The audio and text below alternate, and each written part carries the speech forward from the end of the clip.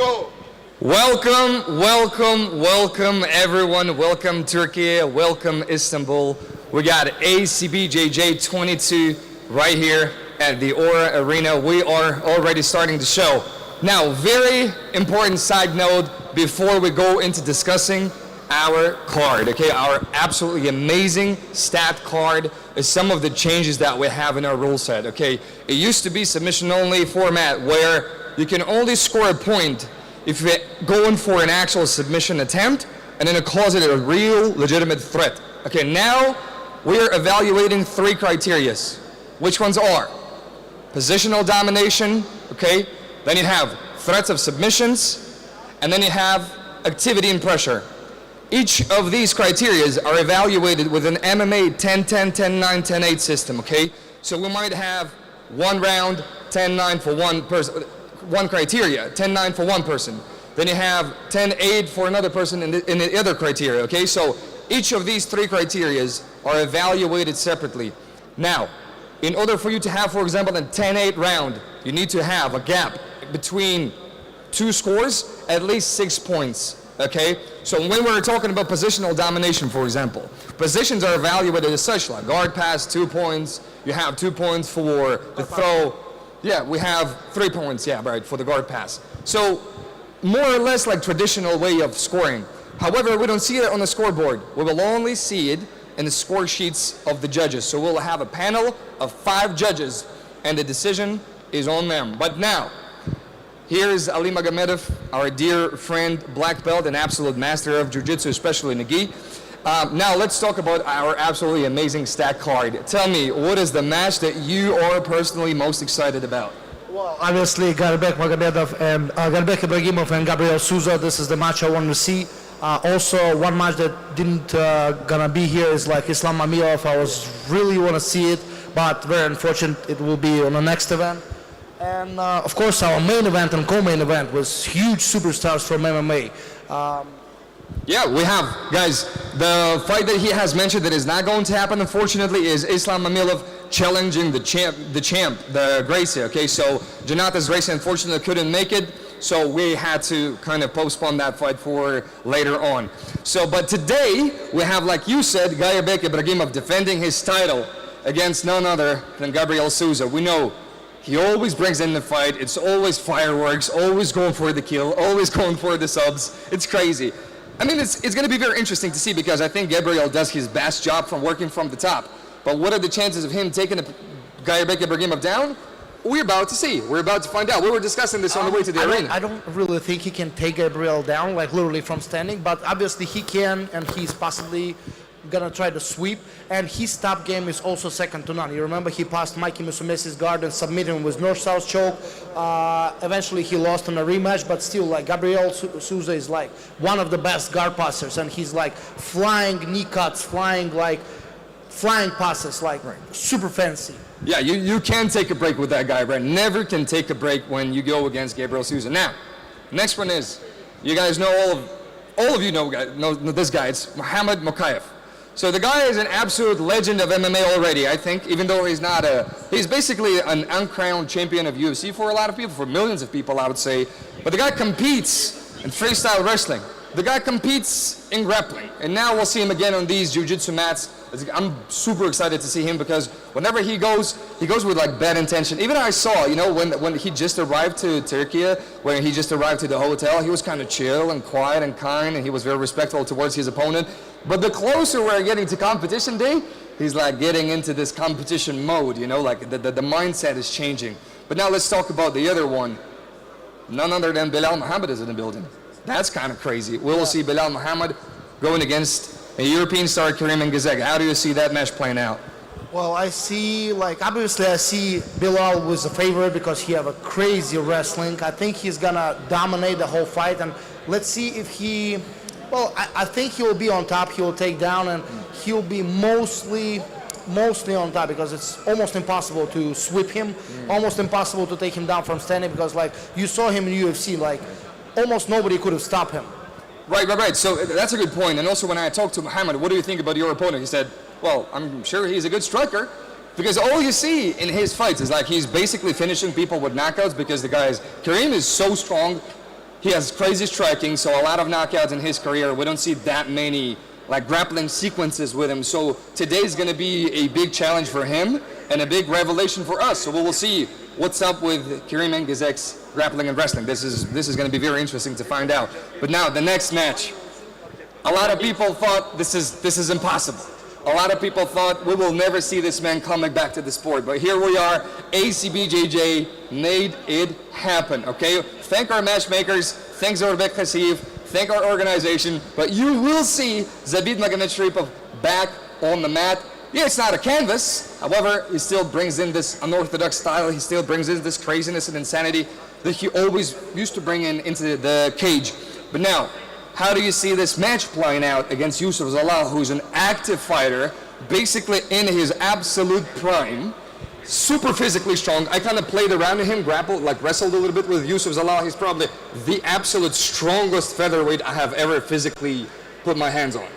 Well, I don't know. It's like very hard to tell because like Zabit best A game is obviously striking. He used to perform like, I don't know, like tremendously good, like unbelievably good in UFC when he was like striking, spinning back kicks. Yes, you will see some submissions from the back, like his favorite, well, not his, like his signature pretty much nowadays, but he's not a grappler. And they're not fighting in a battle because if it was a battle title match, I would say he have a favorite because of the leg kicks, because of like spinning stuff he does, and he can like knock out with your liver kick. But in a no-gi match, I don't know, I'm like not sure if I just like know how he actually grapples. So this is what we're about to see because he's fighting, like you said, a very active fighter nowadays, very active grappler, and very tough one. And it's not an easy call. It's not like give me an easy fight to just show up. It's good challenge for him, and we're gonna find out who's gonna be the winner. I mean, yeah, that's the craziest part. Like Zabit is just always down for a challenge. If you think of, if it was me, let me be honest. If it was me, I would never accept this fight. I would say, give me some veteran who's been out of the sport for 8 years at least, like I was. Like me, yeah. Yeah, like I was, right? And so, and I will go against that person. But no, okay, who's the most scariest, physically strong, having a crazy winning streak? Oh, like I think at his last five fights, he finished 4 of them with submissions, and the only guy that he didn't submit was Aljamain Sterling. So like the guy's just in his absolute prime, and Zabit is like, sure, let's go for it. Why not? So, and I grappled with Zabit as well. Let me tell you this. If I analyze this, I would say, is there a good chance of Zalal taking down Zabit? That will be, I'm not sure in this. I would probably give slight advantage in a stand-up game to Zabit. But then Zabit does his absolute amazing job from the top. Like I tried to work from the bottom, tried to play some jiu-jitsu with Zabit. Just his instincts, just the way he's just finding these openings and jumping from side to side. He's very hard to catch. It's very interesting. So yeah, I'm very excited for that one as well. What was your take again? I was actually about to say like it's very hard to take him down because like he's standing based on stopping takedowns. He feels the distance. He always like sprawls in a moment, but it's not gonna be a standing battle. It is a grappling. But I don't see him pulling guard neither. Yeah, right. I think Zalal gonna probably pull guard because of like lack of success on the standing battle, and then we're gonna see if he can sweep Zabit or if Zabit can actually pass his guard. Well, I would think so as well, but then I talked to Zalal, and he goes, no, I don't pull guards. Well, I never do it. So then we're gonna see the takedown battle. Yeah. So I'm guessing we're gonna see some really solid stand-up game. It's gonna be very entertaining, guys. So of course this is the one you've been waiting for a long time. Now the other match that we have Mateusz going against Yatan Bueno. A key match. Gi match. It's for the title. Yatan Bueno is defending his title right now. Listen, Yatan has won Cyborg. He has a win over Hassan Merida. The guy is an absolute tear right now. And he's probably like one of the most dangerous guys we have right now in the jiu-jitsu world from the stand-up. So we will see, like, again, with heavyweights, it's always like you never want to end up on the bottom, right? Now, there's very few heavyweights that love working from the bottom or can do it well, you know? And probably it was very bad news for Mateusz to end up on the bottom. But Yatan has some of the best wrestling I've seen in a heavyweight division, so very interesting to see as well. Well, I think like Boleyan will have a hard time if he goes on the bottom as well, because like you said, technically heavyweights don't really like to play bottom game. They're more likely to stand up, and whoever wins the stand-up battle usually wins the fight. because I don't see like a lot of like flying stuff from them. Well, this pretty much never see coming and never gonna see.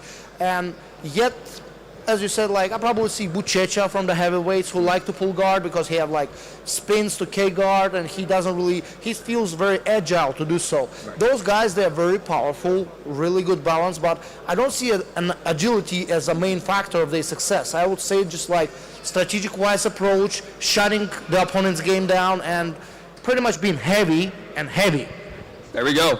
And one of the other matches that I want to touch on very quickly is, of course, Brendan Allen going against Mokamedrasul Gasanov.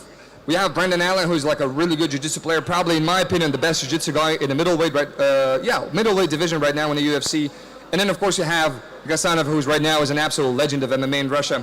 But guys, all of this action is coming right now to these mats behind us. We are moving to a commentary booth. You are moving to the end of the seat. And just enjoy, guys. Today is going to be a beautiful night of some absolutely amazing, high-level, world-class jiu-jitsu. Let's see.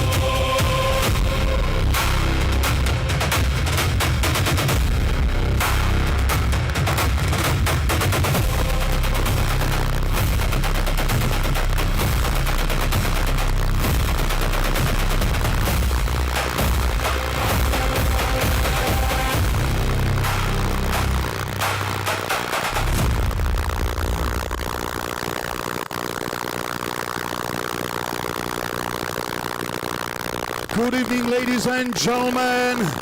This is ACBJJ 22, live from Aura Arena, Istanbul, Türkiye. 22 contests, including 5 ACBJJ Super Cup finals. But first of all, Türkiye, congratulations for your victory day.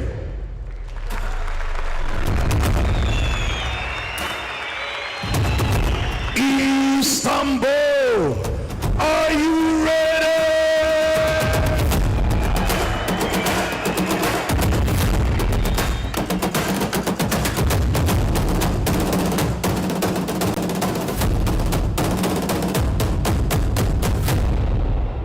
Ladies and gentlemen, a little translation.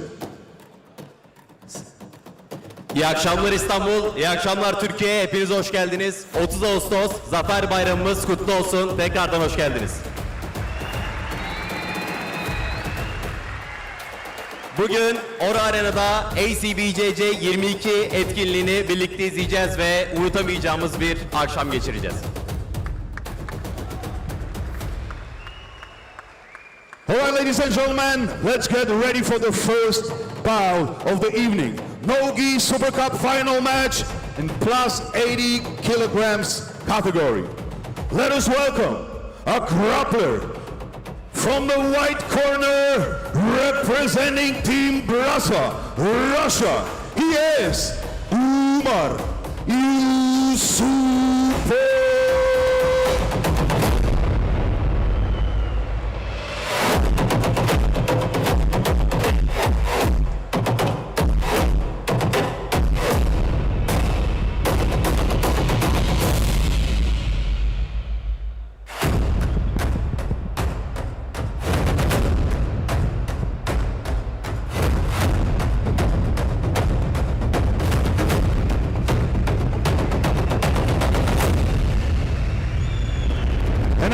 and gentlemen, his opponent, a grappler representing Team Agata, Russia. He is Rajab Magomedrasul.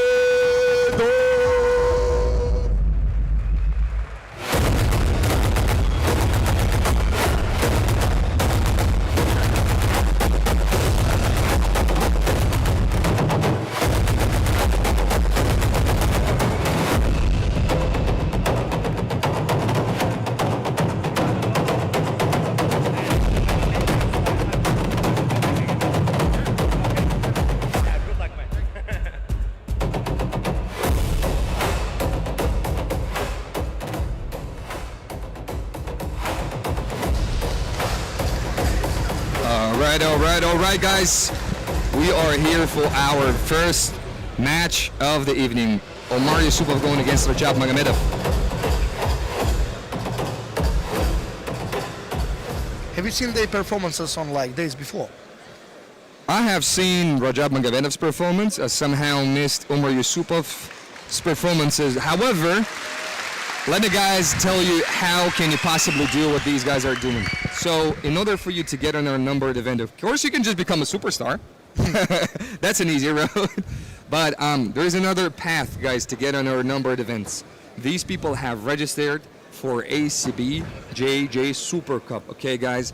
And when you get into this Super Cup, the finalists of this Super Cup, they will have their final on a numbered event. So basically, you register for the Super Cup, you go for your weight class, you go for the absolutes. Now, you win your semifinal, congratulations. Your final will take place on a numbered event. What do you think about the system, Ali? Because you've been competing for so long, and for a long time, opportunities like this have not presented themselves. So what do you think? Oh, yes, the opportunities like that just... Oh, wow. That's nice. What do we see here? Wow, that's a support. Wait a second. I can tell, that's a support. He probably didn't like his He's got a dad in backup, trouble. man. He's Yeah. got a backup. That's crazy. Who told him to bring a backup? No matter I what. love it. I love it. This is awesome. I love it. That's a good start, huh? It is. I believe it is. Minute under the fight and we have a backup.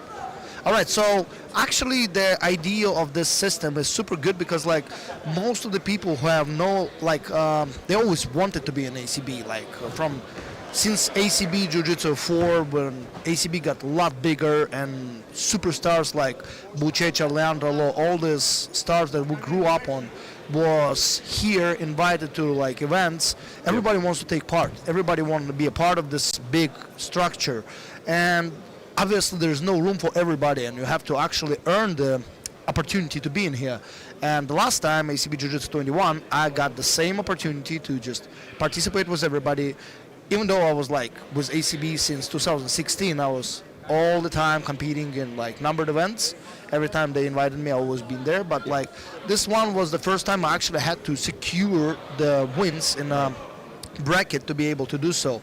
And I wasn't sure if I will be able to because like the bracket was super good stuff with super good competitors from Russia, like all my rivals, and I was able to secure 2 wins to get in the finals. And the idea of structure also so good because like 3 fights in a row, it's pretty tiring.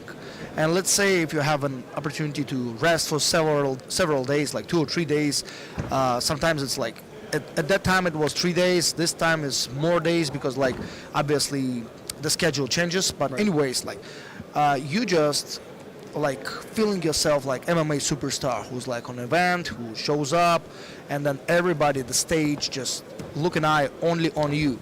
And those guys, well, last time it was no absolute ones, it was just every single division, but this time it's only absolute winners, like before 80 kilograms and over 80 kilograms. That's why these 2 guys are super heavy, and because this is a over 80 kilogram, and both of them have record in ACB 0-0, so this is their debut in the big stage. Yeah, we had to shorten the amount of people that come to the numbered event because, guys, Well, I mean, of course. yeah, of the course. last event was 7.5 hours. Like, we all love jiu-jitsu. I know exactly the real why this is happening because like it's totally okay with me. I'm just like explaining like a little switch. Of course, yeah.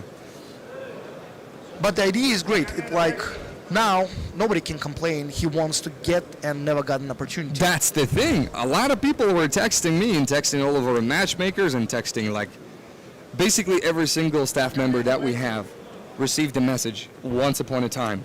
Please get me on the numbered event. I'm a rising star and I'm really good. Just give me a chance and I'll prove myself. Okay, now everyone has a chance. We believe that everyone should have a chance. And there we go, guys. These Super Cups is an amazing way to get on these numbered events. Guys, right now we have a almost packed stadium, right? Packed arena. And you see these two guys who are not professional, maybe not as big of names in Jiu-Jitsu world. Yet, yeah. But now we see them performing in front of the big crowd. And they're performing in the same card with Zabit Magomedsharipov, with Mokaev, with Kerim Engizek, with Belal Muhammad. So guys, this is an absolutely amazing opportunity. If you're not using this opportunity, I think you are missing out big time. Hardest part about that is like, I just imagine, well, meanwhile, Rajab Magomedov is passing for the third time in a row was a body lock. Yeah. But I think he have a hard time finishing from side control and just like looking for isolate the opposite arm. No, he goes for knee on the belly. He tries to just put pressure and like harden the breathing system of his opponent. Now he's looking for the Kimura grip. Probably gonna go for the armbar. Yes, he does. No, he goes for the Kimura lock, but couldn't manage to hold the guy down. But still, it was a good try. He's dominating. Obviously, he's dominating. He's looking for the scoreboards like it have one, but there's no scoreboard on like. There's just yellow cards, and well, he got 2 yellow cards already. That means he's 1 step away from being disqualified. Probably for the stalling, but I don't really see his game really was that stalling much. There we go. What a fast movement from a heavyweight. Yeah, and look, he's gonna get passed again. He's gonna pass the guard again because like this body lock. Once he gets this one, his shin weave of the right leg is very good, and like obviously have a flexibility of the lower part of his body. Take a look. Right leg is gonna swing over. He's doing a very good job of pummeling, right? So, and also keeping and maintaining pressure. Exactly, yeah. Never lets go. Omar having a hard time. Look, he's not in a good position on the bottom. He have no frames. Left knee died. Now he's getting passed. Yeah, it's probably just a matter of time before Rajab passes again. Or jump to the back to the right side. But I don't think he wants it because, like, as you said and we mentioned before, those guys are heavyweights. They don't really want to be on their back. They don't really want to be on the bottom. He's more likely to stand above rather than do this and try to back take. You see, he's not going for the back take as much. He's just controlling what's happening because obviously he knows if this ends like this, he's secure to win because he's dominating on the body positions. On the positions, I mean. Yeah. So far, it's all Rajab Magomedov. Yes, he's dominating, obviously, but he's not really any near to submit him because he had one threat with Kimura and instantly lost it. And since that, pretty much, well, he's on the back, but I don't really see if he's gonna put the hooks in. Well, anyways, going back to our speech, I think like the worst part of this, like when everybody's asking the opportunity, I'm just imagining how many people were like those, like thousands of those, and participants are like about 50. Right. Like always, exactly. like it's very easy to ask and just like provide or please give me the opportunity. But to earn the one, it takes another people, another person. Every single time we have more people in the Super Cup because they see this now, they see other people getting into numbered events this way, and then when the part take, however, yes, I would say out of all of these hundreds and thousands of people texting us that they want to get in a numbered event, and here you are, have a clear path to it. Go for it, take it, risk it. Well, that's different. Yeah. Well, I actually have to fight for it? Yeah. No, man, this is not what I asked. Yeah. There we go. Meanwhile,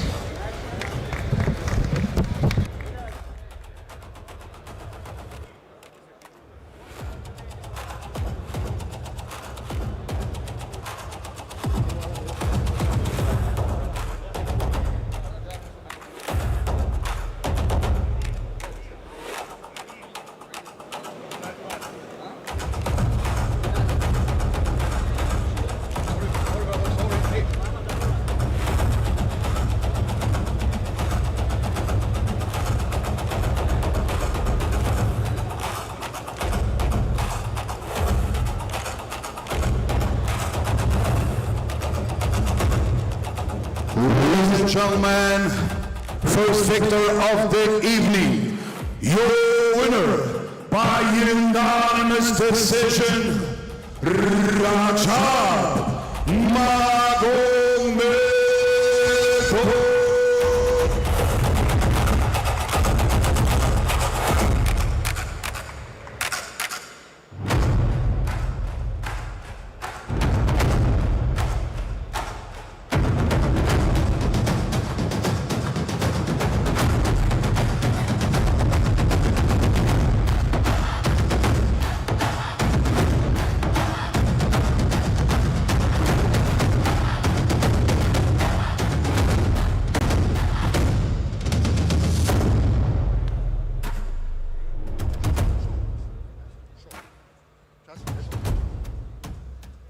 Всем салам алейкум, всех приветствую. На мой лице нет сегодня улыбки или празднования победы, потому что я братом боролся. Я этого человека очень сильно уважаю. Но мы не сделали так, чтобы отдавать друг другу что-либо еще. Мы поборолись. Сегодня по воле Аллаха я получил победу. Этот человек ни на каплю не слабее меня. Он один из продвигателей джиу-джитсу в Грозном. Большое спасибо ему, моему брату, моему сопернику. Это первое. Второе, хотел поблагодарить всех братьев, которые сейчас смотрят, я знаю, переживают. Искренне кто остались. Их мало, но они есть. Также моему клубу Агат Тим, а также Гаджи Мураду Абдуллаю, нашему тренеру, которым большой вклад в наше развитие. Также моим братьям, которые с кем тренировался. Мухаммад Гази Магомедов, которым я готовил. Кама Гусейнов, загонял. Рамаданов Рустам, шутил. И так далее. Много еще перечислять. Белал Курабагамаев, всем баркал от души. А также я хотел сделать вызов. Бразилец со мной хочет бороться. Он будет бороться абсолютки. Эрнандес. Он просил Хасиева схватку. Я думаю, можем это сделать в ноги в Бразилии. Все, всем баркала. И отдельная благодарность Залалбеку Хасиева, то, что дал нам бороться, такую возможность. Баркала, брат, от души. Все.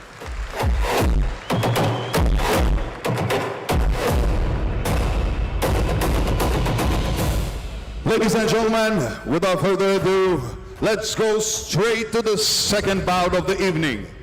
Battle Super Cup final match in minus 80 kilograms category. Let us welcome our freestyle wrestler from Rival Roots Academy, Russia. He is Shamil Nasruddinov.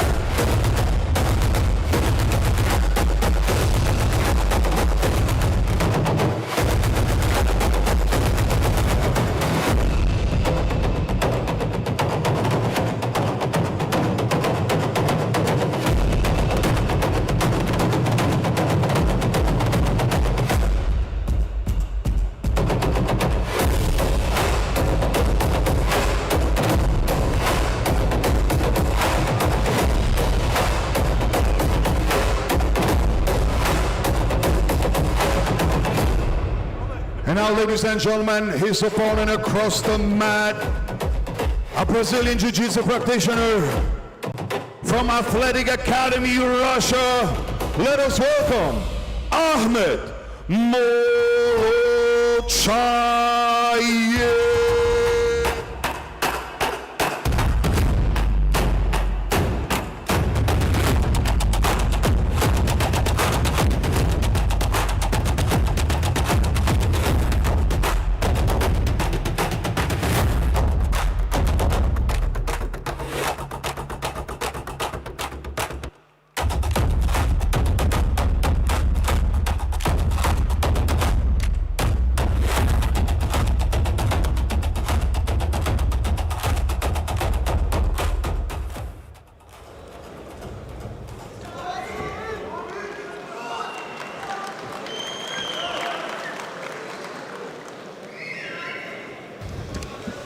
Okay, here we are. We have Ahmed Mokaev going against Shamil Nasruddinov.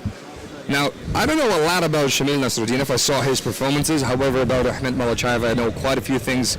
Trained with him, rolled with him, talked with him friends with him. You know, like, I know the guy very well, and he is, of course, from one of the absolute best teams in Russia right now, David Ramos JJ Academy, located in Grozny, Chechnya.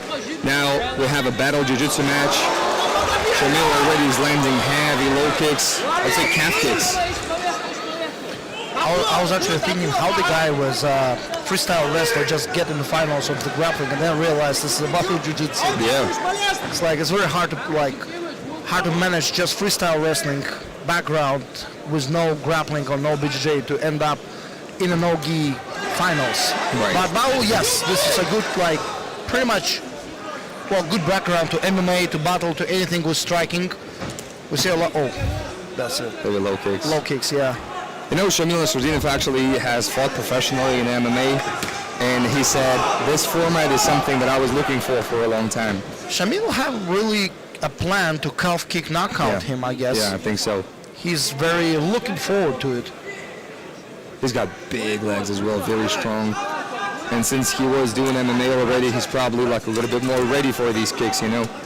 Ahmed's legs are probably maybe not that conditioned for these low I'm just like looking to kicks. say, like, Magomedsharipov doesn't really feel good conceding those kicks. But Even Ahmed- blocking them with the shin is painful. I spoke to Ahmed actually. He said, you know what, even though it's battle jiu-jitsu, it's still jiu-jitsu. I'm going to take him down. I'm going to throw it there. He's just waiting for his chance to take him down. It's not easy to take down the guy who's a freestyle wrestler. Exactly, yeah, that's a problem with him, right? Especially, he got one punched got in the into the chin. face. Yeah, one punch in the chin, but was accidental. It's also very hard to go for the takedown after your calf really hurt like this. Because you see he hides it behind it now. He switched stances for it. Now you see Ahmed is really, really wanting to take this to the ground. Face kicked him again, I guess. Maybe low blow. I don't know what happened there, to be honest with you. But they shake it off and they're ready to go. Ahmed just really wants that takedown. But again, yeah, taking down Shamil is going to be very hard. But jumping guard, that's Jump guard is a good idea. That's great. At least he won't consider any low kicks again. Yeah. Unless he stands back up. Or, yeah, Shamil can stand it, he can keep from here. That's the thing about battle jiu-jitsu. not like if he was hitting the standing leg. Yeah, yeah. That one is occupied with weight, cannot move.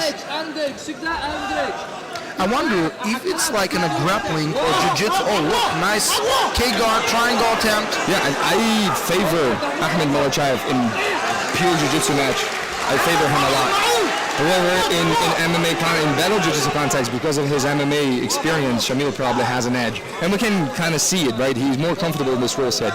You can see it from the get-go. When the first kicks and strikes were landed, you could tell that Shamil is kind of very comfortable with it, and Ahmed is something very new for him.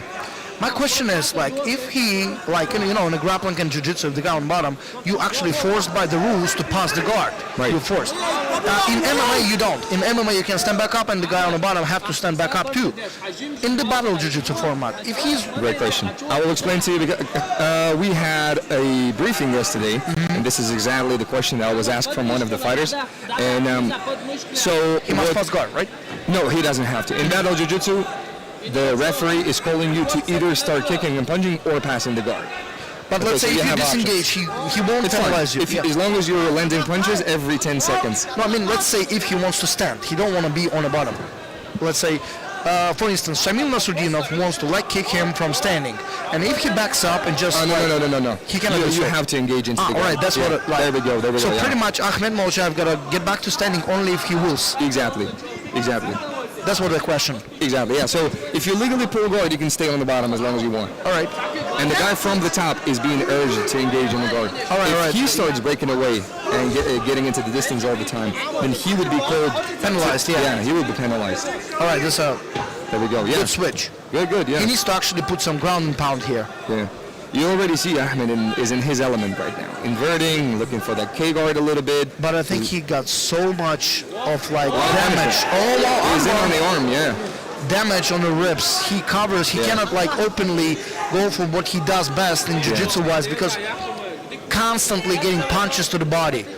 We're not talking about like calf kicks anymore. We're talking about ribs. Yeah. And those ones are really hurt. Nice. And affect breathing. And Shamil is thrown with authority, like really wants to hurt the guy. Yeah, I mean Shamil going was like a goal to knockout. Yeah. I'm telling you, the guy was so happy after he won after he got to the final of ACBJJ 22 in this battle jiu-jitsu format. The guy goes to me and he says, you wouldn't imagine how happy I am right now. Like, this is my thing, this is my format, this is what I've been waiting for. This is exactly what I like, and I think I'm gonna keep coming back, and I'm gonna keep competing in this format. Well, for some people, this is just the best. Yeah, for him, he's saying I'm loving it. Imagine like for even like almost retired MMA veterans who don't want to do professional MMA because of threat of being knocked out and get brain damage. Exactly. This is good. This is grappling with striking, what they do best. Obviously, like he was entire career MMA was striking. He don't want to be playing jiu-jitsu or grappling as a professional because it's not his thing. But in this one, no threat of brain damage, and also your A game can be applied. Exactly, this is what he said. He said, so I can actually scrap, fight, throw kicks and punches without concussions, without a risk of concussion. I'm down for it, I'm in. Now we see that Mokaev keeps looking for the shoulder crunch / K-guard action right now. Yeah, he's in a position of shoulder crunch, but the position of his legs is kind of a double underpassing. So I think he was trying to get arm in to get a triangle, but Shamil see everything's coming. He's pretty much a veteran of MMA. He's obviously been doing this, what he does, like ground and pounding people who's trying to submit him. Very responsible defensively as well. Entire life. He's smiling. He's enjoying the action. He's loving it. He's I'm telling you, he was giving the happiest damage man without that day. any consideration of getting one. Yeah. And he cannot punch him in the face. That's the thing. Yeah. Look, he's looking for hammer fist to the head, but then he realizes he's not allowed to do so. From the bottom, there's no punches pretty much in battle jiu-jitsu format. Because let's say in MMA we've seen fights like Anderson Silva and Chael Sonnen. You remember he elbowed him from the bottom. Chael Sonnen went like wobbling on his knees and got in triangle and got submitted. Here there's no kind of lucky punch like that. They're talking to each other now. Well, Shamil obviously won this with big margin. 100%. All right, we have our winner probably. The man absolutely enjoys it.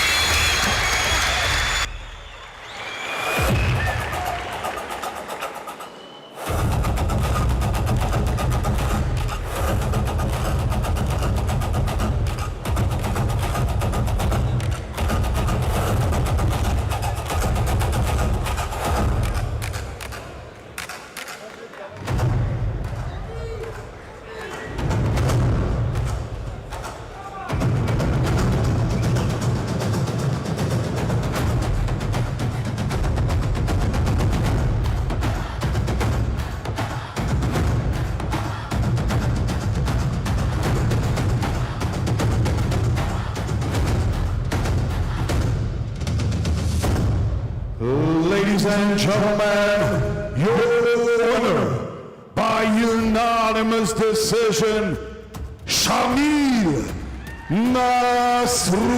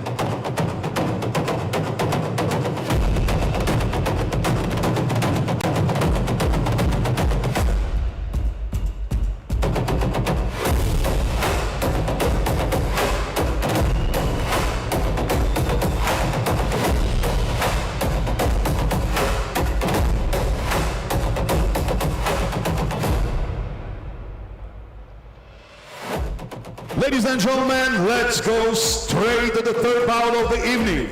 Nogi Super Cup final match in minus 80 kilogram absolute category. Let us welcome a grappler from Athletic Academy, Russia. He is Magomedsharipov.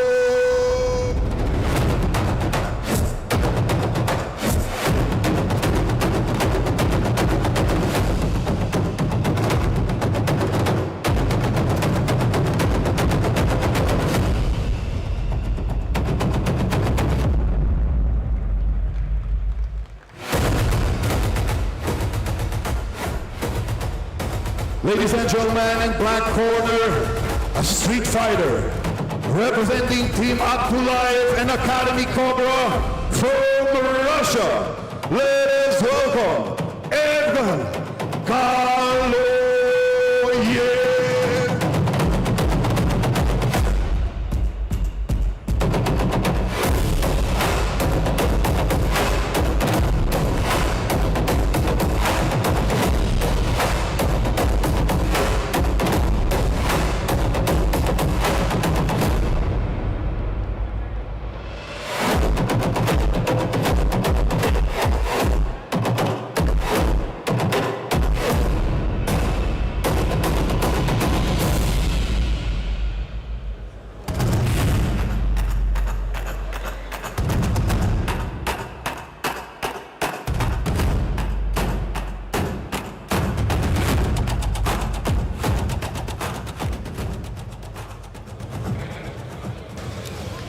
Okay, here we are with our next match is Magomedsharipov against Evgen Galoev. Guys, I'm so excited about this one. Well, first of all, how do you like the style? Street fights. Street fighter. We have a grappler against a street fighter. never mind that he's a black belt in Jiu-Jitsu. 16 years difference. Right.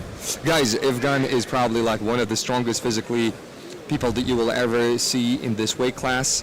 But Sharipov is just on a tear right now. He's just, guys, the guy smashed his bracket basically and went against Protasio 2 times.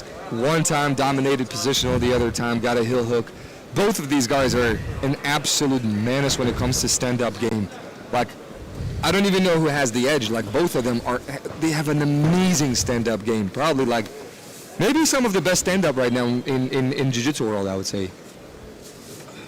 Oh, it's very probable. Yeah. Evgen have a very good setting. He's been fighting in ADCC grappling. He's competes everywhere. Everywhere. And experience-wise, well, obviously he have an edge on this one. Wow, but there we go. Nice try, takedown to the back. Go. I'm telling you guys, we will see some beautiful scrambles in this match. Relaxed Evgen is. Evgen is always like this. Yeah, he doesn't seem to be like nervous. Yeah, if nobody hits my head, I don't care. I don't know who wrote it his Tale of the Tape guys, the street fighter. I don't know. What kind of a stuck grappling jiu-jitsu style is that, street fighter? But I like it. It's fine. But yeah, there's a good chance that it's going to be all stand up for like at least first 3 minutes. But it's okay to keep it standing as long as you're active because they already have two stolen cards.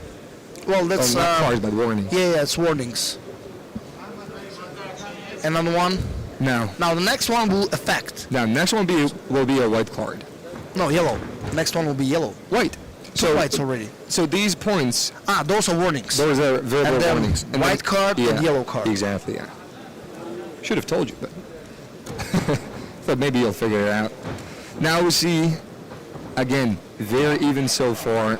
But we only saw, I think, 1 attempt to take for a takedown, right? And it was coming from Magomedsharipov, I believe. Yeah, he almost like went to the backside of Evgen, but Evgen like immediately rotated and faced him back. Yeah, unbelievable reflexes from both of these guys, and now they're getting the card. Now, when you have verbal warnings, guys, the referee is not stopping the match. However, when you're getting a card, the referee stops the match so you can understand the significance of the moment that, you know, you're basically 2 cards away from being disqualified. So always it helps to push the action. Always. Well, it's never a bad decision to actually push the action. Yeah. Crowd love it. Referees love it. Yeah. I think the worst thing that referee have in his mind is if I have to disqualificate somebody for stalling. Right. Because like, let's say disqualificate somebody for like bad violations of the rules is one thing. Right. But stalling is kind of like discussable all the time, and referees never likes to do it. Like It's nobody. so unsatisfying as well. Yeah, exactly. Yeah, you have this feeling that, you know, like a movie has ended before it has ever started, you know? And it's like you interfere the match, what Yeah. you're not supposed to actually do. You have to just be there to safety reasons of the opponents, or actually of participants.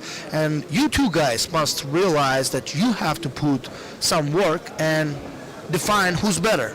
It's Right. not a referee's job. Referee's job is just be there and make sure everything went fine.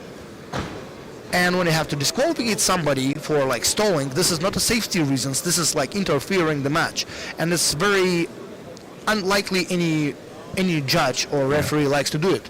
I mean, disqualifications always suck, guys. Nobody likes to see Oh, disqualifications. nice takedown by Evgan Galoev. Nice Yeah, takedown. beautiful job. Double leg. Now he's in a close guard with two butterflies. He's looking for securing body lock. And probably, yes, he's walking to his left, you see. He consumes with his left knee. The right knee of Muhammad puts him to his side. Now backs to the... Now, for a guy who's like prefers to work from the top, Magomedsharipov has a very good guard as well. But Oh, nice single. yeah, mainly he uses that guard for wrestle-ups, of course, obviously. And but we saw that he has elected to stand back up.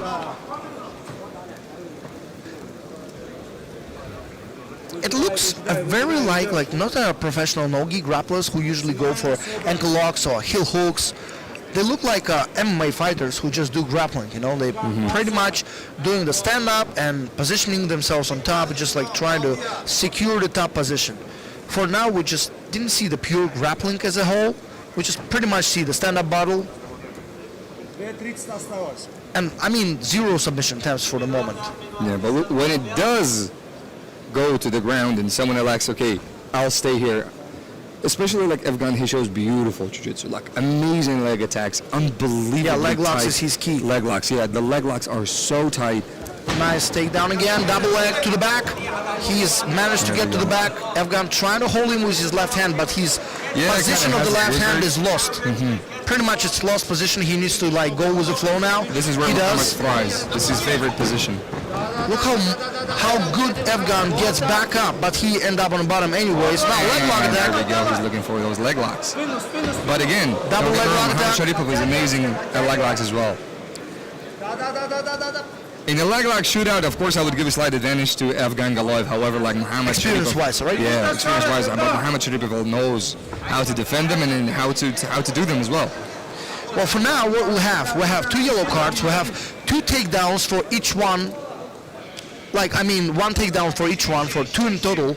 And for now, Magomedsharipov is on top and manage to try to pass the guard, which is almost impossible to do on Evgan.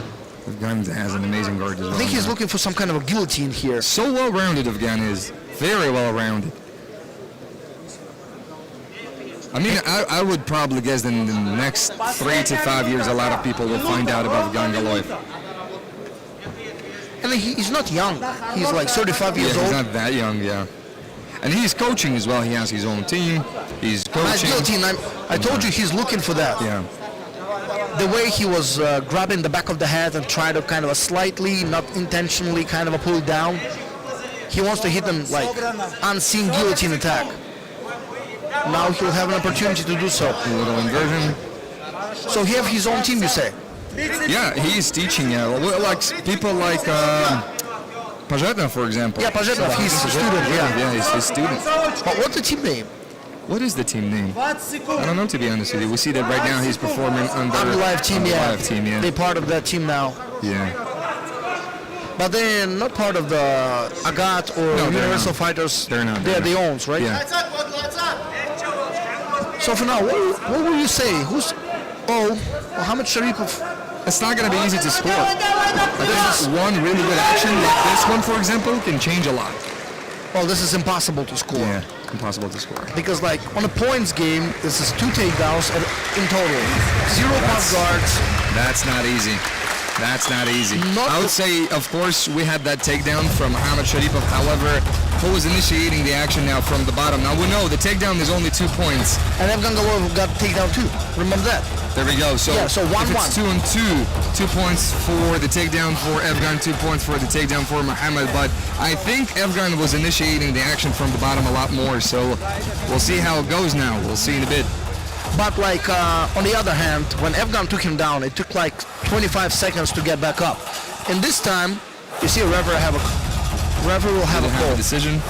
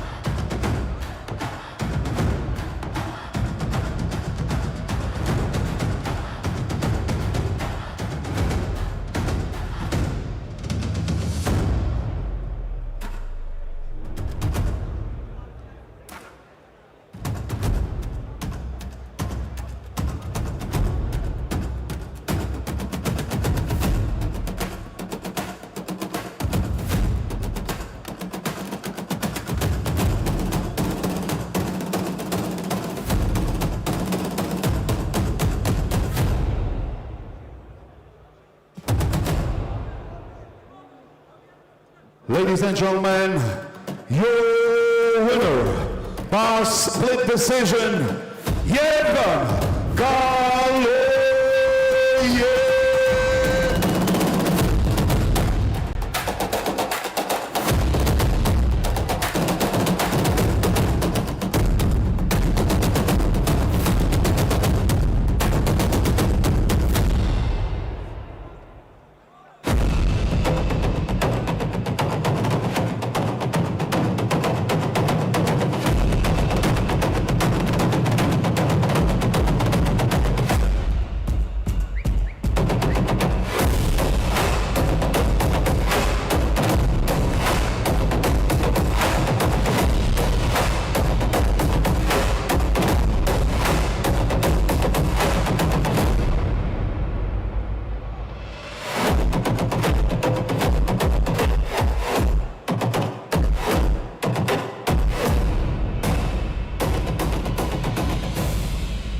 Ladies and gentlemen, the fourth bout of the evening, Battle Super Cup final match, plus 80 kilograms absolute.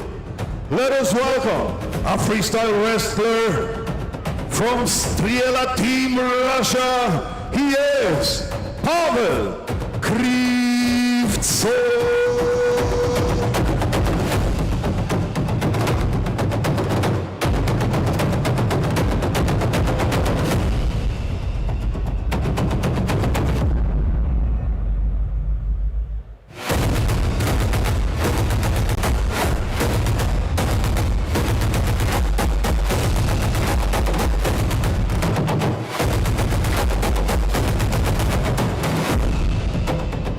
And now, ladies and gentlemen, his opponent across the mat, an MMA fighter representing Athletic Academy Russia.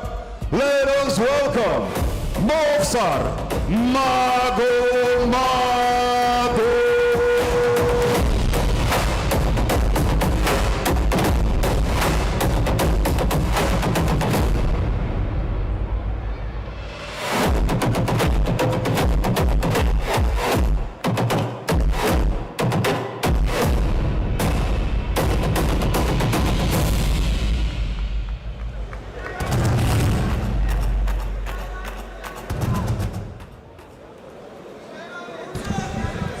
We have Magomedrasul going against Pavel Krivtsov. Now, obvious height advantage.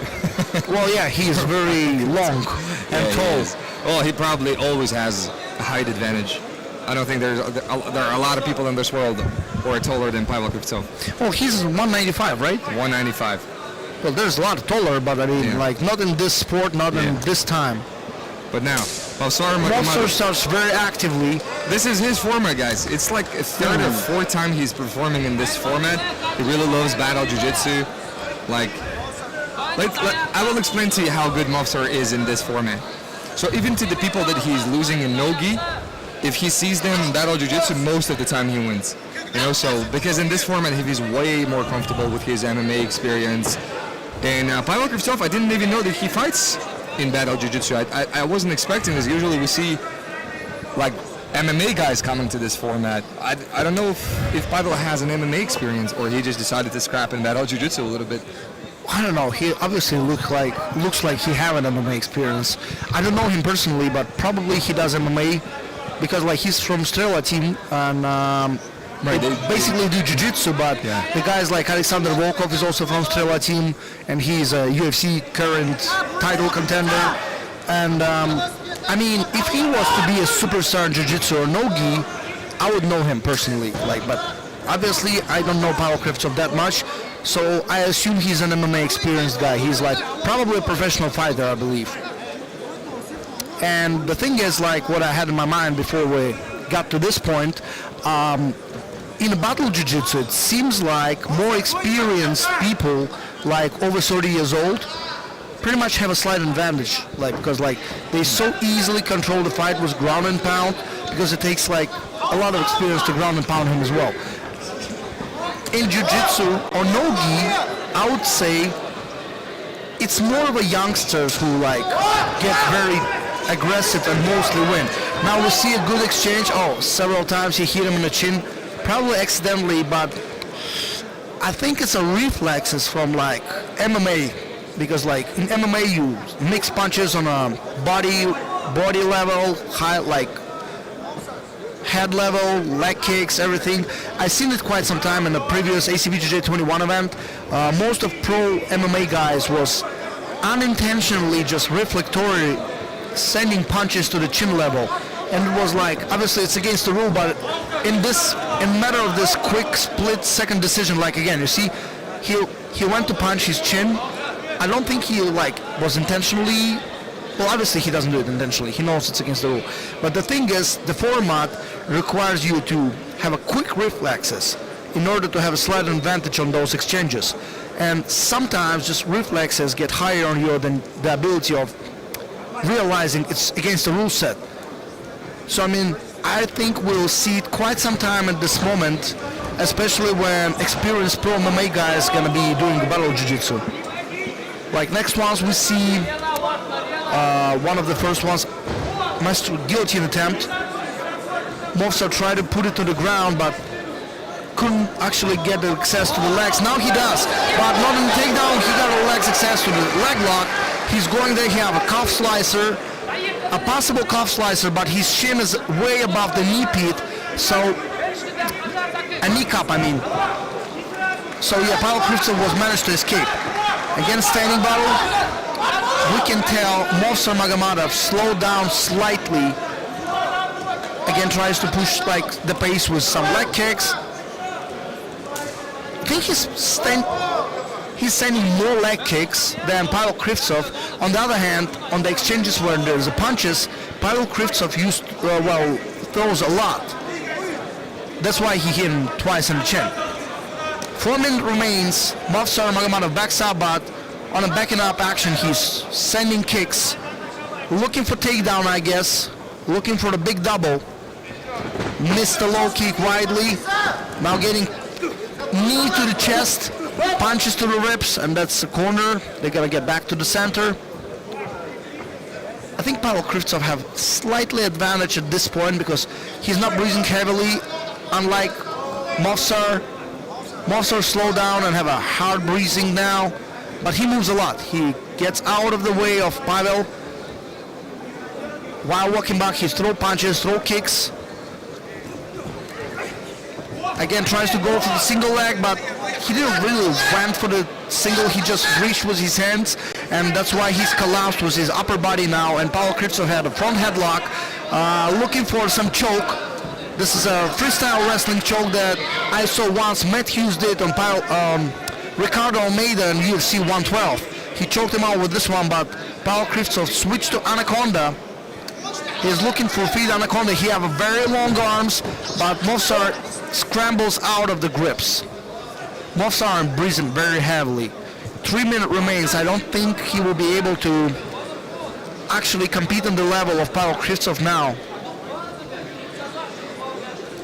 He's got very fatigued. And Pavel now knows he needs to push the action. He corners him. Oh, punches him in the chin again. Now he gets a warning.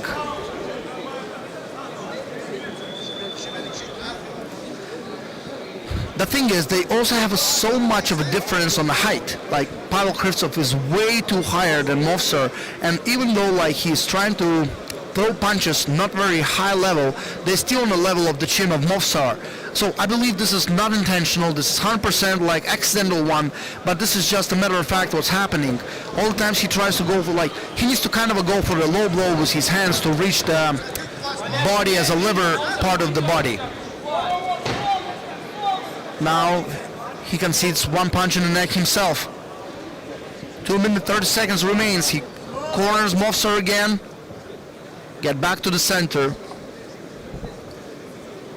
I don't know if it was a warning or... No, it wasn't a warning. It's just like Zabit, chief referee, asked him to stand back in front of each other. Oh. Yes, he's accidentally hit him in the eye and didn't stop, went for takedown. Then only then he realized he hit him.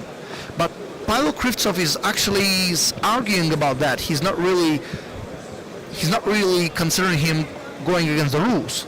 Well, sometimes in the heat of the battle, you actually honestly don't notice. Yeah, obviously it's hard to tell if he was like against the rule or not. Yeah.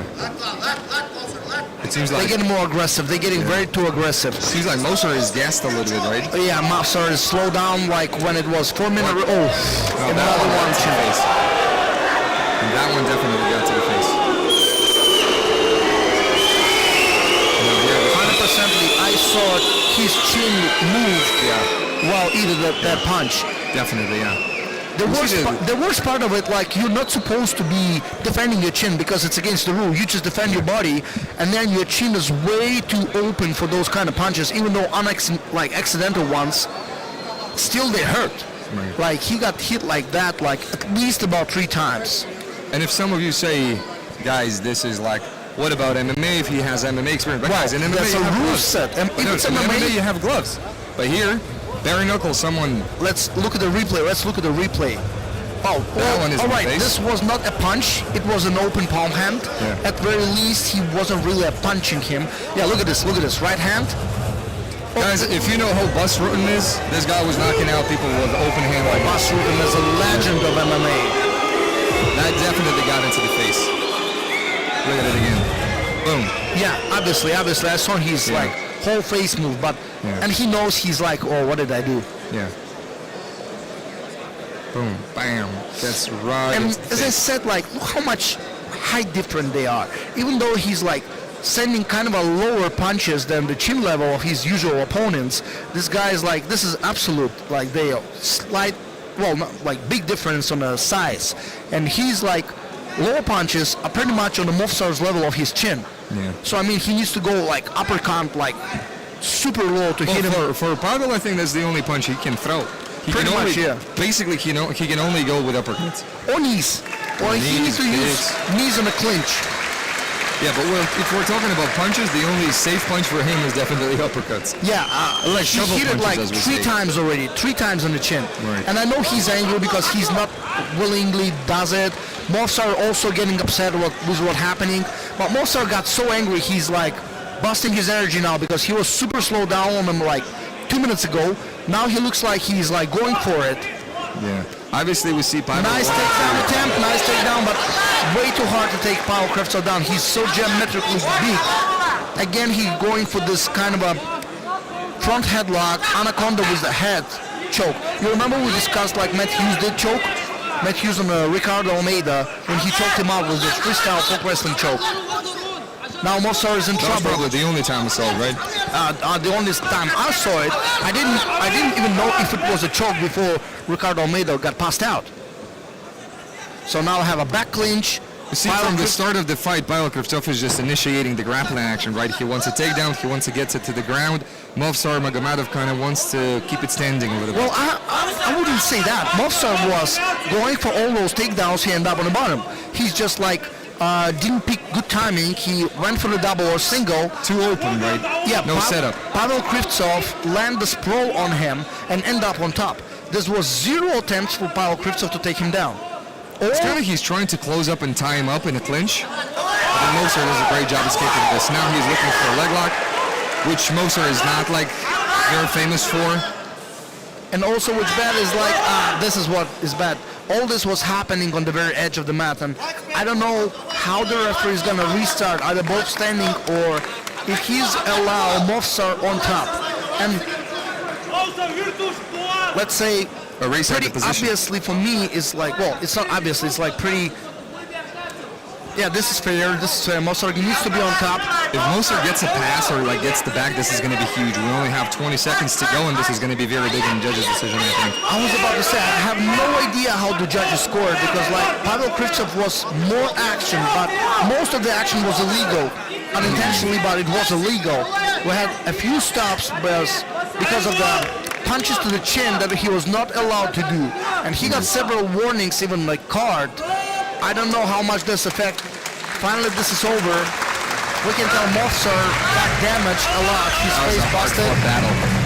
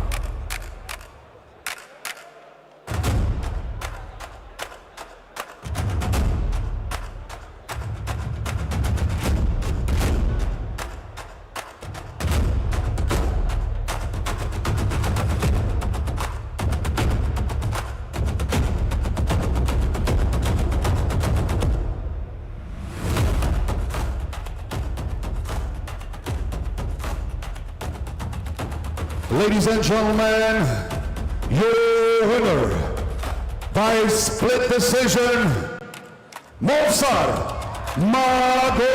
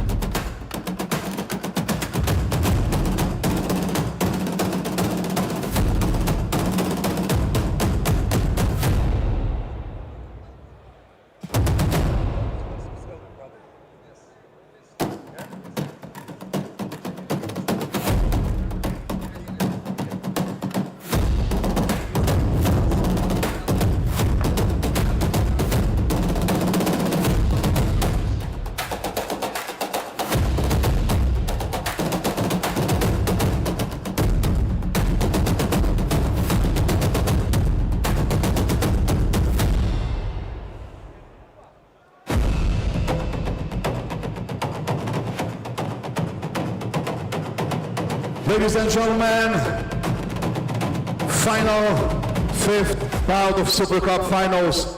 Gi Super Cup final match plus 80 kilograms absolute category. A Brazilian Jiu-Jitsu practitioner representing Checkmate, Qatar and Abdullah team from Brazil. He is Matheus Silva.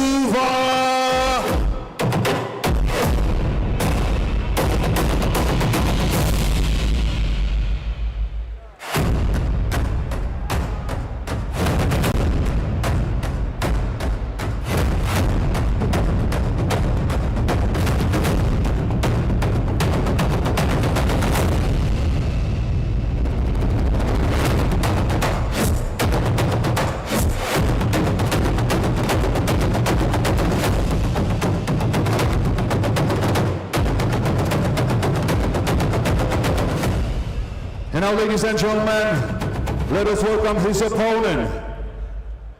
Representing Atos team, Brazilian Jiu-Jitsu Brazil, he is Helder Rodrigues.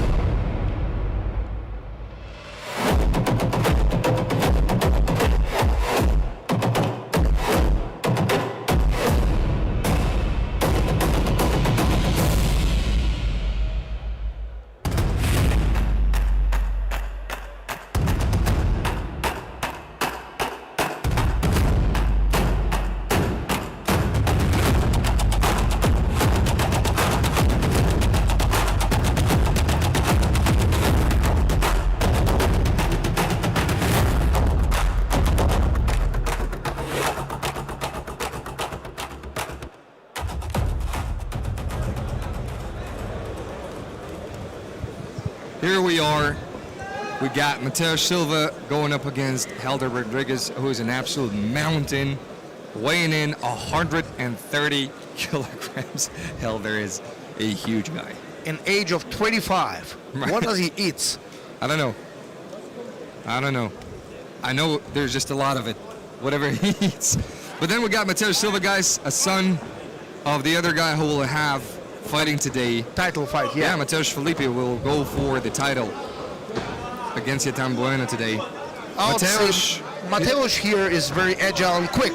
He's, Yeah. oh my God, he's in big trouble. You never want to get so much of a hold of a bigger guy.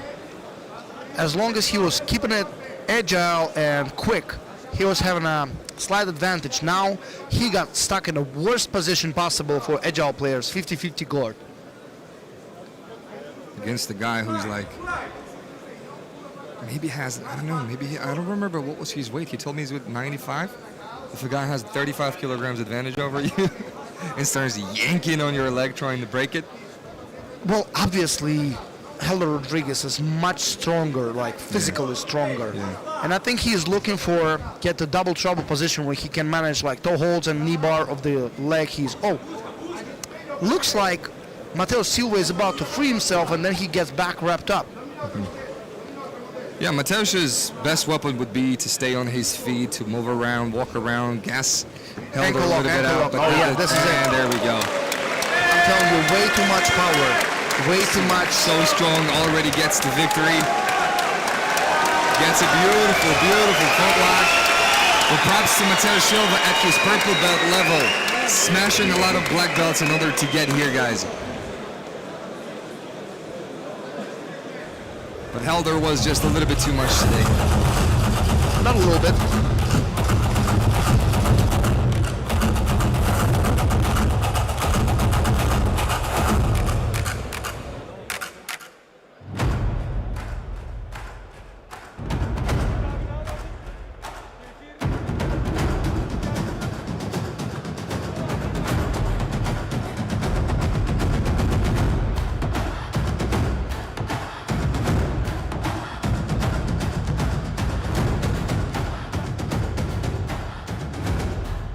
Ladies and gentlemen, your winner by submission, Heather Rodriguez.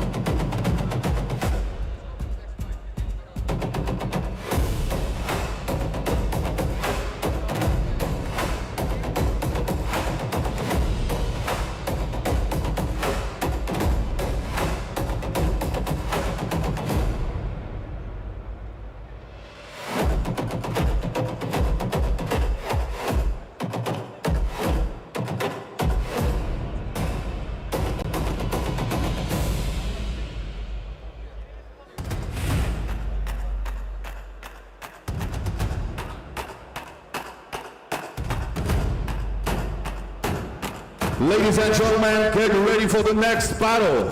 It's a battle match in 90 kilograms category. From white corner, a sambo practitioner representing Crazy Maha Moscow, Russia. He is Yevgeny Morozov.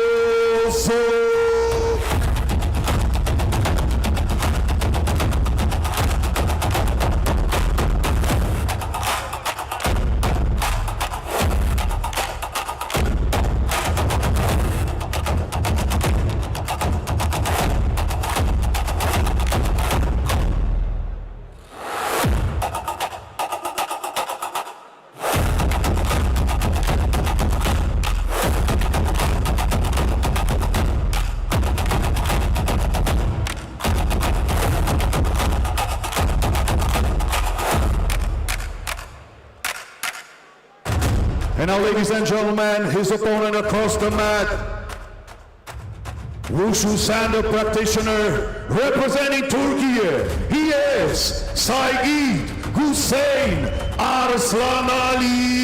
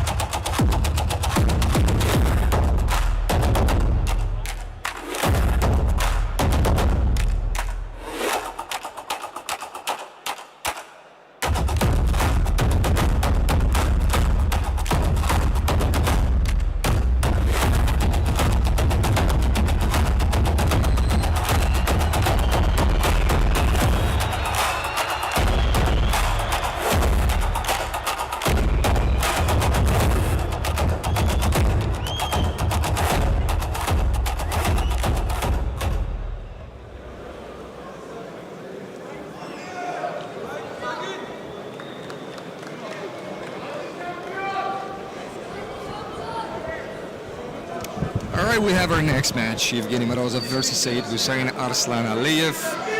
Obviously, Arslan Aliyev had a big pop in this building because he's representing Turkey. This is where he grew up. Actually, the hotel where we have located these fighters actually grew up in that neighborhood, apparently.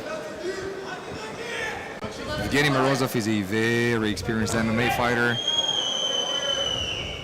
As far as I know, Huseyn Arslan Aliyev has a huge experience. Right now, I think he is actually competing in ONE FC. I think so too. I can't tell for sure, but I think I saw him in a super fight against Rutula. Yes, we see that he's a middleweight record, 9-3, training in Evolve MMA. Yes, from Evolve, 100% it's him. Phuket, Thailand as well, very quick finishes. ONE FC debut, 32 seconds knockout with a suplex and a ground and pound finish. And the other fight of his is 20-second knockout finish. So the guy likes to finish it fast. Now, Arslan Aliyev tends to look for body locks, and this is his just favorite way to score takedowns. He's looking for those duck unders and get to the body lock, and then he's just working from there. He's his favorite way to take someone down. We don't see usually him going for double legs or single legs that much. Pretty much like Greco-Roman wrestling, right? Yeah. Evgeny Morozov, though, has 12-2. Well, it's a nice record, yeah, it's a good record, 12-2. That's fantastic. Great judo throws. Yeah, I saw him hit Haraya Goshi, which was like an absolutely beautifully conducted throw, like an absolutely amazing job. Trains in the gi as well, so which is very unusual for MMA fighters, but he does train a little bit in the gi. And apparently Evgeny Morozov is also, from time to time, is running grappling seminars. So, and we know if you can teach jiu-jitsu, probably you know jiu-jitsu quite well. So, well, to be honest, like the names of throws you named was pretty much from judo. And for judo guys to go in jiu-jitsu and wear a gi is not a big deal. They kind of got used to it. It's MMA guys who never wear a gi don't really like it. But people from judo pretty much feel great. Yeah, feel okay. I look, foot sweeps. Yeah, foot sweeps, low kicks. Nice, inside low kick. Sometimes you can't tell if it's a kick or it's a foot sweep. So there's nice clinch with the knees. There is a difference between when Saeed Huseyn is landing and when Evgeny is landing. We see like Saeed is throwing more like with bad intentions. Evgeny seems like he's more looking for the openings in order to score those judo throws. I mentioned one thing. You remember I told you, like from MMA, like because they can punch in the half, the distance of the throwing punches, the pocket distance is very different.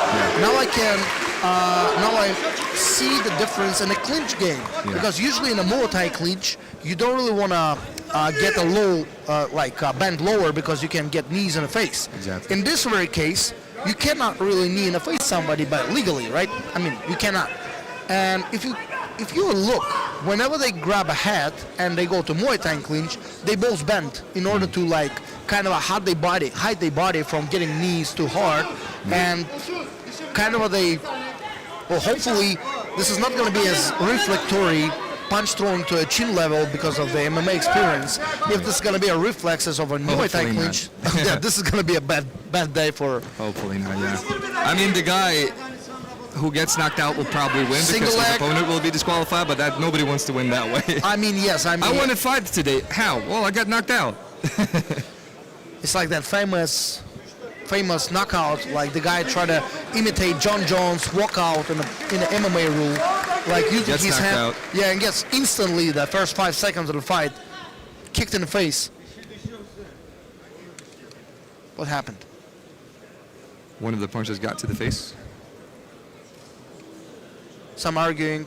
I think Saeed Huseyn Arslan Aliyev is disagreeing with what happened before that. Probably hit something in the face.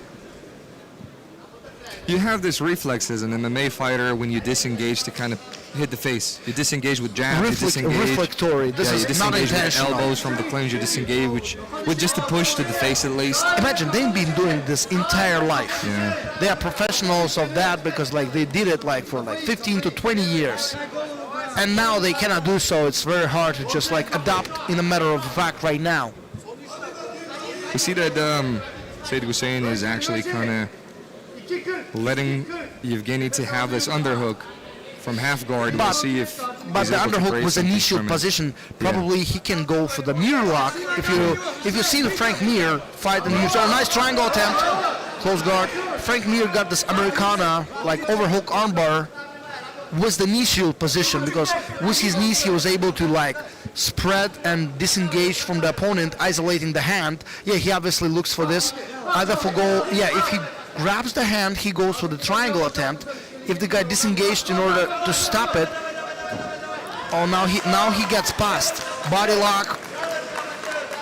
Yevgeny doing a very good job by passing guard to the right. Now he have arm triangle position with the hat underneath the armpit. Let's see if he can manage. He doesn't quite. It looks like he don't know the choke. Look like he doesn't even try to do that. Probably don't really know that. He will now. This is way too late because once your legs are in that position, it's not very easy. Now he's gonna hurt his own neck trying to like dominate the elbows in that manner. Well, this can do, but not likely. I would say from side control, when the elbow trap like that, it's way easier to like commit your both elbows stuck in and hands place and then drive your head into the opponent's head. You will isolate the head and the hand and easily gonna untriangle the guy. But from the mount, it's so hard. Now Sergey Guseynov is in big trouble. He's get like 12 to 6 elbows to the shoulder. Never seen this before. I think Evgeny Morozov securing the win here. If he ends up like this, he's obviously gonna get a win. 100%, yeah. And we saw Sergey Guseyn for a second goal for the body lock, which is like a very wrong thing to do in a jiu-jitsu context if we were talking about pure jiu-jitsu, no-gi. But when we have strikes, maybe having a body lock when the guy is on the mount, not that big, not a big problem because at least he can't land with a wind-up, you know. In this position, for example, he can throw some heavy punches to the shoulders and beat up your tricep. And obviously, in the eyes of the judges, if you're staying on top and hitting the guy constantly, this is really, really bad. We see he's trying this keep and escape, not quite able to perform it well. Yevgeny is going for submission. He wants S-mount, but he didn't really went across the head with his knee. Well, this is, I would say, this is much better position to wind up where strikes to the body. Yeah, this is perfect. Full posture, kinetic power from the toes. The higher you stand, the harder you throw, right? So exactly. Okay, but the match I think is Evgeny over. Morozov won this one, 100%.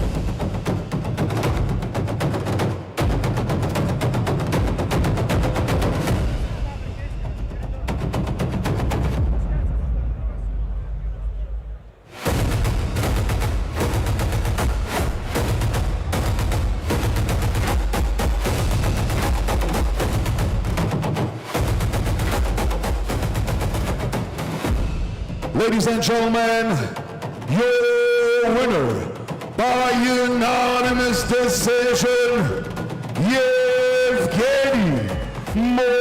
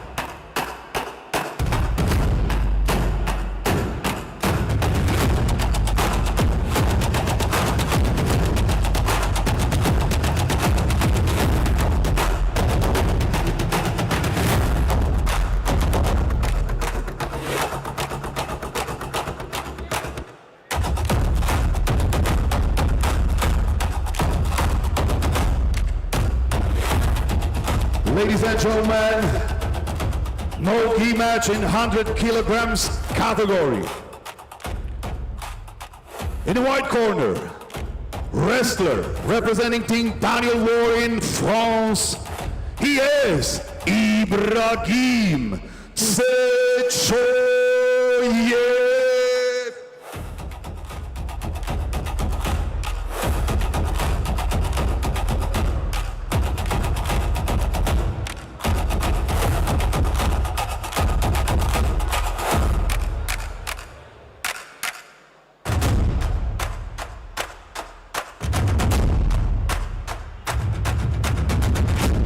And now his opponent across the mat, MMA fighter from Peacock, Türkiye, he is Abdullah Mert Yagmur.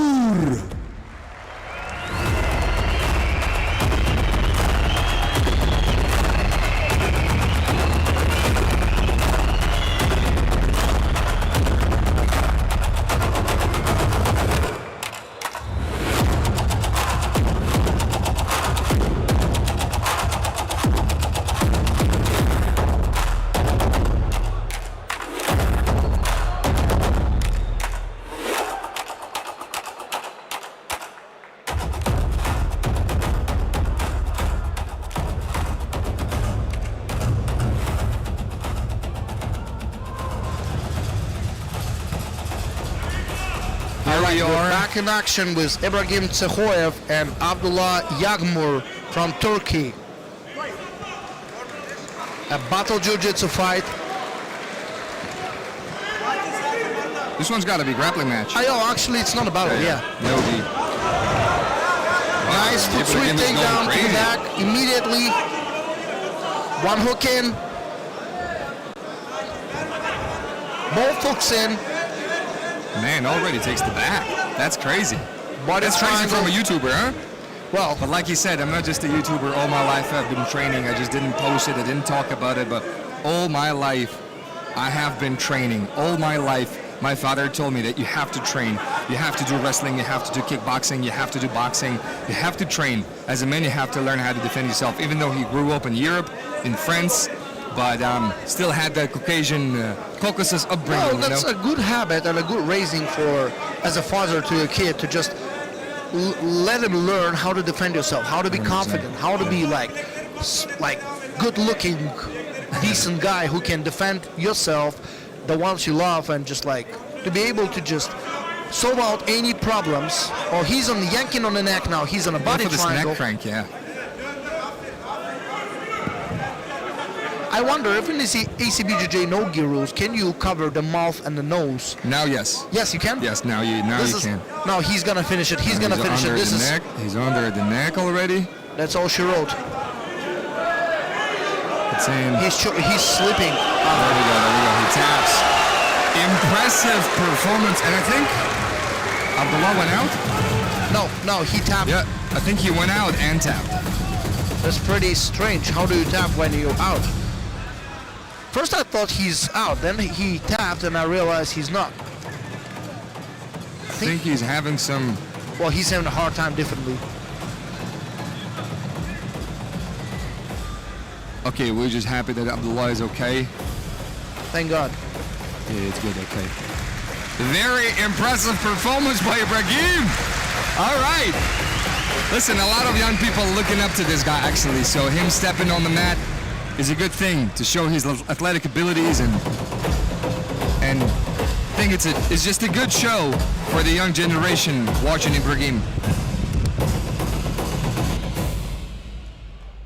Ladies and gentlemen, your winner by submission, Ibrahim Tsetchoev.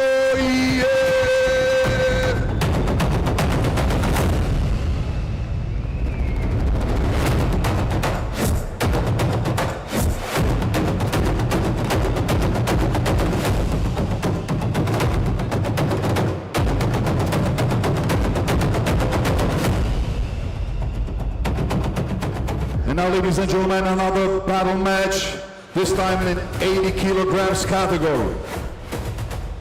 Let us welcome a multi-fighter representing Team Askarov, Russia, he is Jabbar Askarov.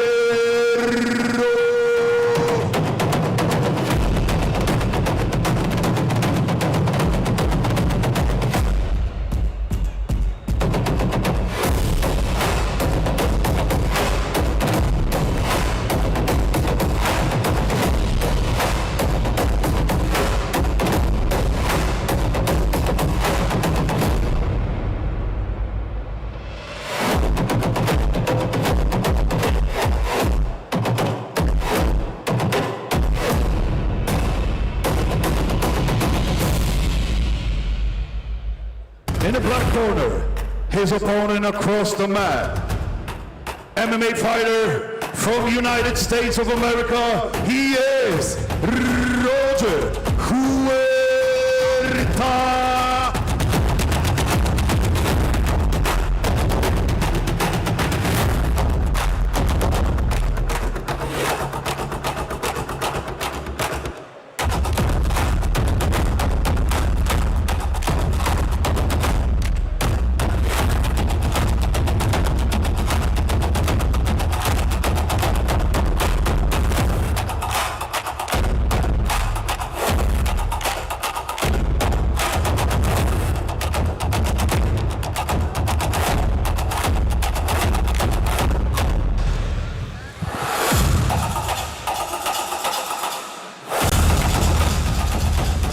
Ourselves a battle of veterans, 40 years old and 43-year-old. To be fair, this is one of the matches I want to see badly because like Roger Huerta is UFC veteran. I used to watch him fights Legend. a lot, and Jabbar Askarov is one of the best kickers, like strikers in Russia. Literally like K1 superstar. Obviously have a standing advantage against Roger Huerta. Roger Huerta, besides the experience of MMA, have a little bit slightly better wrestling, I would say, but leg kicks, if Jabbar Askarov lands like about 5 of them, I think Roger Huerta will have a very bad day. See, instantly he goes for the takedown, he goes for the closing distance, and take a look, Jabbar Askarov will use a tight clinch a lot. In this tight, oh, nice takedown, nice takedown. Nice, already scored a takedown, good Time for to the Roger. leg kick. I would say here he have a slight advantage if he can hold. 100%, yeah. If he can hold Jabbar down, but I was just going to say that it will all come down to takedown defense of Jabbar Askarov, because if he's able to defend these takedowns, well, if he was able to defend these takedowns, or if he's able to stand back up. it would definitely be in his advantage, but now we'll already see Roger progressing. Yeah, Roger will use all his power and experience here to just never let this back to standing, because there, he'll eat some damage. Yeah.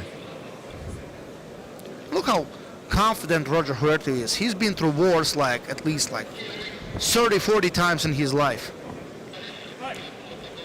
Yeah, you were just talking about his fight with Clay Guida, right? Clay Guida, yeah, I saw this fight, and like Clay, it was the times when Clay Guida was like unstoppable. He was super good wrestling. Impossible to knock out. Impossible to knock out, almost impossible to submit. Yeah. And then he got older, and his like chin wasn't that good as at that time.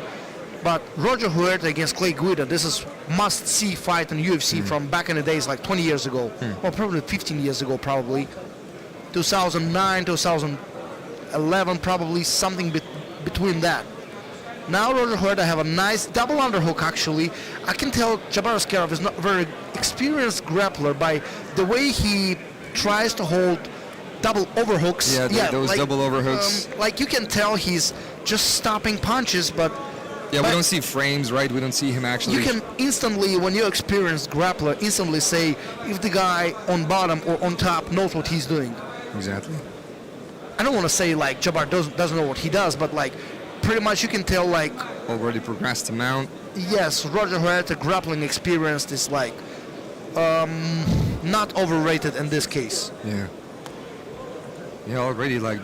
And just so patiently, right? He's not pushing anything. He's not forcing anything. He obviously have a plan. He's securing it very well. And Jabbar Askarov holds his head like as if he was to posture up, to punch his face, but this is not going to happen by the rules.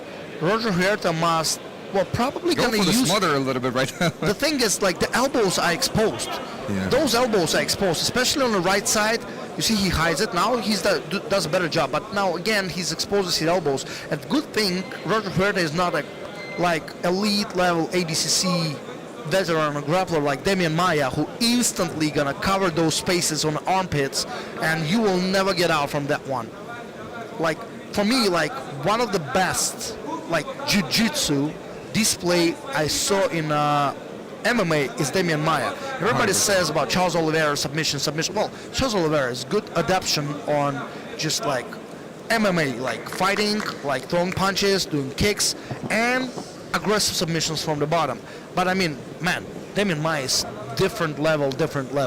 If those guys go both on the bottom, I think guys like Charles Oliveira stand zero chances against Demian Maia.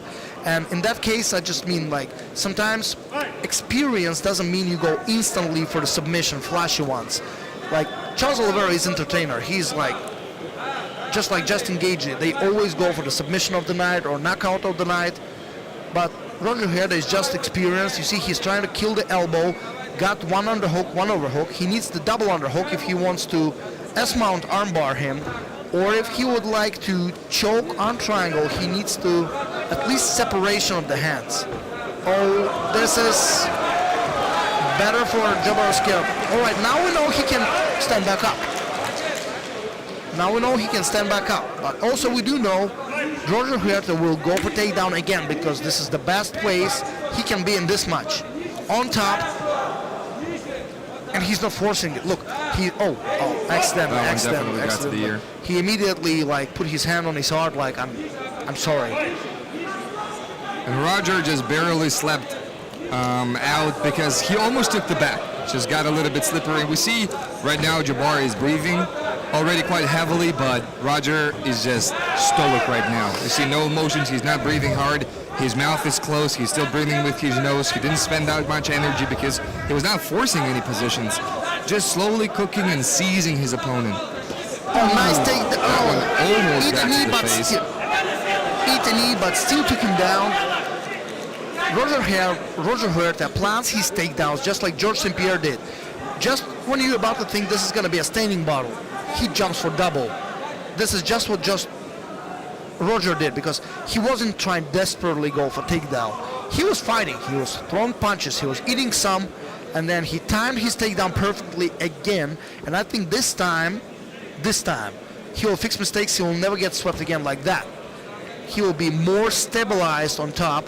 He'll get more likely to just, pretty much he will end up on a side control. I don't think it's a good idea to go mount if you're not really allowed to punch face. In a side control, let's say, me from my personal experience, I would say like from mount, it's much easier to get flipped over by the bridge than it's in a side control. And That's why a lot of MMA fighters, they don't really want to progress to the mount.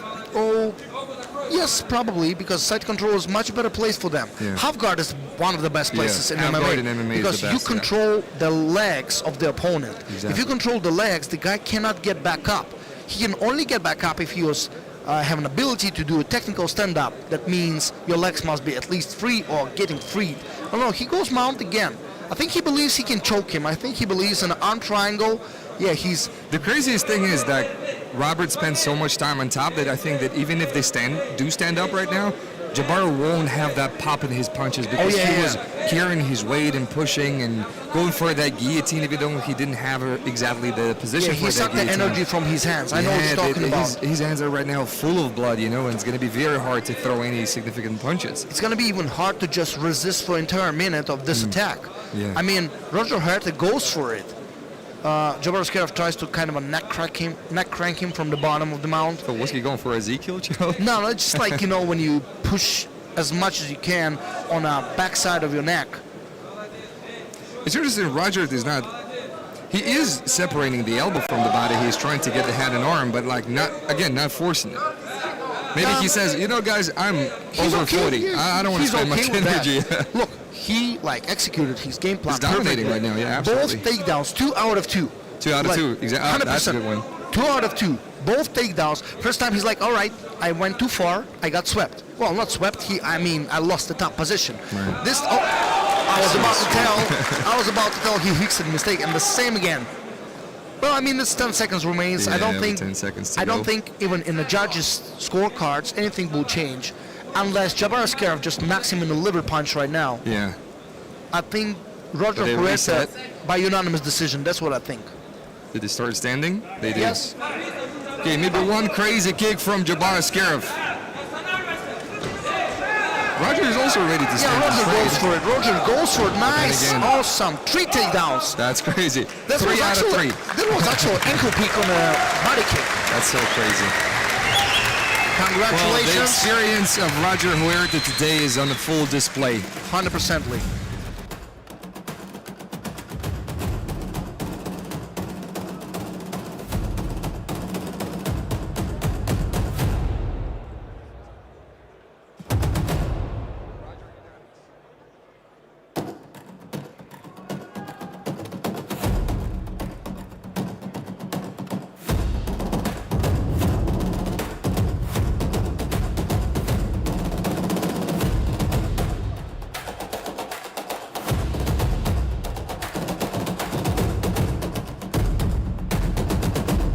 Ladies and gentlemen, your winner by unanimous decision, Roger Huerta.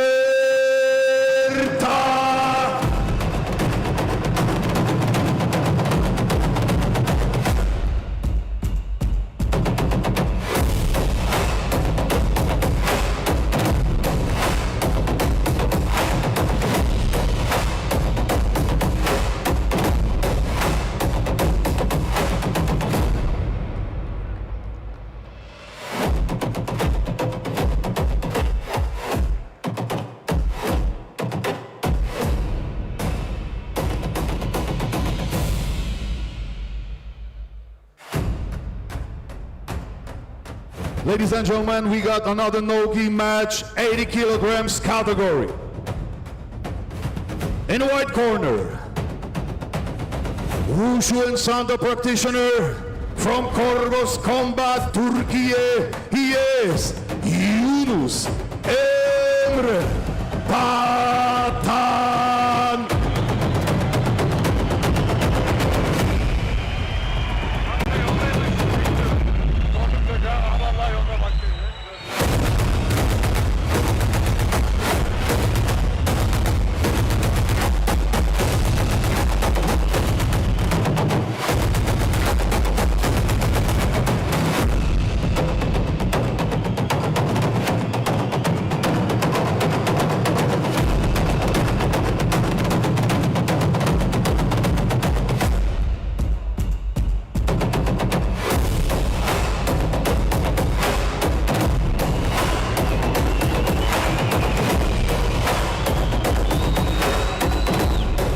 His opponent across the mat, an MMA fighter from 411 Grappling, Azerbaijan.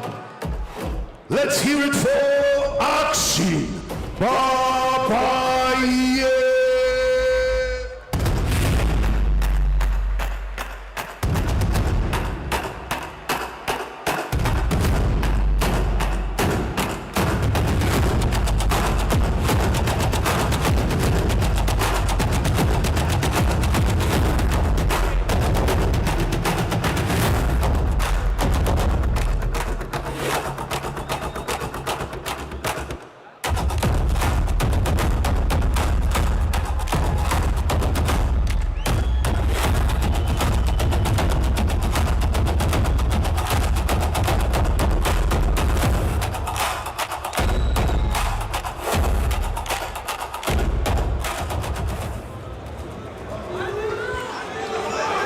Okay, Yunus Batan against Akshin-Babayev. Let's see what happens now. Yunus has a huge, crazy pop in this arena right Yeah, now. obviously a crowd favorite. Absolutely. As soon as they heard his name, they went wild. This is a grappling match, right? It is. 411 Grappling as team Akshin-Babayev represents. Tells me he's gonna go for leg locks. What I know about the name kind of suggests that, right? Well, Yunus, what I know about him, the guy fights in the bare knuckle boxing. is a Wushu Sanda world and European champion. Won some BJJ tournaments. I think he was competing in AGP. Competes, guys. He also competes at this Turkish oil wrestling thing. Oh, I know. You've seen that? The guy is super physically strong. I just wonder why he didn't go to battle jiu-jitsu if he's have a Wushu Sanda and bare knuckle experience. Maybe he's under contract with some organization. Oh. I don't know. But and same thing with Babaev. I know he's fighting in MMA right now professionally, so maybe one of these guys or both of these guys have a contract that doesn't allow them to go to battle jiu-jitsu. So grappling matches are okay, but striking, as long as it's striking, they're not allowed to. Yeah, almost every MMA organization has this kind of role.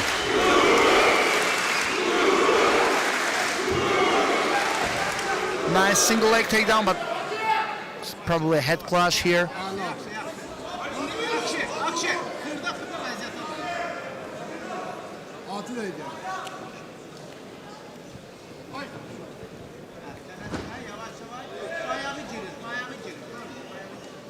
So Yunus is very explosive. Babaev feels very comfortable in a stand-up game. Yeah, Yunus looks like he can explode like 100% mile per hour now.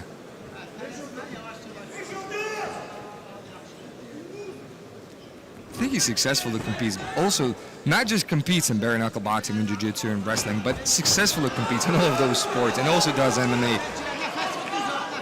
Just a natural athlete. I think bare knuckle fighting is like probably most brutal thing I saw in the combat sport. It is. Like broken noses, hard knockouts, Crazy, right? busted like knuckles. Literally, you're Hard to watch. Very hard to watch sometimes. Always bloody. Always bloody. It's crazy, man. I don't enjoy it at all. Not at all. I don't either. Yeah, I think it's.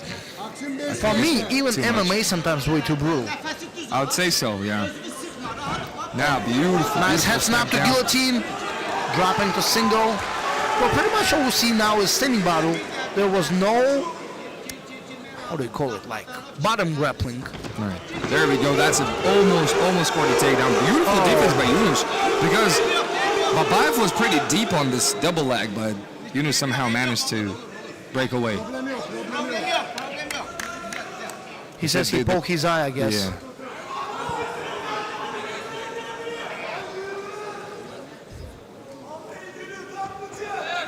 Meanwhile, we have 2 verbal warnings already awarded to both fighters, both grapplers. We'll see if any of them decide to actually start pushing the action. But yeah, Babaev is doing an amazing job, like going off of the small snap downs into these double leg attempts. And you see, Babaev, I think sooner or later he will score the takedown because he's committing to it. We see Yunus kind of going for a takedown, but then Never touch the legs. Yeah, He never touched the leg. He just ducks down. Right. I was about to say his attempts. He doesn't are commit not, to it, right? Yeah, he's not really going into it. And Babaev is just way too strong physically. And Babaev sees it coming. Whenever he drops down, he just disengages. Exactly. On the other hand, whenever Agashin Babaev goes for it, he always reaches the legs. He just having a hard time dealing with that. Like sometimes it's just like end of the mat. Sometimes he got eyes. But like right now, you see that he's just reaching for the legs, but not actually going for the takedown. I think we just have understood the Babaev's game plan as well. He's looking for those double legs off of a snap down, but then also trying to trick his opponent. Yeah. Oh my God! I hope they didn't get hurt. I think both fighters They are fine. went out of bounds and way out of bounds. Flew off the mat right there. That was some. Look, Babaev Azerbaijani really airline. getting the legs. He really getting the takedowns. Sooner or later, if this keeps going like this, sooner or later, Akshin will probably get a good takedown in the center of the mat, and we'll see if he would be able to stabilize on top. Because Yunus, if he's this explosive, maybe will scramble his way out of any position. I don't know. Just imagine how not safe those iron posts are. Yeah. It's good he hit him from the side.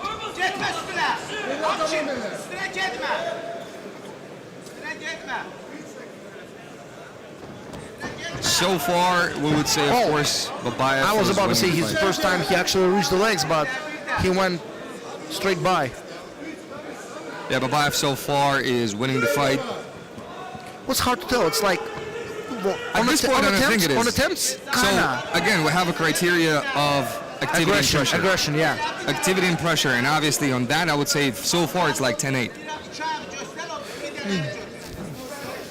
On activity and pressure tonight, Yeah, yes? on activity and pressure, only on that criteria. Yeah, and guillotines. Well, obviously he goes for submissions, he goes for takedowns, Right. and he goes. Yeah. Yunus Baton like kind of a counter puncher, but like there's no punches, and he cannot counter takedown the takedown. At least I never seen not one, another one double. That's a clear double. Takedown. Another guillotine. Right. Every single time he really gets successful with his attempt of takedown. Every single time. You were right. He eventually gonna take him down. And he's doing a beautiful job of threatening the guillotine and forcing his opponent, forcing Yunus to kind of stand up and make his posture upright. And in that exact moment, he goes for the double leg. Plays with levels like Yeah. perfectly. Yeah.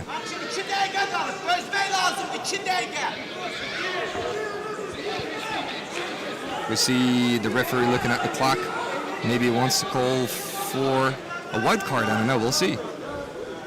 Well, We'll I would have two verbal I would say There we only go. Yunus is supposed to get one because like Almabaev is doing his job. Wow, that's kind of controversial to me, but still, who am I to judge? Our thing is, guys, there's a reason why the matches are 7 minutes, because an athlete can scrap for 7 minutes. Anyone can scrap for 7 minutes. I'm not a professional athlete, but I can go hard for 7 minutes. And this is exactly what we want to see. We want to grow the sport, push the sport to another level. And if we want to make it happen, athletes need to help all of the organizations with it. What I don't like about the guillotines of Almabaev, he always goes for armless guillotines that makes like kind of he have a better torque with two hands connected to the neck. But the thing is, Yunus Baton is easily spins out of this guillotine attempts. I think if he would go for arming guillotine, he would have much better control because It seems like it, yeah. because he's like would have a head and arm position, and the armpit grip will hold him still. Another takedown attempt, but this one stopped. Pretty much the first attempt of takedown for Yunus. Right. I think he chose a very complicated one to actually hit it. 50 seconds remains. I still think Almabaev have it. Yeah, 100%. No, Yunus needs something big right now. He needs to either have a submission or a big throw with a stabilized position in like a side control, north, south, or Like this one, right? just like this one. Beautiful. It seems like these mats are just a little bit too slow for these guys. The second time to fly out. Hopefully Babaev is okay. Seems like he's fine. Beautiful job from Yunus fighting back.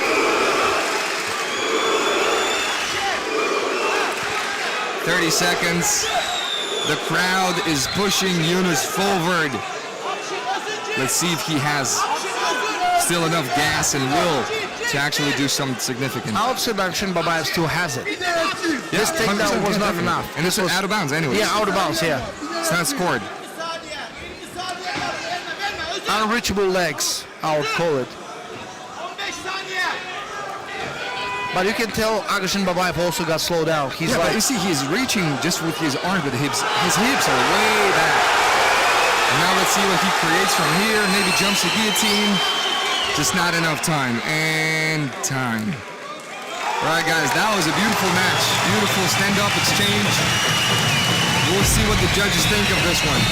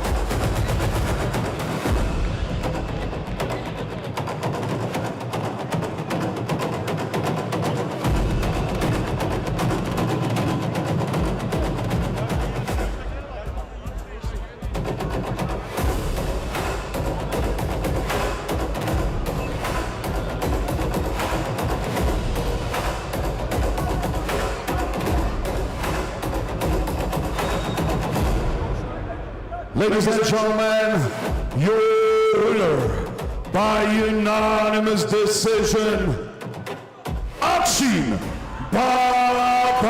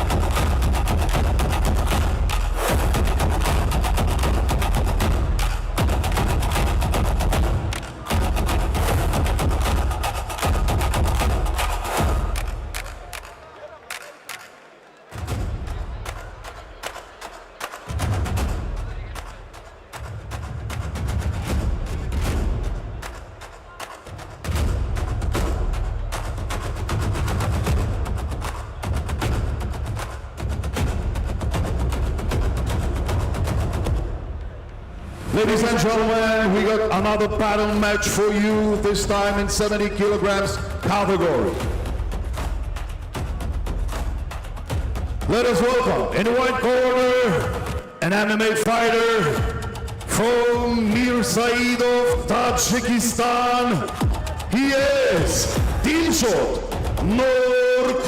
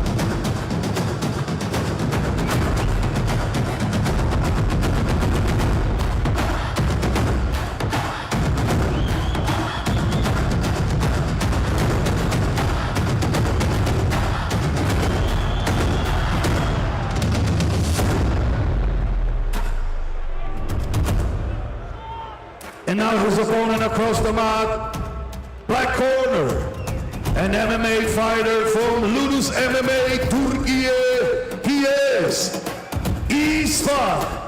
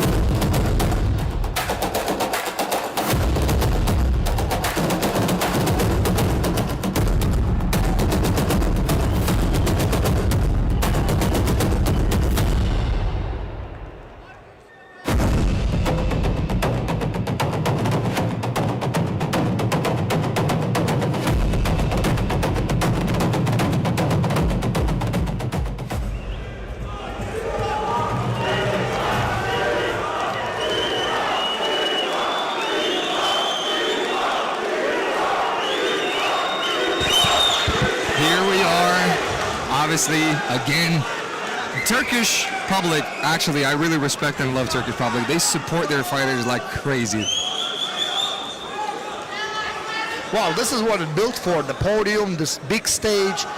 Like, I really don't like to see in Moscow. Sometimes it's kind of a hard time seeing a crowd's favorite, because like when people just like from Dagestan, from Chechnya, from Russia, from Siberia, like only big names get good support, you know. But the idea of being on a big stage is like for your relative, for your close ones, is to come and support.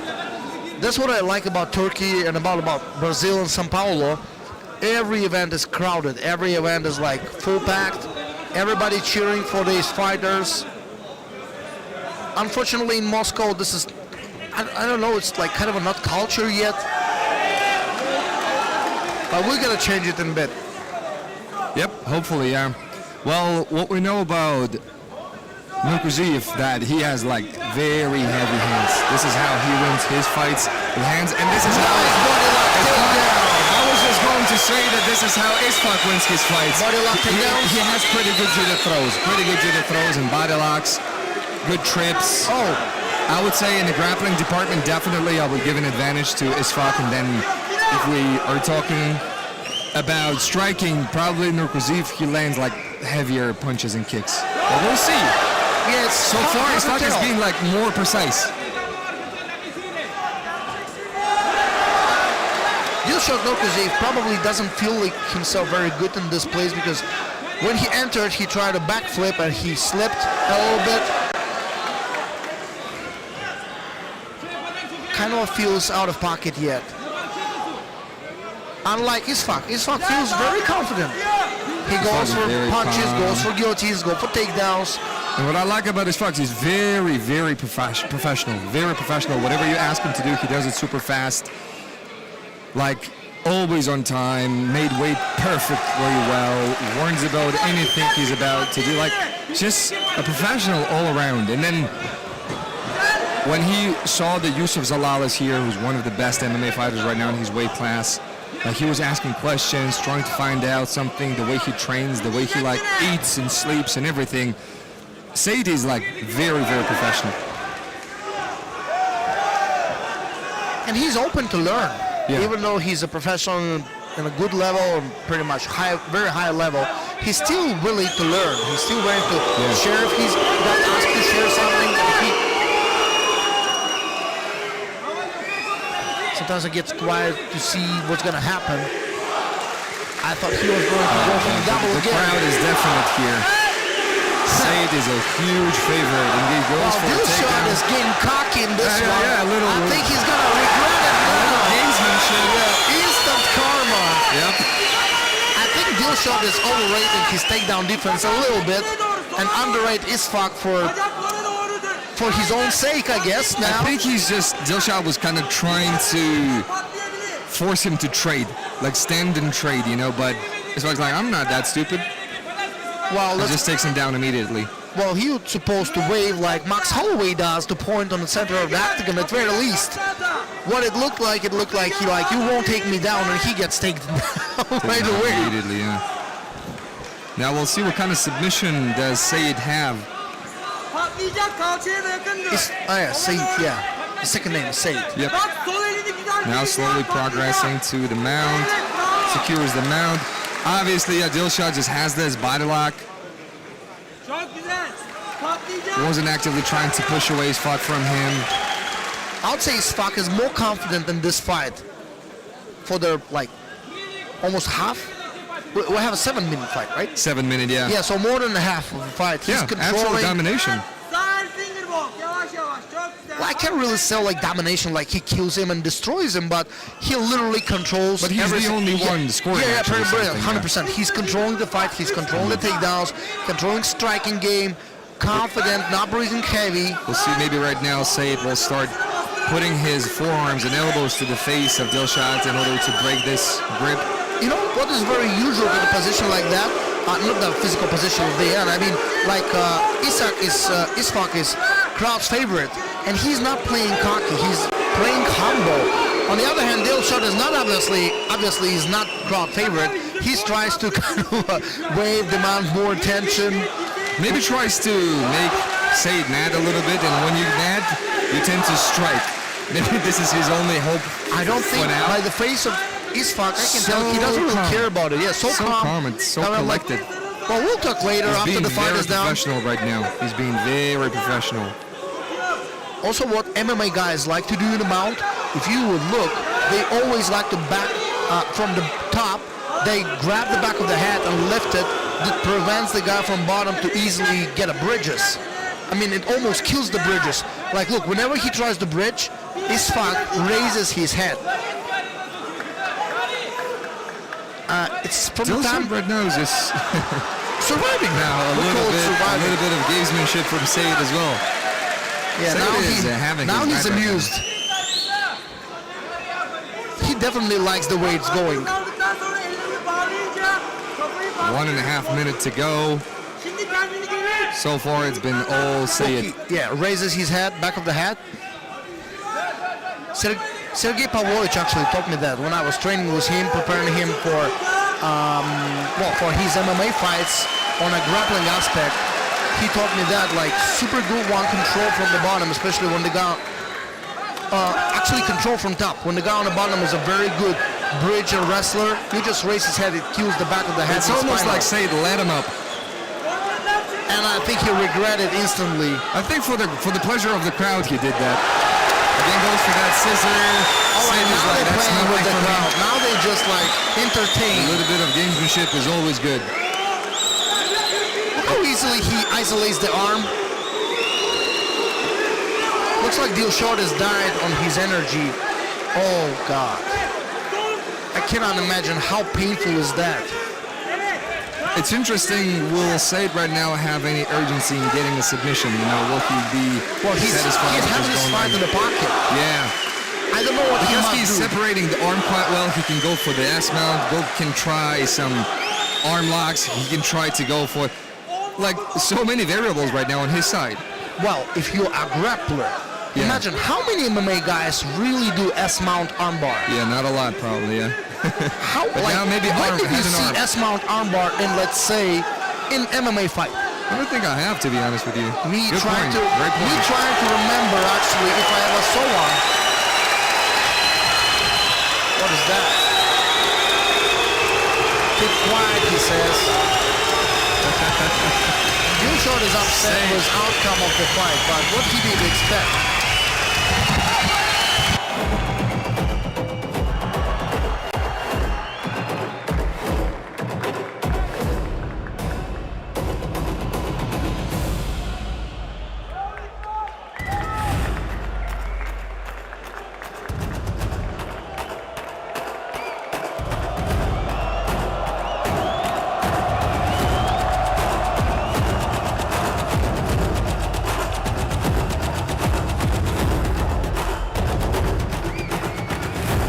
Ladies and gentlemen, your winner by unanimous decision, Isfak Said.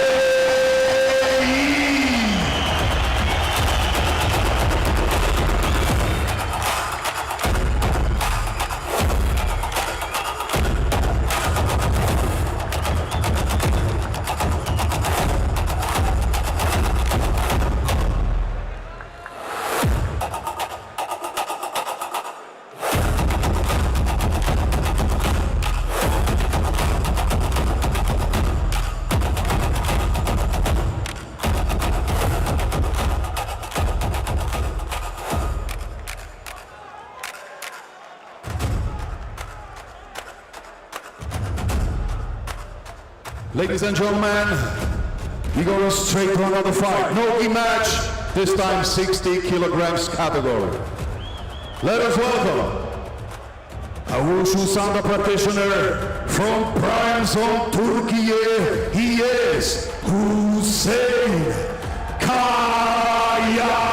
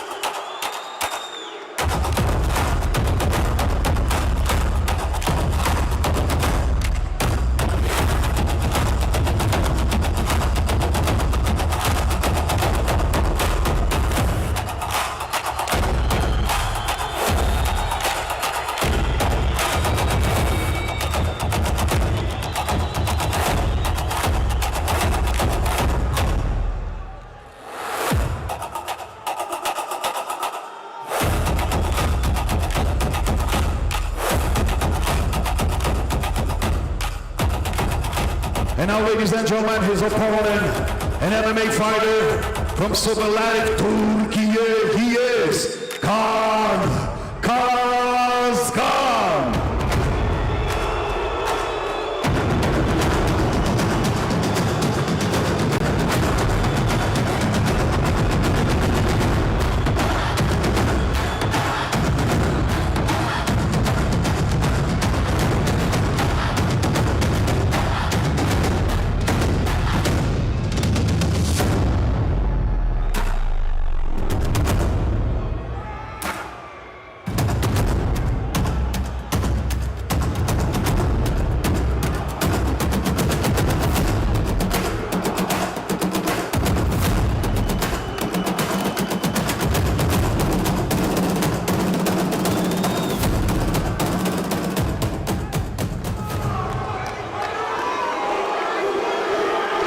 All right, we have a lot of tension in this one.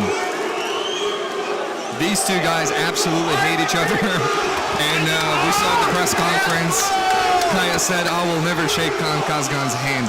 I don't care about the decision of the fight, the outcome of the fight, I will never shake his hand. That's what he said. A lot of bad blood in this one. Well, it's good to have a no-gi match because in the battle jiu-jitsu probably will be way too aggressive. Yep.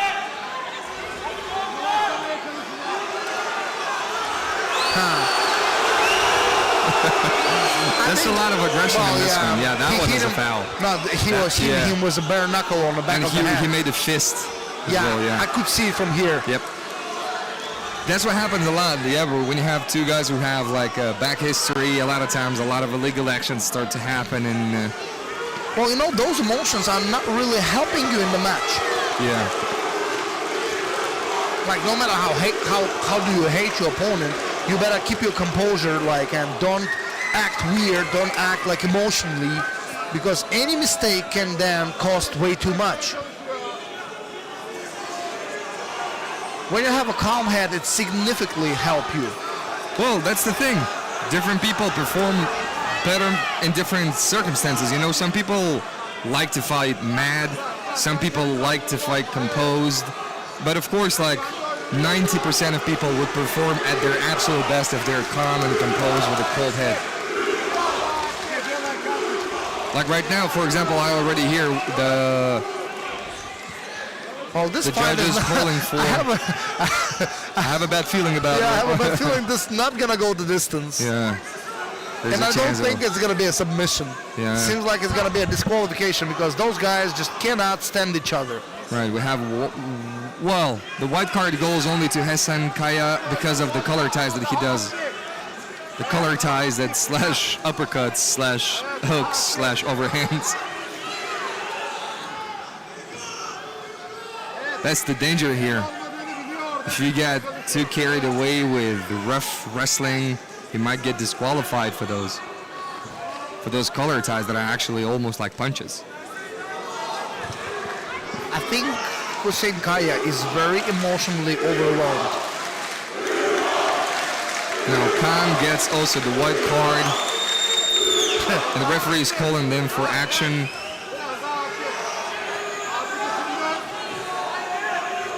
We haven't seen anyone shoot yet.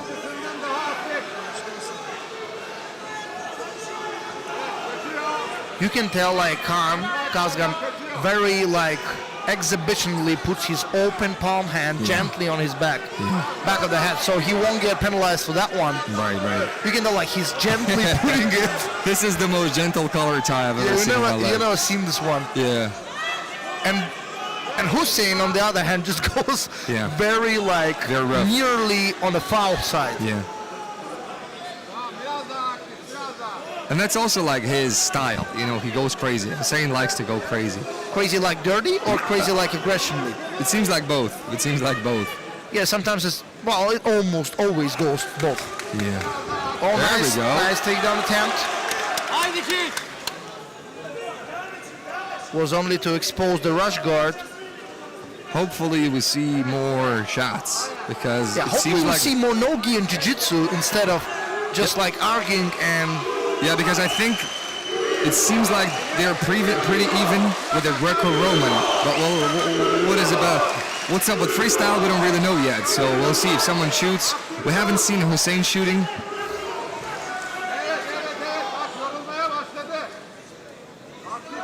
Well, at least the fight was now it kind of quiet fair. We don't see much falls from Huseyn Kaya. They both stopped complaining. They actually focused on real grappling now, real no-gi jiu-jitsu. And here you see, guys, on the screen right now the new rule set, the way we are scoring these matches now in classic jiu-jitsu, no-gi jiu-jitsu. Positional dominance is the first criteria. Submission, threats, and attempts is the other one, and activity and pressure is the third one. And each of those criteria is evaluated with a 10, 10, 10, 9, 10, 8 system. Now, right now, we see that judges are discussing a double DQ for just a passive conduction of a match. Well, draw is 10-10, it's not 9-9. Draw round. Draw is 10-10, yeah. 10-10, right? Yeah. Now a yellow card goes to Huseyn. So, remind me again, with this rule set, if the fight ends up like this, yellow card defines the winner, or? No, the judges' score sheets. But if the judges' score sheets are even, then whoever has less of these cards wins. Last or more? Less. Whoever has less, wins. Now we see judge told them that this is the last warning for Huseyn, right? Next one is a red card, which is disqualification. Kaan is digging those underhooks. He's being more active right now. Well, he does at least something. Well, Huseyn Kaya is not really performing with sports-like style of fight. I don't know what he's here about, but kind of like personal vendetta. Well, I mean, I'm just like, I want to see some grappling. I want to see something on the bottom. I want to see somebody who tries to go to takedown. It seems like Kaan has a cut on his eyebrow. On your left eyebrow. Hey, did you see the red? Yeah. Well, at least one submission attempt, something.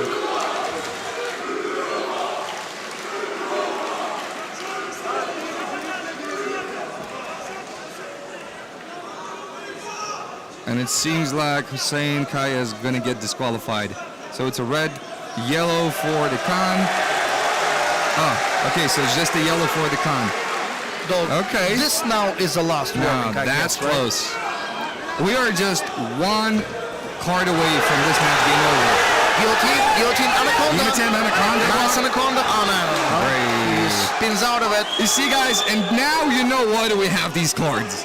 As soon as you award this card, these now guys start going begins, at it. right? Yeah. Sometimes athletes need just a little bit of a push. Well, sometimes not a little bit, sometimes a big push. Yeah.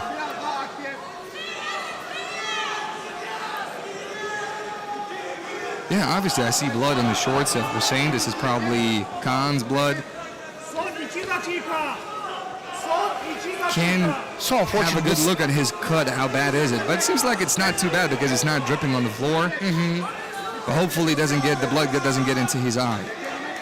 Well, it's so unfortunate. For 5 minutes, we've seen everything but jiu-jitsu. We see yellow cards. There we go. Oh, nice guillotine attempt again. Takedown. And running. This is strange. Okay, disengages immediately. Well, do you score this as a takedown if you take down and run instantly? It's kind of strange to me. Well, it goes into the activity. Probably goes into activity, but you don't, maybe without fixation, without actually staying on top for at least 3 seconds, you will not score, but it goes into activity for sure. But look, in judges' scorecards, like in the judges' eyes, they score like who's dominating, right? Do you call this a dominance? Again, 3 criteria, right? This is way too wrong. Okay. All right, the judge did not like that. Yeah. It seems like he's going to get disqualified. And unfortunately, this has happened right before the judge's eyes. It seems like Huseyn is disqualified. The match is over. No, that's what it seems like. second one. I believe the third one is the red card here. Because look, if it was a red card, that was a verbal warning. There we go. Yeah, maybe guys, We don't know if he had a good look, but yeah, Huseyn was like pulling his t-shirt, pulling the rush guard of Kaan. And I mean, they already Kaan tried to disengage, and a few more gestures from Huseyn was super unnecessarily. You cannot hide it as it was a part of the motion or momentum. This is what you were talking about in the beginning of this match, that it is way better to fight calm. Yeah, because now he's these emotions carried away, Yeah. He's not fighting jiu-jitsu. Look, that's about it. Now the judge is telling Kaan not to talk to the judge. Now he's getting a penalty as well.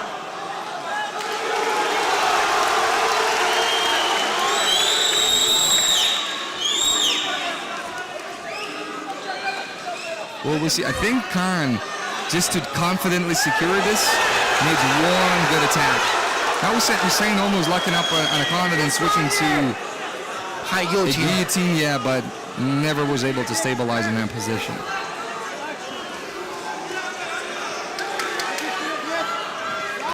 I used to watch a lot of Buchecha fights, and Buchecha really bring the intensity in the fights. He's like rivalry with Rodolfo Vieira, super aggression.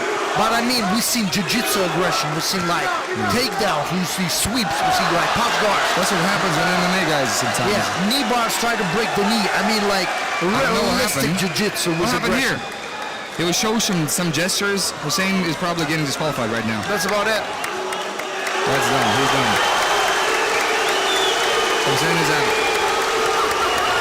Well, he's not better not to taunt him at this point.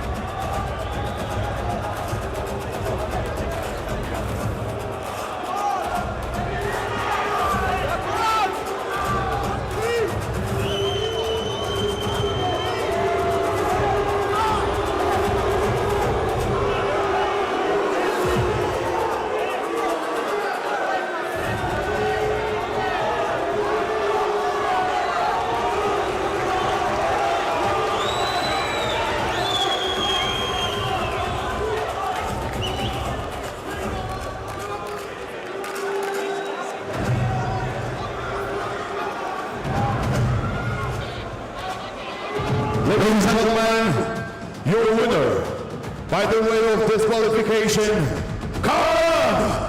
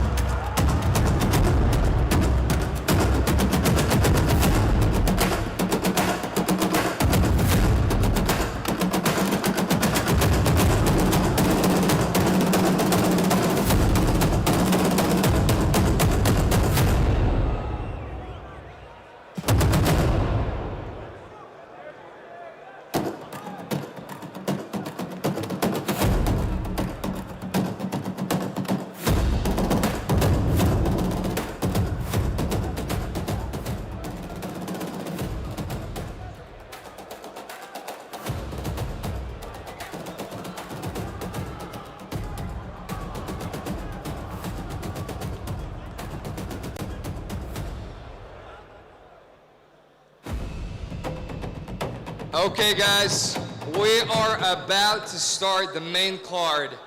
Now we had some crazy scraps, like the one we just had. Just very controversial, of course. Are they still on the mat? No, they're now off the mats. But yeah, Kaan and Huseyn put on a show, but yeah, a lot of emotions there. But let's talk about some of the matches that we have thoroughly enjoyed. One of them was, of course, the performance of Helder going up against Mateusz. Yeah, it was like 130 kilogram guys against 95 kilograms. Both huge guys, but like 35 kilogram difference is way too big.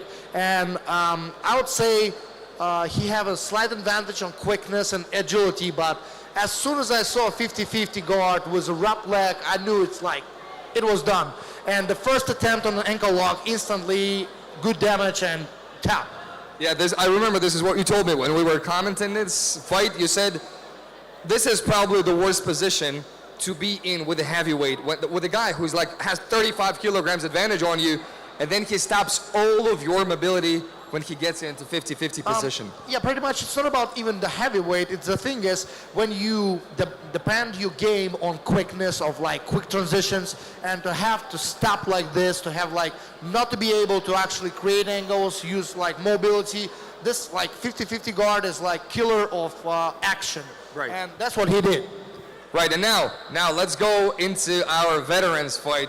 Today we had an absolute legend of MMA coming back, and what a classy performance from Roger Huerta. This was unbelievable. Let's have a couple of words about that. And it was all jiu-jitsu, basically. It was all high-class jiu-jitsu, and there's not a lot of people better in the world who knows better jiu-jitsu than Ali Magomedrasul. Let's talk about that fight. Like Roger Huerta is the biggest name, like pretty much one of the biggest name we have here in the card. Like he's a UFC veteran. I've been seeing his fights like, I mean, all my childhood, and I was like really enjoying him. He had like some crazy, super good fights with Clay Guida, with other ones, and Jabbar Eskiev is one of the best strikers he can possibly have to face. And it's not like kind of a jiu-jitsu. I would say it's kind of an MMA format. It's pretty much mixed martial arts, just without punches and like head kicks.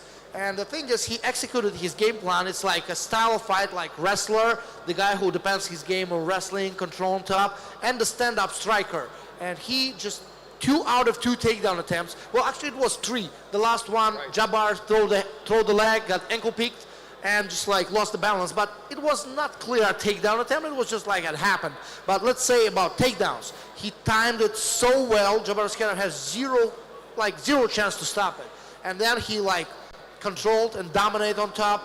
Well, perfectly executed game plan. I was like speaking with Roger Huerta right before the event started and was discussing his opponent. I would say like, well, you best chances is you need to use your wrestling and A game, and this will do. And that's exactly what he did. Yeah, guys, because if you know Jabbar, like, you cannot allow this man to kick you. Like you said, 5 kicks will probably be enough for anybody in this world, probably even regardless of the weight class. This is how significant, how strong and powerful and fast and snappy his kicks are. And he has that technique when he goes for the front leg, you defend it, and he kicks immediately the back leg, and all of your weight is on that side, and he just puts out a lot of people with 1 kick. So beautiful, beautiful display of jiu-jitsu. Like you said, 3 out of 3, perfect takedown rate. Yeah, absolutely perfect. But now we are about to have a title match, guys. We will have the father of the other Mateos that we just had on the mat, who unfortunately for him lost with an ankle lock to Helder, but now his father is going to go for that title. I'm interested, would that affect him psychologically seeing his son lose? Or he's like, you know what, son?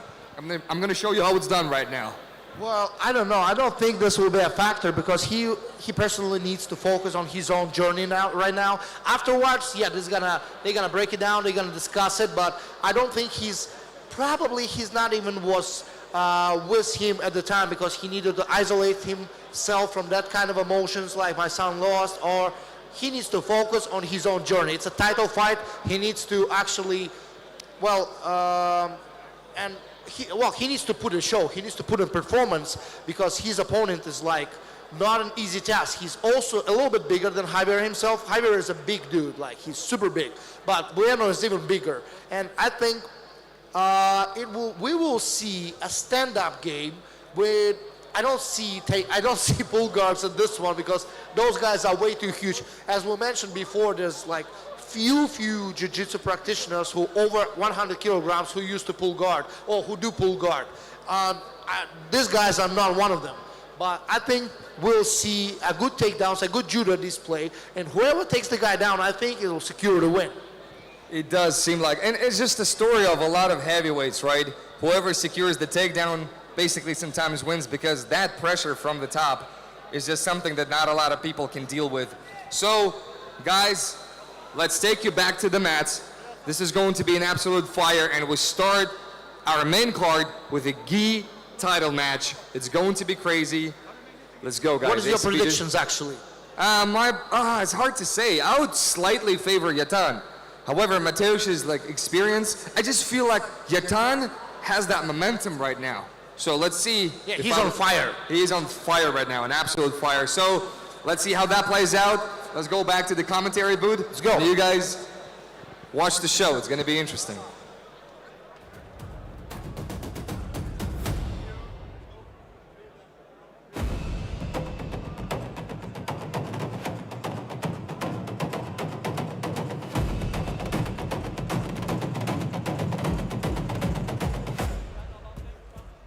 Türkiye, are you here?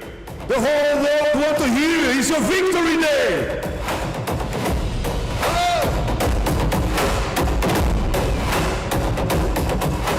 It's time for the main card of ACBJJ 22. We want to thank our sponsors and partners. Istanbul, are you ready?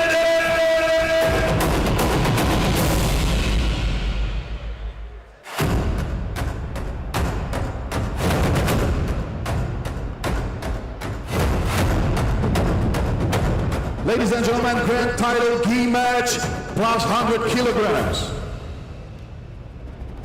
Representing Checkmat Qatar and Abdullah team, he is Mateus Felipe.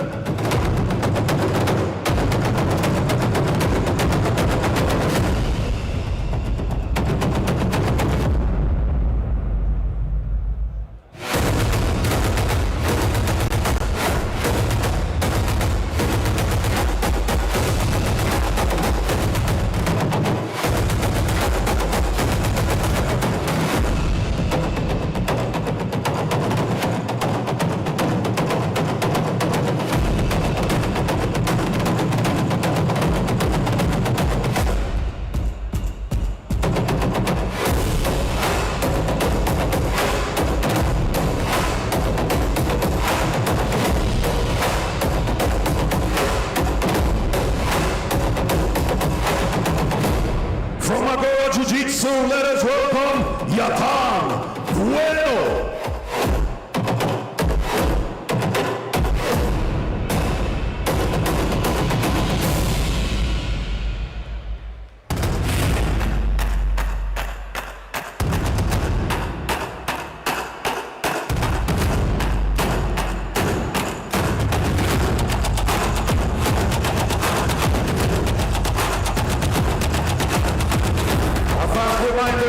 Ladies and gentlemen, the following matches, the ACBJJ Grand Title gi match at over 100 kilograms.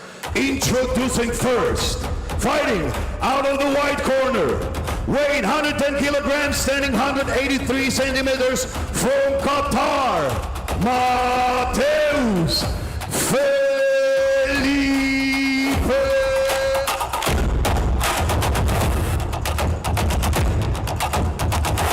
And now, ladies and gentlemen, his opponent, he is the reigning, defending ACBJJ title holder, weighing 115 kilograms, standing 187 centimeters, from Brazil, he is Yatan Bueno.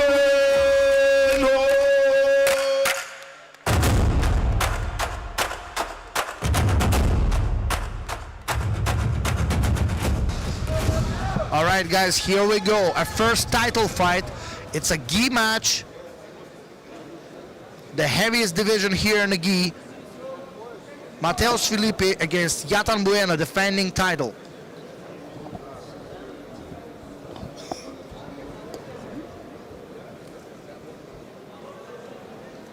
It's very hard to believe, but this guy is Mateus Felipe, 31-year-old. Yatan Bueno, 29. When the guys look so big, it's very hard to believe that they're so young, but they're kind of in their prime.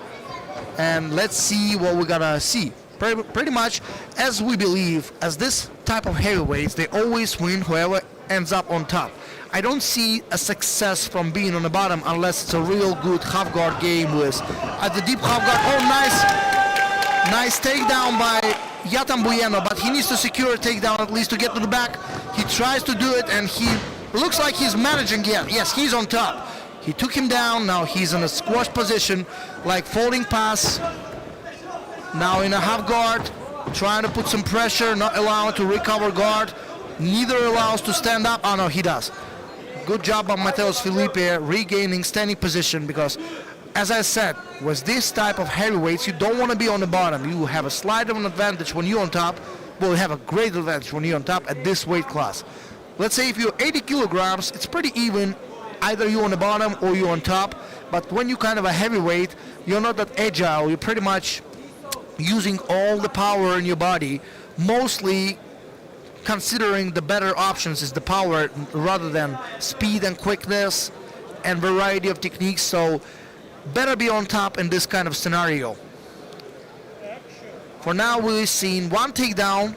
Well, nice attempt. I don't really know what is that, kind of a wrist lock attempt or spinning to the arm trap position attempt, but end up on the bottom. Not really goodly placed, and Yatan Bueno is behind him. They both standing, but oh, nice takedown. And going for bow and arrow, he's looking for the choke. Let's see if he can manage to finish it. Yes, he chokes him right away from the back. And this is what I was talking about, guys. I don't think there is a heavyweight who's better in a stand-up, whether we're talking about gi or no gi, than Yatan Bueno. And not only he's securing the takedown, he's right away going for the choke. Unbelievable performance from Yatan Bueno.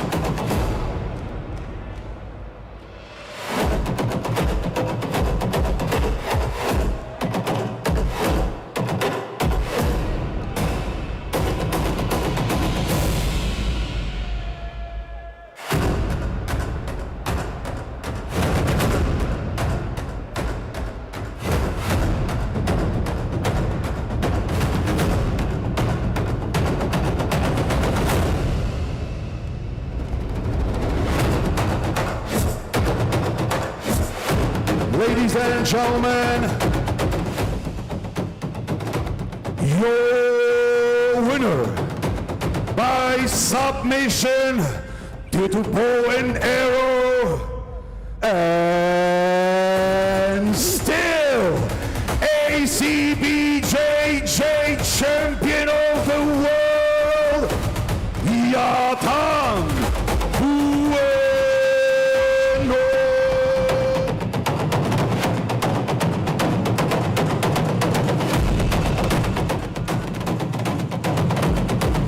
Champion, and still Yatan Bueno. We know a lot of people are supporting you in Brazil. Okay. You can speak Portuguese. Talk to your nation, talk to your country, and talk to your team. What do you feel now? Galera do Brasil, é nosso. Vai voltar para casa. Pô, tô muito feliz. Quero agradecer todo mundo que me ajudou a chegar aqui bem. Meu preparador físico, meu médico, Dr. Caquete, todas as meninas do Instituto Caquete, meu patrocinador de kimono, o Tássio, minha esposa, todo mundo. Se eu vou falar o nome de todo mundo aqui, eu vou esquecer. Muito obrigado, tamo junto. Ele vai voltar pra casa e é isso. Valeu, Turquia, tamo junto.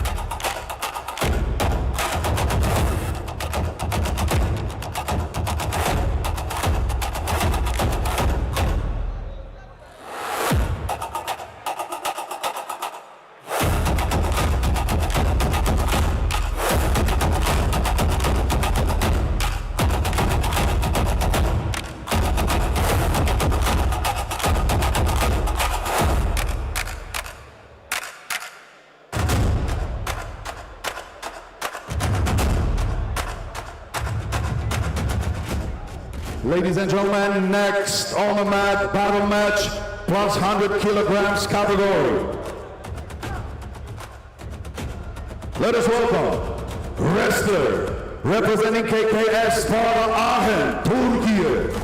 He is Kazim Arash.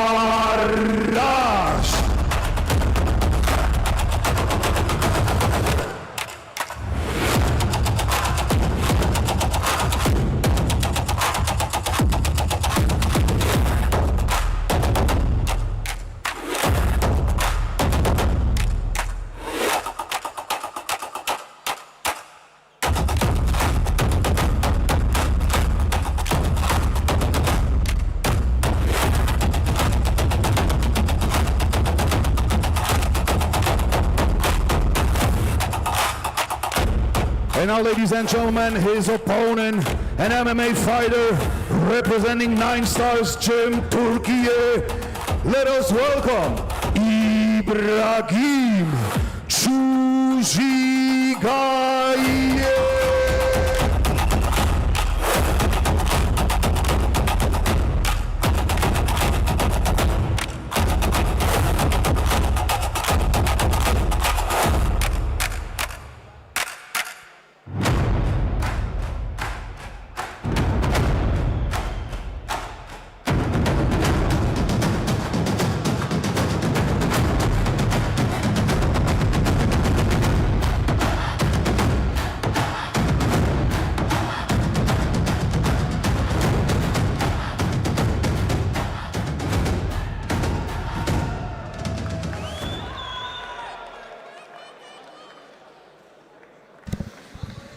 Okay, the big guys are in. Ibrahim Chujigaye versus Kazim Arash. Kazim is such a huge guy. Oh, he's wide. Look at his shoulders. That's crazy how big the guy is. He looked like Dwayne Johnson from Turkey. And the craziest part, I think his base is also wrestling. So when you're this big and you're good at wrestling, you're a very dangerous opponent right away.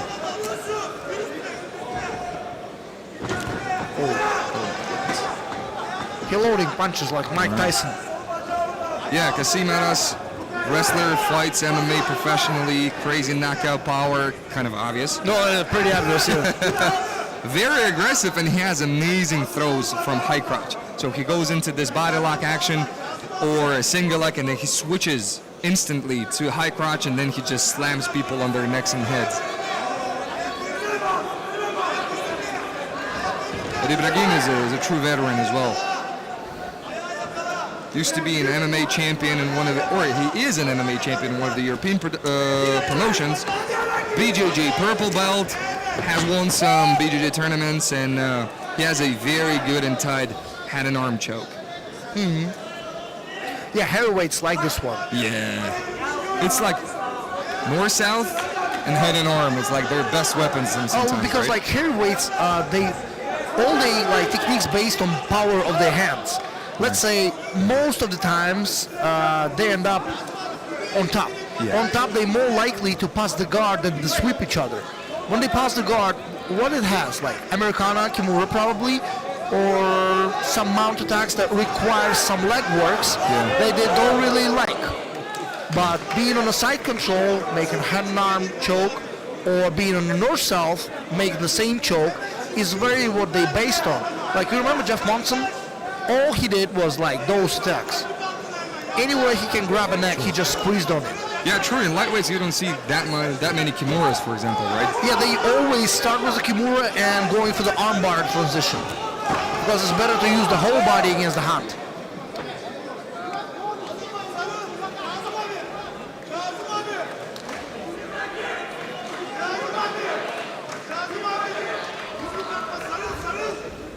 Well, what's happening here, they constantly, accidentally hitting each other in the chin.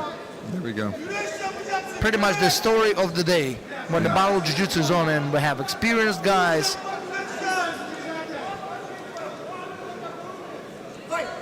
Wouldn't even call it a bad habit when you're an MMA fighter. It is a good habit. Well, it's just a habit based on what you do. Right. Ibrahim is also teaching classes. I think he's running this 9 Stars gym that we see on the scoreboard right now. Ibrahim is one of the coaches there. one of the BJJ coaches, actually. You see, he was looking for the head punch, Yeah. and then he's like, oh, I'm not allowed Can't to do that so. one. Cancel, scratch that. Like immediately reflectory when the guy's like standing back up, looking for the chin punch. Ibrahim so far is landing heavier. Well, he's landing more. He's throwing more, he's landing more, he's looking more fresh. Well, not fresh, but he moves better. He moves more than Kasimaras. Kasimaras stays still and looks like he's building one big punch for knockout, but I can kind of get it when you can hit a chin, but now seems like throw more punches to the body is more effective. Seems like, I don't know, I can't feel. And almost out of bounds. Oh, actually out of bounds. Khalim doesn't throw that hard.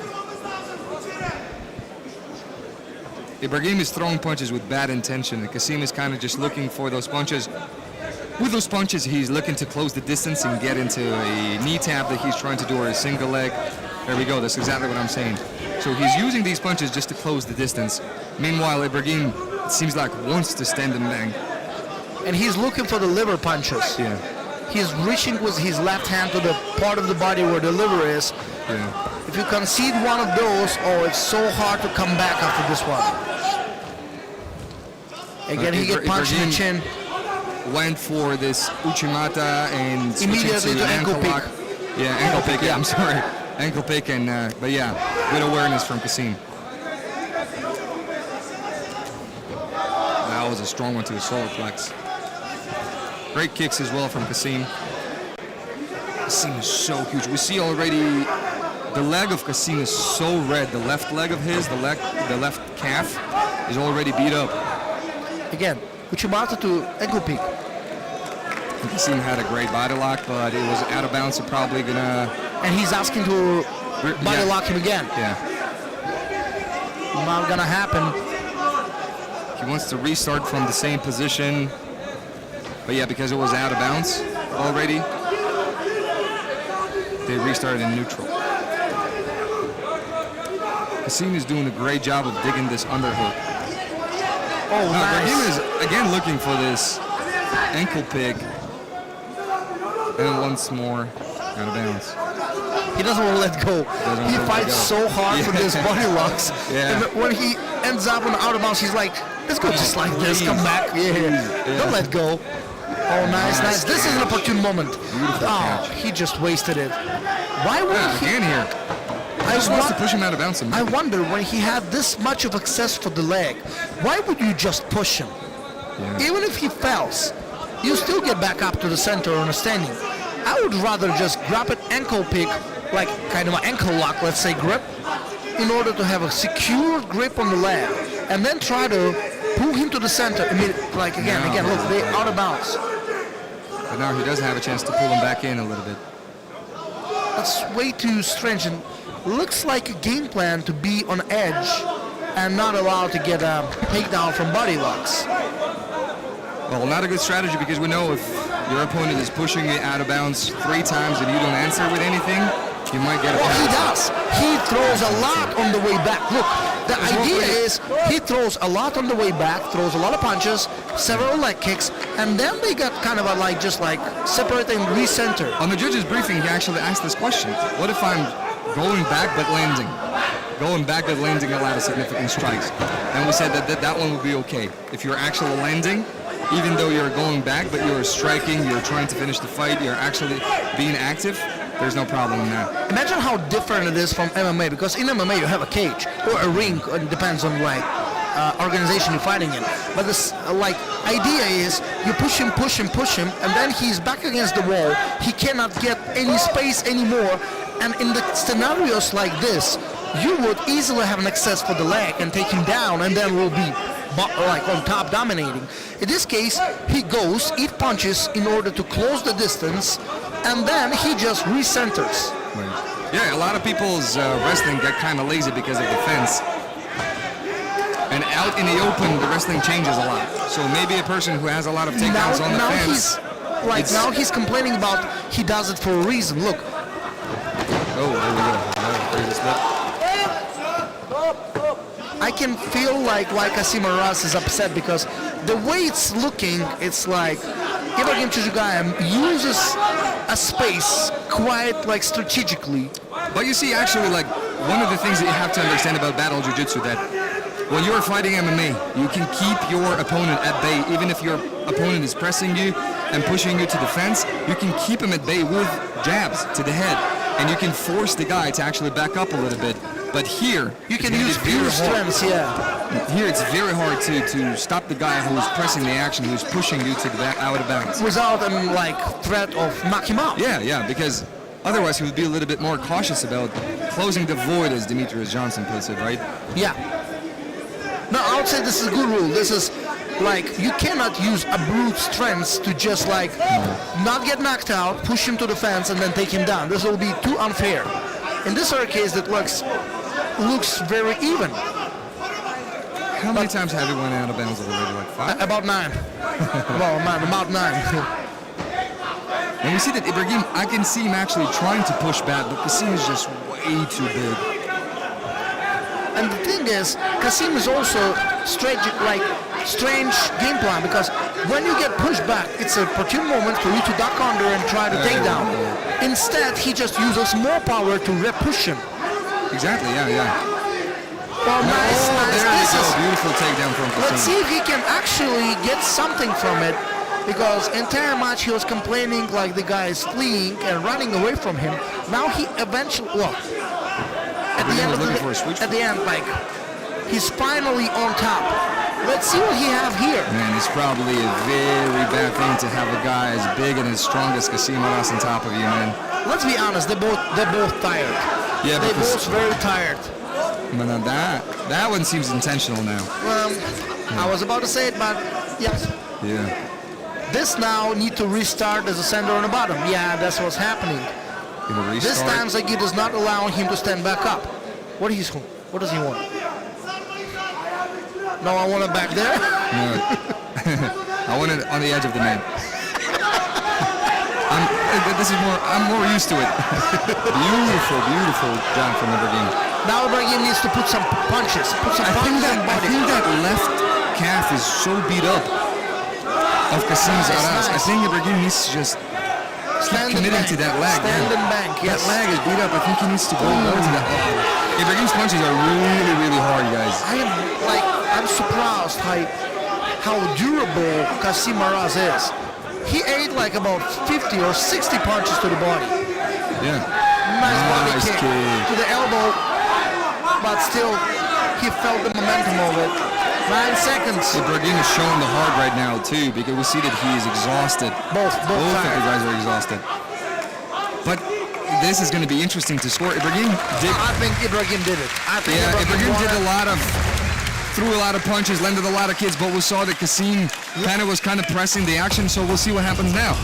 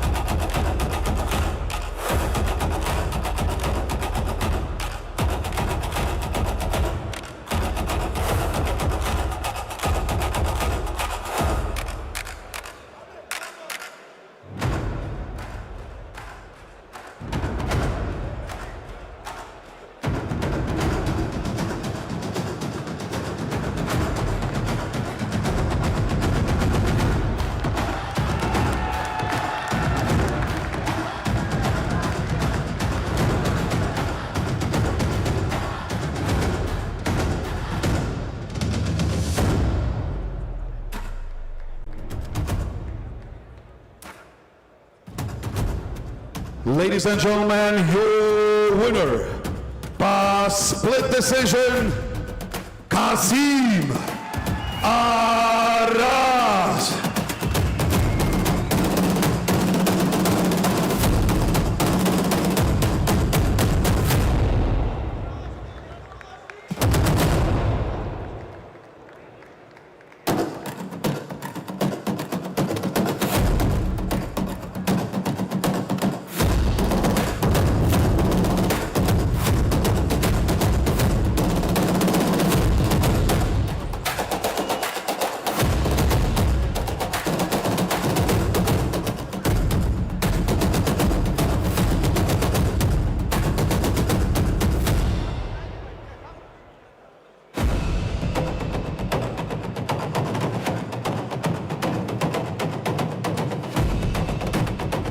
Ladies and gentlemen, and now battle match in 80 kilograms category.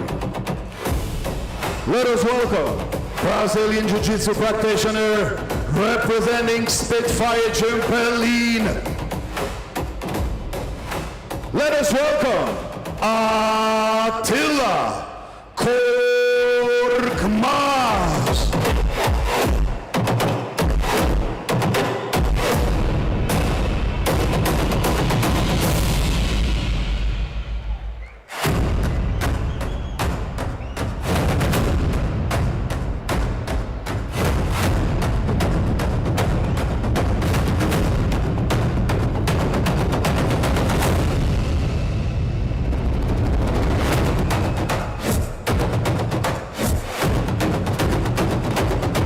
And now, ladies and gentlemen, his opponent, a freestyle wrestler representing American top team and Switzerland.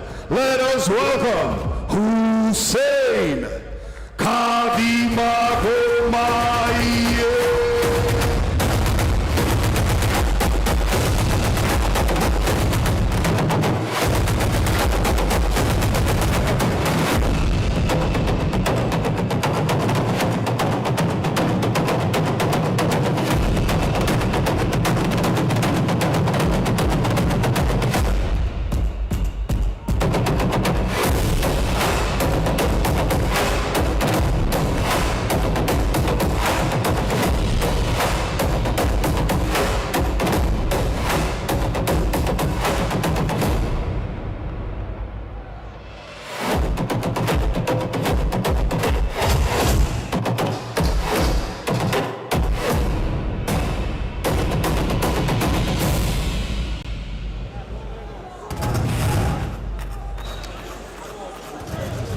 All right, here we go. Our next battle match is a fight of the styles. Abdullah Korkmaz, stand-up player, likes to stand, good punches, good Muay Thai technique, and a very good wrestler, Huseyn.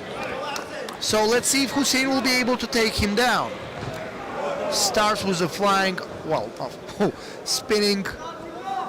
Well, they start flashing with kicks. Oh, this is a head kick. Way too high. This is another high head kick, just like returning the goal. Nice Seminary roll. Almost hit it.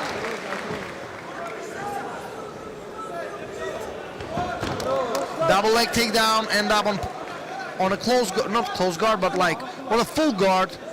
Abdullah tries to close it. Huseyn keeps his knee just for the reason not to get closed and not to get, he's headbutting him in the chest.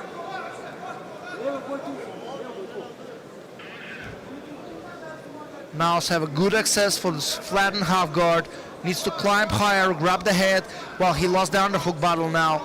He needs to keep Abdullah flat. Yeah, like this, flatten him out. This is the good plan. Do not allow him on his side. This is what you must do in order to actually control top game and half guard. Abdullah, on the other hand, needs to get, well, in this case, he needs to be flat because he's have a full guard now. But when he plays half guard, he needs to be on his side. Now we see good attempt, butterfly hook sweep from Abdullah. Immediately gets countered by Huseyn, who switched side and passes to the right side now of his. In a half guard was a crazy dog pass position. Usually, Abdullah stood back up, but leg is in hands of Huseyn, who's in a single leg position now. He can toss him back to the mat. Have a nice control, switch to double and finishes it. But in a bad position for the guillotine. Arming guillotine is in there. Let's see if Abdullah knows how to finish this one. I don't think he does because he doesn't look like he's squeezing on the neck properly. He's on flat, he needs to go sideways on the right. Yeah, he needs to create that angle a little bit. It seems like he doesn't know what to do. He just holds. Like, yeah, he just stops punches from being. It's pretty curious because he's going for submissions. He's like, have aggressive guard game. Aggressive, I mean, not stable, but he just goes butterfly hook sweep, bridge, arm attacks, now guillotine, and at the end he still acts like he kind of a not very experienced guy on the bottom. Huseyn just ground and pounds him using elbows and fists, or sometimes in the forehead, to lend some momentum on the chest of Attila. Attila clearly losing this battle for now. Stands back Stand up. back up, yeah. And Exactly what he needed. that's where he shines. I'm surprised he was trying to take him down, like, for what reason, I don't know. Most of the, yeah, look at this, like, roundhouse kicks. He's got beautiful striking. Yes, that's what Attila I'm has saying. very Like, accurate, beautiful striking. However, he does his best when he's mixing it up with head shots and body shots. But now that's he what doesn't we're have that missing, in him. yeah, that's what we're missing. Because he cannot play levels with striking. All levels he can play is like middle level, low level, which is both kind of low. That was a beautiful technique from Huseyn. Huseyn on the back, try to probably suplex, oh no, he lets go. And a kick to the body on the way out. Attila closed the distance. Probably usually they use jabs in MMA to actually get the closer distance. In this very case, I think the best one to close the distance is low kicks. You see, they both start with low kicks. This time will hit. Nice, very nice counter on the momentum. Beautiful technique from Huseyn. Huseyn Did he throws. score also all of his attempts? It seems like, Kinda, right? yes. No unsuccessful takedown attempts, I think, for Huseyn. Yeah, it didn't look Let's see what he like creates anyone from here. was stopped. Beautiful job, man. Huseyn is just so sticky, so hard to break away from. I can't really tell what Attila Korkmaz's game plan is. He's like, obviously he's not really confident and, well, not confident. He's not very, kind of doesn't look very good on the bottom. But he feels like kind of confident being in there. That's kind of strange to me. On a standing, he's not really trying to keep it standing to land kicks and punches, rather than he closes the distance, which allows Huseyn Karim to take him down. Now he's on a guillotine. Let's see. This one is really good. This one is better. But the right knee position is wrong. Right knee position. No. He's like, he doesn't really go for this guillotine. It seems like he's switching to some kind of an arm lock he wants to do, maybe like a shoulder punch action, but Huseyn does a good job of switching the side and That's kind what of I'm saying. mitigating any kind of danger. Looks like Attila feels confident in there, but the way he does it, it doesn't really look. It seems like he's just experienced, like whatever position he gets into, he's just not panicking, being composed and calm. In general, this is his style. It doesn't go too crazy. I mean, to me, strange is when he have two great guillotine attacks and he switches it for kind of a unreasonably on don't know what to do unlock position. That's what's strange to me. Like, if you'd show like he knows what he does and he have his own games, that's one thing. All right, they stand back up. And look how easily he closes the distance. He goes for this scissors takedowns, like when you jump for kind of a leg lock attempts with heel hooks. He looks for this one. Roundhouse, middle kick on the way out. Reaching right leg. Just one takedown attempt defended.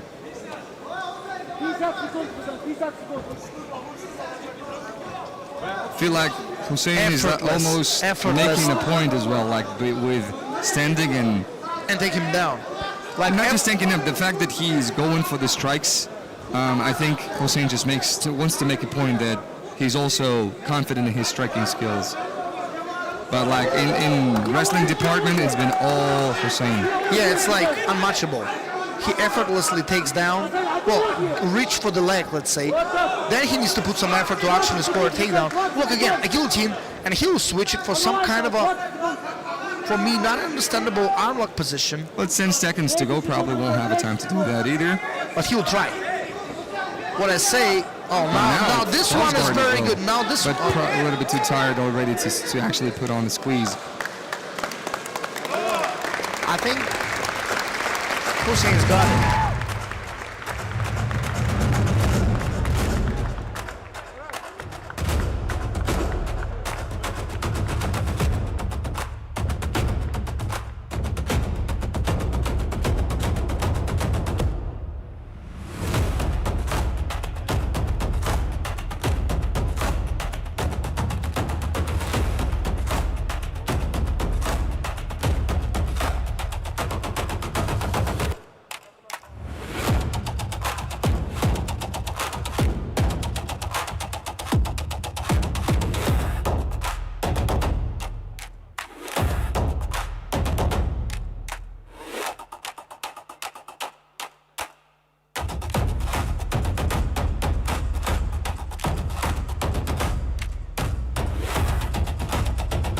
Ladies and gentlemen, your winner by unanimous decision, Huseyn Magomedsharipov.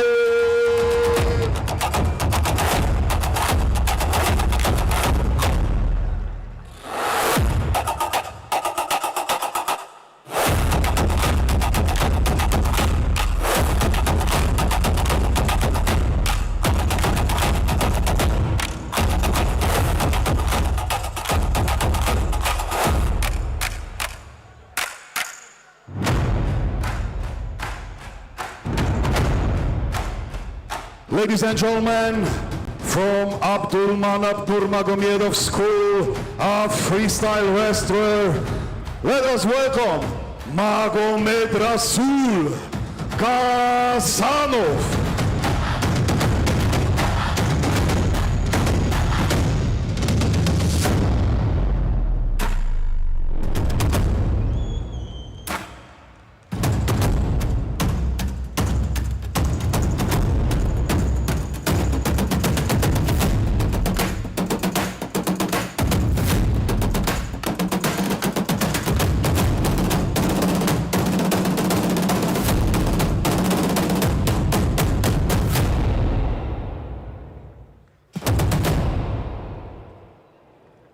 And from All In BJJ, he is Brendan Allen.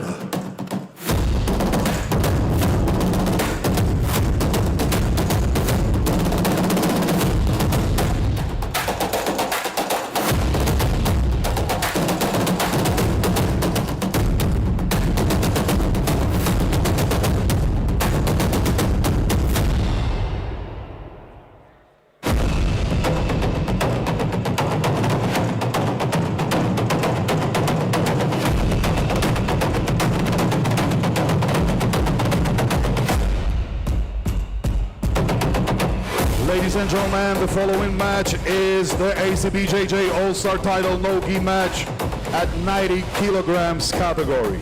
Introducing first, fighting out of the white corner, weighing 89.3 kilograms, standing 183 centimeters. From Russia, he is Magomedrasul Gasanov.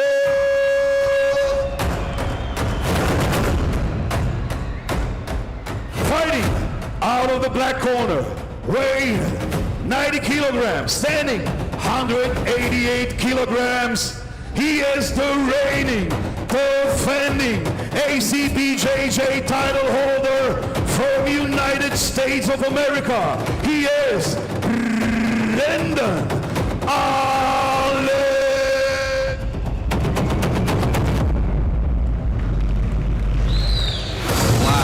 That one is going to be very interesting, guys. We got our champ, Brendan Allen, defending his belt that he took in Moscow. And 2 months ago. 2 months ago, yeah. Yeah.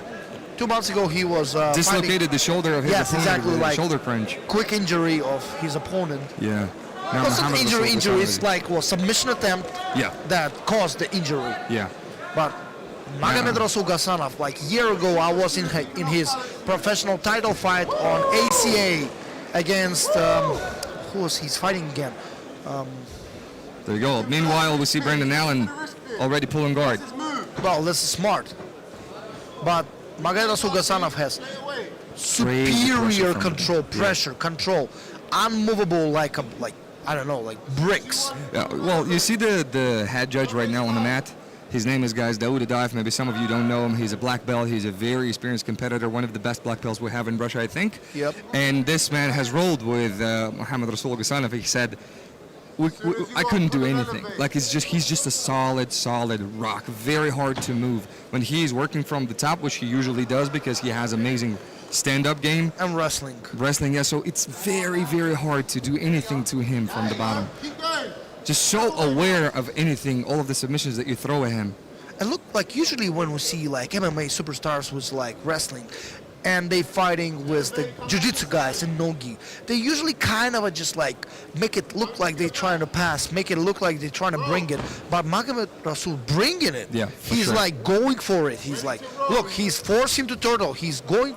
Well, I mean, this looks like. Mokaev Gasanov is actually one of the few guys who actually trains with high-level jiu-jitsu guys. High-level jiu-jitsu guys. I Like mean- with Jarbaev, he constantly trains with Jarbaev. Oh, I know the guy personally. Jarbaev is super good wrestling, super good grappler. He's about to compete in ADCC in 1 month, less than 1 month, in 2 weeks. Gasanov has a strong base. Look, Brandon is controlling both legs but can't sweep him. This is how strong of a base Gasanov has. Well, they look like the one look like super athletic. The other one looks like textbook jiu-jitsu guy. Yeah. But And that's for- excuse me for interrupting. I was just so excited about Gasanov because the guy was just signed to UFC and he's actually. did? Yeah. He signed to UFC and right now he's proving a point, by beating number 4 in his weight class in the UFC.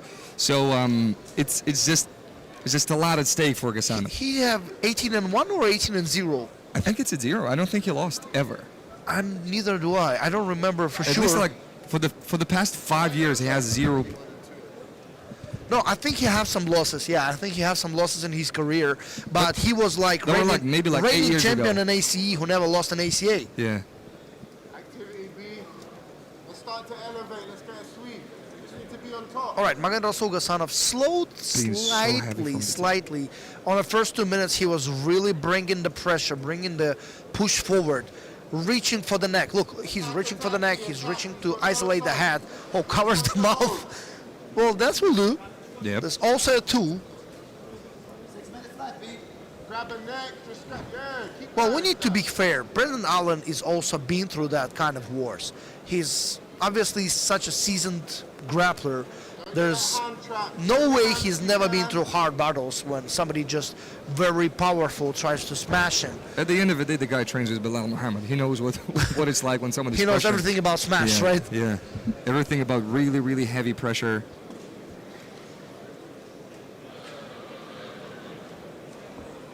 All right, we have a close guard and immediate step over to half guard was a knee shield position. Where actually Magomedrasul Gasanov feels kind of very cool. He's using a lower body to pressure the knee shield. He goes for reverse Switch, half guard, step beautiful. over, long step pass. Beautiful job. Will Gasanov go for a guillotine? No, he won't risk top position, that's for sure. Yeah. He won't do it. But I think it's going to be almost impossible to hold him down, to be honest with you. Well, pretty much I think, but Yeah. still I don't think he will risk the top position. That's what I mean. As an idea, he likes to be on top. He likes to bring it on. What I love about Brandon Allen is that he doesn't grapple as an MMA guy, definitely. The guy has a base in jiu-jitsu. The guy has done hundreds of matches in jiu-jitsu tournaments and constantly trains. And Belal says he actually pulls guard in training a lot as well. So he just loves the grappling. He loves the jiu-jitsu. And he says he always refers to jiu-jitsu as his first love, in the martial art world. Oh, nice leg lock attempt. Oh, nice Beautiful. K-guard. Beautiful. Got a hold of it. Brandon. Come up if you can. Very good position.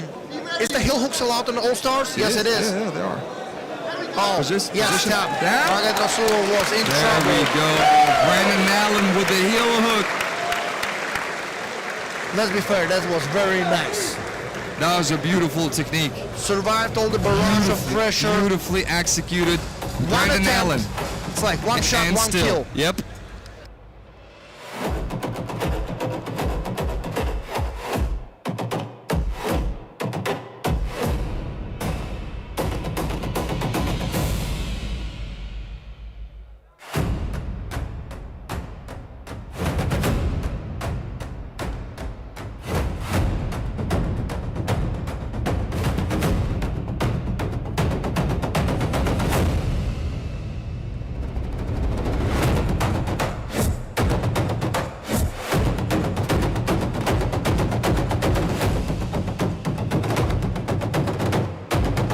Ladies and gentlemen, your winner by submission to the heel hook and still ACBJJ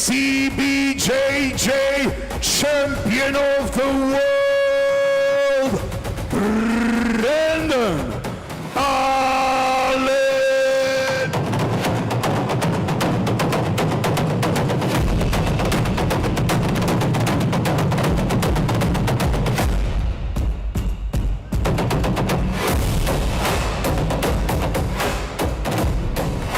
right, guys. And still, Brandon Allen. How are you feeling right now? What is it like to defend the belt for the first time? And who do you think your next opponent is? Hey, a lot of people say they're gonna come get it, but you ain't getting it. That's how it is. When I get my hands on it, I don't give it back. Hey man, I'm ready to go for, I'll catch you guys in real next. Neymar, what's up, bro? Okay, so your next contender is Neymar? Yeah, bro. I want the big names. Okay, we probably won't find someone as big as an MMA world. Thank you for your performance, Brandon. We can't wait to see you again in our mats. Give it up for Brandon Allen!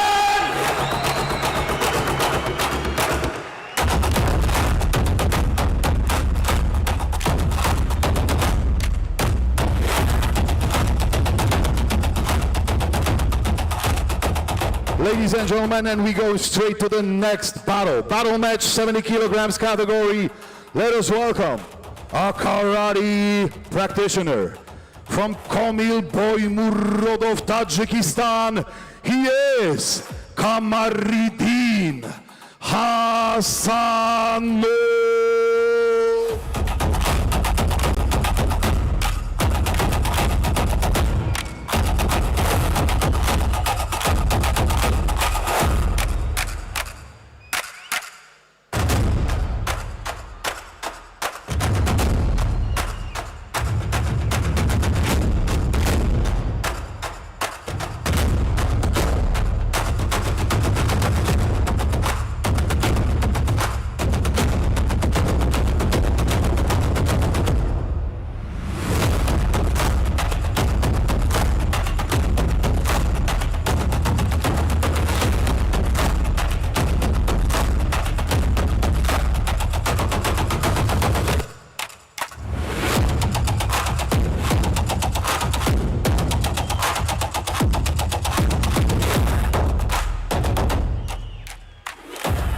And his opponent, an MMA fighter representing Team Habib, India. He is always Yagmur.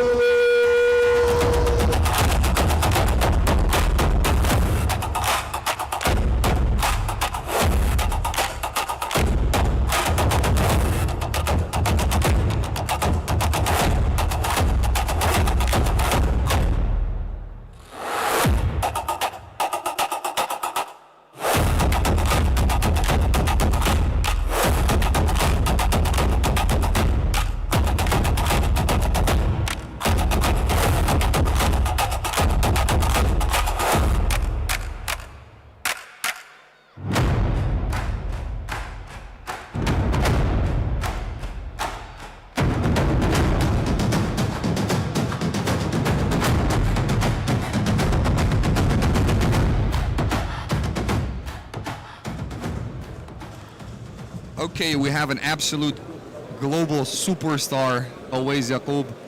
The guy has incredible following. Of course, the guy's from India, so always huge support from Indian fans. And of course, we have Gasanov, all the way from Tajikistan. Fights in MMA. Yaqub is also an MMA fighter. Is he a current champion in this European promotion or not? I think so. Very confident. He's from Kashmir, you know, like basically Dagestan of India. Trains hard. Actually, he's training in Dagestan as well, in Abdullah. You can kind of tell, right? Yeah, body lock takedown. Yeah. He trains in Abdullah Nurmagomedov's gym. He's the official part of Habib's team. From India? Yeah, he is, yeah. What is happening? What happened there? I don't understand what. Something. Disqualification. Whom? I think Yaqub. What do you do? Because he put his arm in the eye of his opponent. Yeah. Okay, guys, the rule is if you are getting out of the submission, with illegal actions, you're getting DQ'd right away.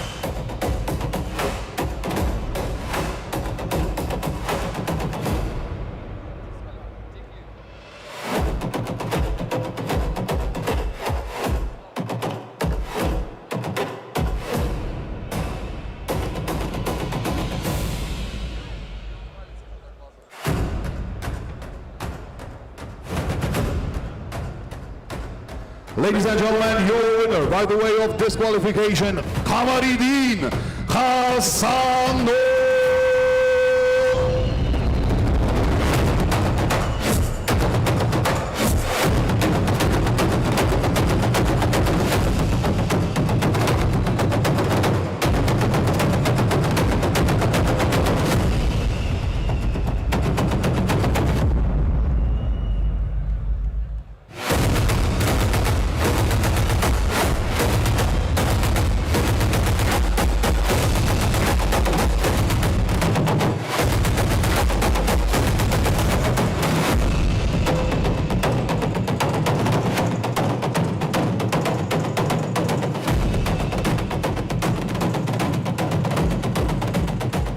Ladies and gentlemen, from Connection BJJ Academy, let us welcome Gabriel Souza.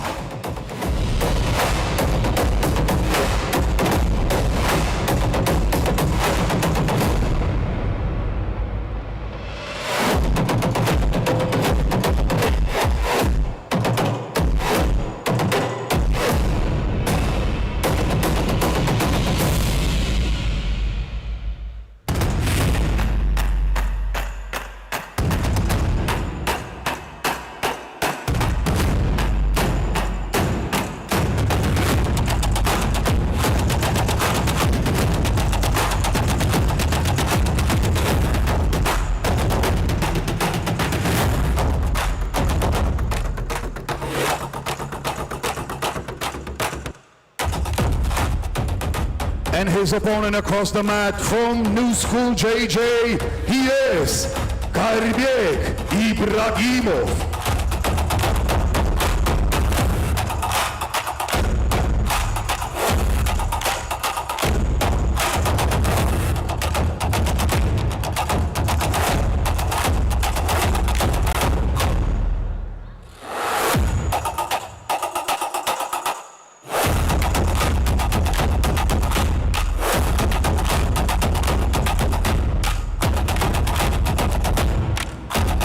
Ladies and gentlemen, the following match is the ACBJJ Grand Title No-Gi match at 70 kilograms category. Introducing first, fighting out of the white corner, weighing in at 70 kilograms, standing 165 centimeters from Brazil. He is Gabriel Souza.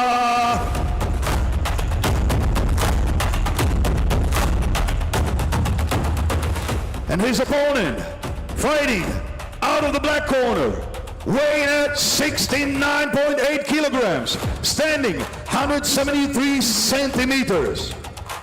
From Russia, he is Ibrahim.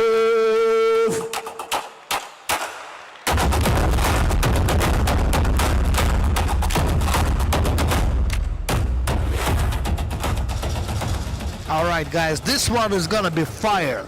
This one is probably the most high-level jiu-jitsu match we have in this event, I would say. I would agree. Yeah, Gayerbek is already an absolute legend of Russian BJJ, but actually now is quite known in America as well, known across the world right now because he's got some amazing performances. And even Gabriel Souza, when he was asked at the press conference, have you ever thought that you're going to face one day Gayerbek Ibrahimov? He said, yes, I thought actually that one day our paths will cross because I think he's one of the best in my weight class, and I'm one of the best in my weight class. So obviously this match had to happen somewhere down the road. I would say, yeah, Gabriel Souza, I don't remember if he's IBJJF world champion on a black belt level, probably is. ADCC silver medalist. Yeah, ADCC for sure. I was about to say he's more success in no-gi. Especially recently, he submitted Mikey Musumeci. Let's not forget that. There's not a lot of people who did that. Very few. I know two. I know him. I know Orlando Monteiro submitted him with Ezekiel, but Orlando Monteiro is like 110 kilograms. He's huge. Yeah. And Gabriel Souza, I think he was also in the team. You remember where Gabriel fought in quintet against Marcio Andre? and it was a close match, but he won. He managed to win. And I think Gabriel Souza was in the same team, Asai team. Meanwhile, a nice attempt on armbar by Gabriel Souza. Yeah. Now Gabriel in where he likes to be, double This is underpar. his favorite, one of his favorite positions actually. But look how easy Beautiful. Look at these Souza scrambles. counters. Nice. And already a back take. Suplex. No. Tries and back take Gayerbek again. is one of the worst people to have on your back in this world. So heavy from the top, has amazing throws, amazing back takes. Now, guys, oh my goodness, look at them jump. Those two Yes, there's a choke. There's a choke. Can he do it? One That's hand tight. under the chin. Under the chin. No, he's not. He's not. Gayerbek needs to use his grips to actually better the position of his legs. Now, will Gabriel right now stay on top? We'll see if he gets out of this. Nice. He put him down. That's what I said. He needs to use the grips he had just to get on top. Now, guys, just to remind you, Gayerbek, if you maybe don't know him, has a win over Fabricio Andre. This is what I want to. Has a win over Not Marcio Andre, Fabricio Andre. Fabricio Andre. That's what I meant. It was at Aiga. Yeah, Iga. Yeah. And a quintet of And Iga. Dorian Asai Alvarez team. as well. He won Dorian Alvarez as well. So Gayerbek is just as good as they get. How? Okay. Back up. Now in the stand-up game, I would definitely give an advantage to Gayerbek, basically with almost anyone in the world. Yeah, that would be fair. Yeah. Stand-up game is just absolutely amazing. But that's the thing. Everyone talked about this, that Gabriel does his absolute best job when he's working from the top. How do you end up on the top? Gabriel Souza, yeah, super good passer. Super good, like. Unbelievable passer. But you need to take him down or sweep him, which is not an easy task to do. Yeah. Quite almost impossible if you're not like 30 kilograms more than him. Exactly, yeah. But Gabriel Souza is also a very seasoned fighter. He's like, I mean, in order to fight to any DCC finals, you have to be like at least one of the best in the world. And he definitely is. And Gayerbek Ibrahimov runs a gym and trains some of the best jiu-jitsu athletes in Russia as well. Like right now in his corner we have Mokaev, who's competing right now just anywhere and everywhere. Everywhere, I would say. Anywhere and everywhere. I wonder, do you remember the finals of ADCC with Gabriel Souza? Who he fought with? Well, we can check on that one. My memory is failing me right now, but... Mine too.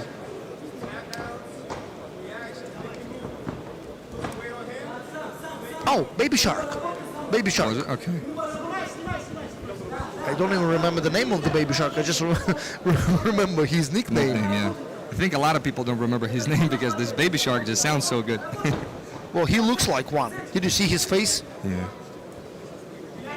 Nice. Nice attempt, I mean, by Gabriel Souza. Immediately countered by Gayerbek. Very nice. Look, I wonder, how do you get warning white cards? Action non-stop here. There we go. All right, Gabriel Souza managed to pull guard, close guard. Yeah, elects to go on the bottom now. Let's see what he creates from here. Let's say there was like one-way trip. Either you pull guard or I'll take you down. Anyway, he's end up on bottom.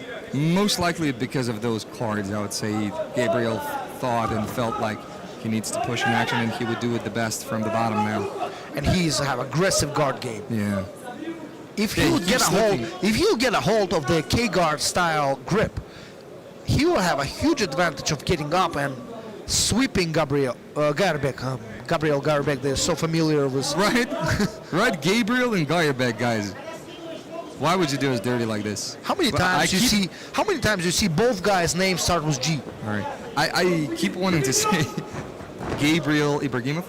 Yes, that's what I was about to say. Gayerbek Souza. Gayerbek Souza, yeah. Who wins? Yeah, Gabriel keeps looking for this armbar off of the inversion. But like, I think Gayerbek studied his game quite well. And you see how far his knee is because he knows that the K-guard is something that Souza would be looking for.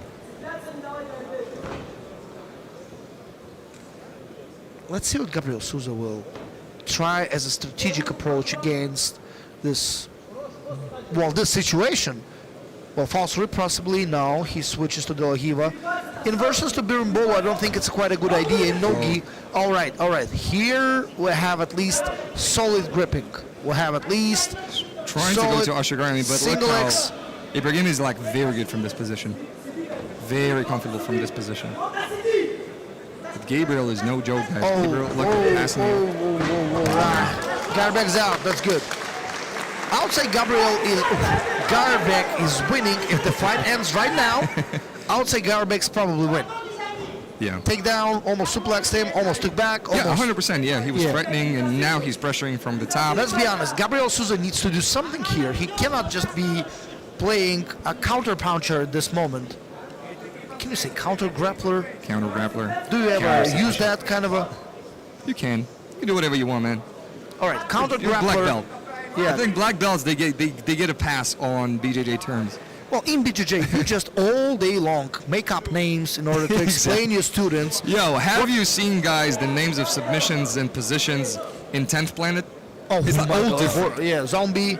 Zombie, they have like Dead Orchard, they have like Hail, like just so many. I trained in 10th Planet HQ in Los Angeles. Shout out to my coach and shout out to the whole team. Well, let's be Actually honest, love they you have guys. a pure approach of expanding the imagination on the mat. Yeah. There we go, passing to north-south.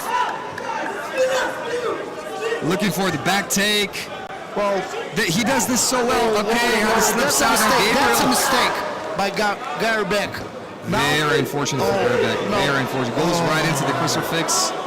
This is unfortunate, yes. And this is probably the very best much so. position we'll have. By, oh my God, can he do the?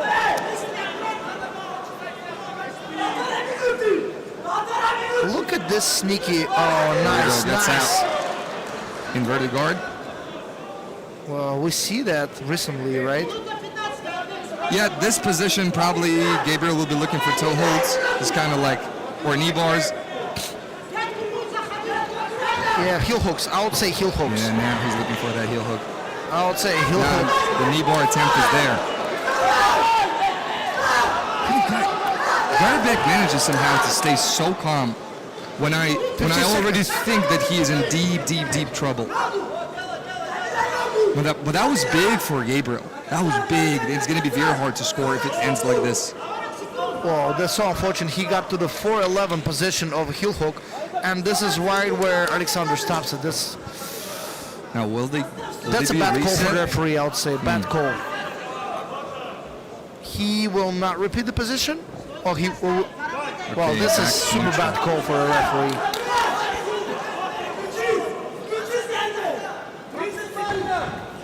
Oh, Garbek's got Oh, slowed nice down. job, Garbek's tired. You obviously can tell that. Yeah. And Gabriel looks fresh.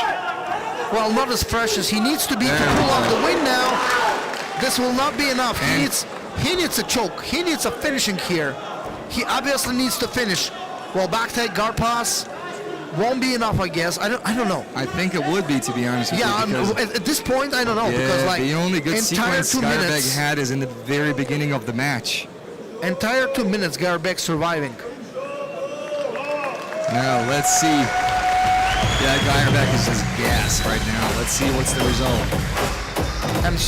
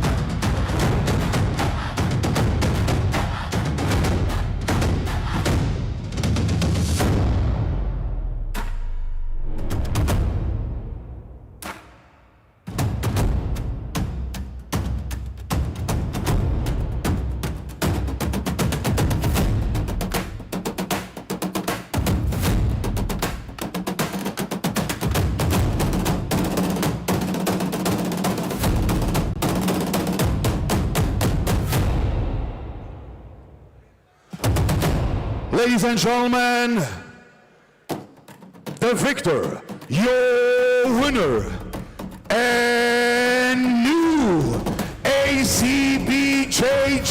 champion of the world, Gabriel Souza.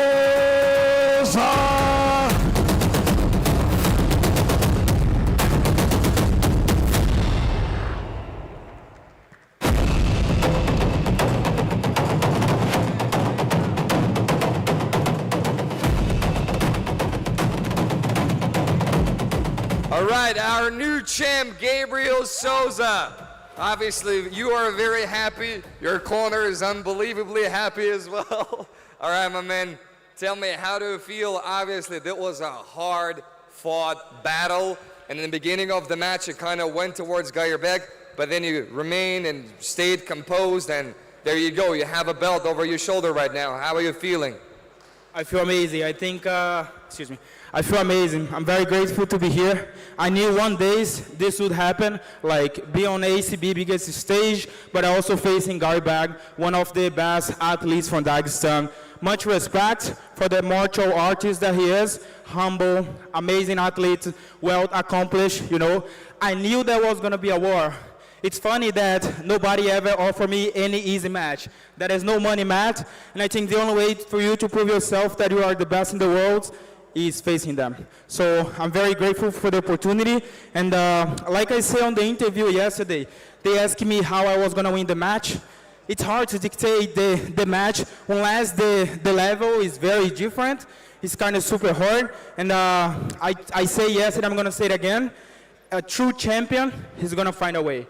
He doesn't know how he's gonna do it, but there is something deep inside that I will figure it out. At the beginning, we did some wrestling. After, I just jump on his arm and pull guard. Like I said yesterday, I'm a well-rounded athlete. I can wrestle anybody. I can pass any bar guard. I don't say I can sweep anybody because today I couldn't prove you guys, but I did my best to win the match. Appreciate our champ. Now, in this building, we have your potential challenger, Mokaev. Let's do a face-off, guys, because this is our potential match for this title.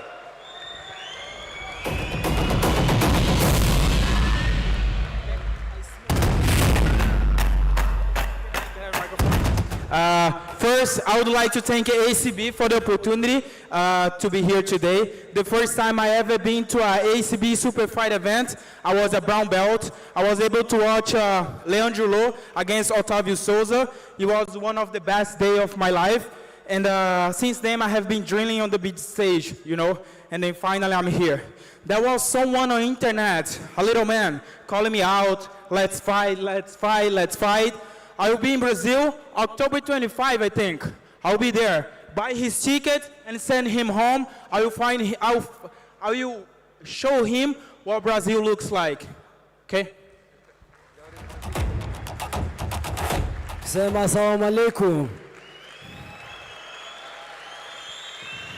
В первую очередь хочу поблагодарить Габриэля Соузу, но сегодня удача была на его стороне. Но где угодно, в любой части мира, я готов забрать у него этот пояс и забрать его в свой зал New School, Дагестан. Let's go! All right, Mokaev is down for a challenge. Anywhere, anyone, anytime, I'm ready to take this belt back to Dagestan. Guys, one more thing. I would like to thank my team, family, and training partners back home in North Carolina, Connection JJ. You guys are amazing. I'm here because of you guys. I have four main training partners there, Gustavo, Kim, Maria, and Tanto, of course. They've been pushing me super hard to come here on the big stage and show our jiu-jitsu, our team. So I'm very grateful for the team. Just not the professors, but the whole team, from the kids all the way to the masters. You guys are inspiring. I have some students, they are 57 years old, and watching them train inspire me every day to push a little hard. Eu vou usar esse momento aqui para falar um pouco em português. Queria agradecer primeiramente a Deus, né, pela oportunidade de estar lutando nos maiores eventos de luta casada no mundo. Eu sempre sonhei que estar um dia aqui. Eu acho que eu sou um cara muito abençoado, né, por ter uma família muito boa e ter tido várias pessoas maravilhosas na minha vida. Queria mandar um abraço, um beijo bem forte aí para as pessoas que eu amo muito. Estou morrendo de saudade, que está em casa aí assistindo. E vejo vocês. October 25th. Don't run. I'll be there, okay, baby? Dad is waiting for you. Come home. Come home. Now our champion, Gabriel Souza.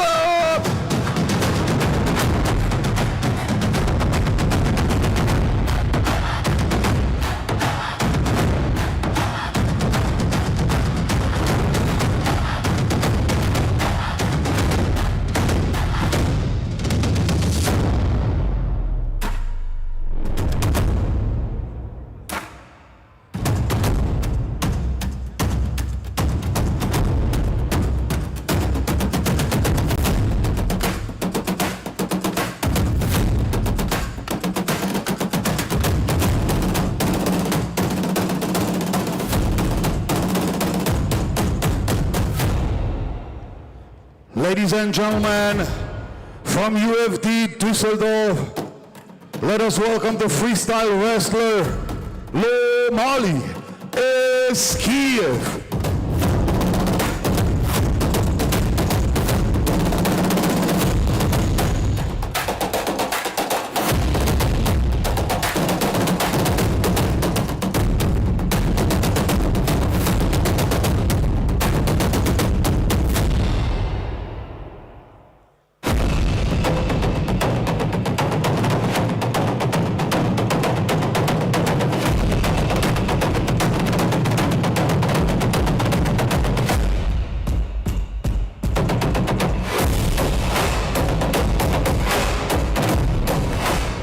And his opponent, wrestler representing Koretz, Russia, he is Islam Omarov.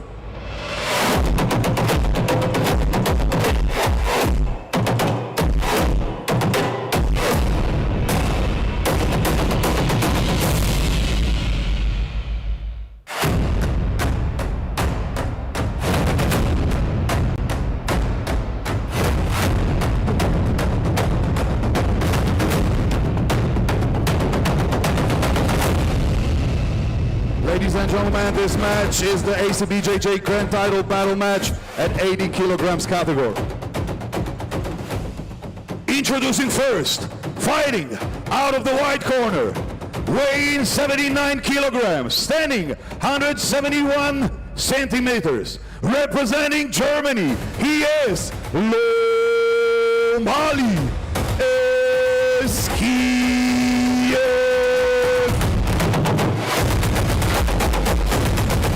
And now, ladies and gentlemen, his opponent across the mat, fighting out of the black corner, weighing at 79.7 kilograms, standing 173 centimeters, from Russia, he is Islam Omarov.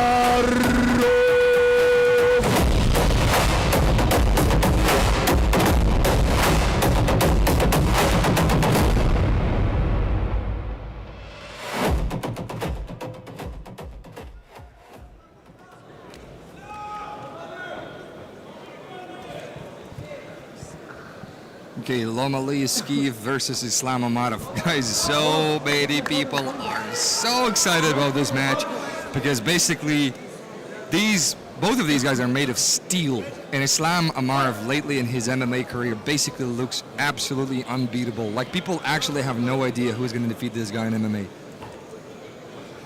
Where does he fight? Is it ACA? Ah, he's an ACA. Yeah. He's a champ, I think.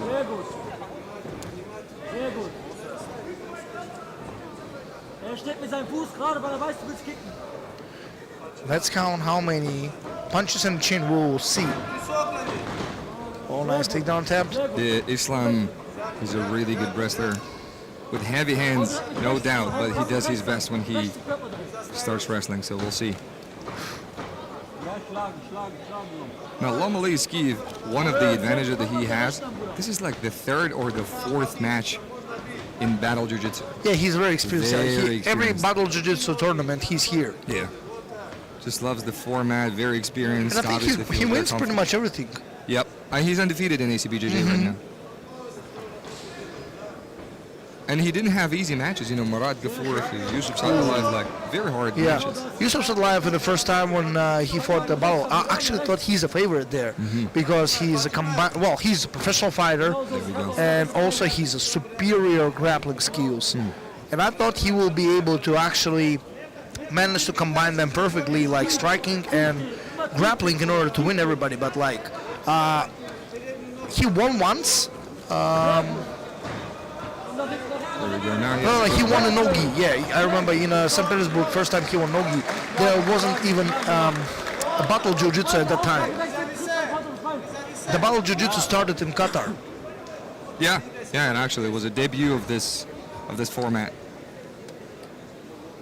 We see Islam's tactic is probably stay very light on that front foot, front leg, because I think he expects Lom-Ali Eskiev to throw a lot of low kicks. What do you think? Lom-Ali won't try to take him down. I think he will still stand and try to bang. Yeah, probably he wants to keep it standing. Yeah, Omarov has, I wouldn't say an obvious advantage because Lom-Ali Eskiev is no joke on the ground as well. We just saw it in the way he was defending. You can tell the guy has an amazing wrestling skills. But yeah, Omarov, at least on paper, looks like a better wrestler. Yeah, most people probably give him an advantage in the wrestling department. Oh, look how just shrugged him away. Oh my goodness. Just like, get away from me. Oh my goodness. Lom-Ali is just so... It's like one of those guys when you see him on the screen, it doesn't look that big, but when you see him live, the guy is a No, look at his rock. back. Look at his triceps. Yeah, he's a rock, man. And his punches, oh man. Yeah, he lands so many of them. For 80 kilograms, man, the guy's huge.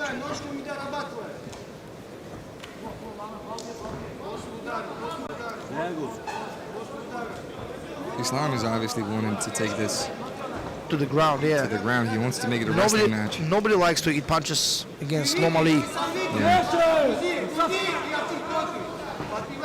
There we go. Clinch it very nice. well. That was a beautiful. You can hear a sound of the impact. That's what the judges told me when I was talking to judges. They said, you know, when we were watching his fight and when he was ground and pounding, we could feel the canvas shaking. Like, this is how strong his punches and kicks are. All right, some clinch. Lom-Ali tries to disengage and throw kicks on the way out. Front kick by Omarov as well. Lom-Ali is, every time he closes the distance, he throws right and left to the body. Nice takedown by Omarov. Finally managed to put him to the ground. Now he's on top, and let's see if Lom-Ali can actually stand back up. He won't be trying to submit or do like ground game like grappler. I think he's more likely to use an underhook to just stand back up. Now he's getting the guillotine attack. Omarov looking for arm and guillotine. Let's see if he switched the idea of it. Now back to the guillotine. He punches his body. Oh, Lom-Ali is almost on the way out here. He just needs to keep his neck safe and disengage and stand back up. Omarov, on the other hand, using a front headlock grip to not allow him to do so. Let's see if he can speak to the back.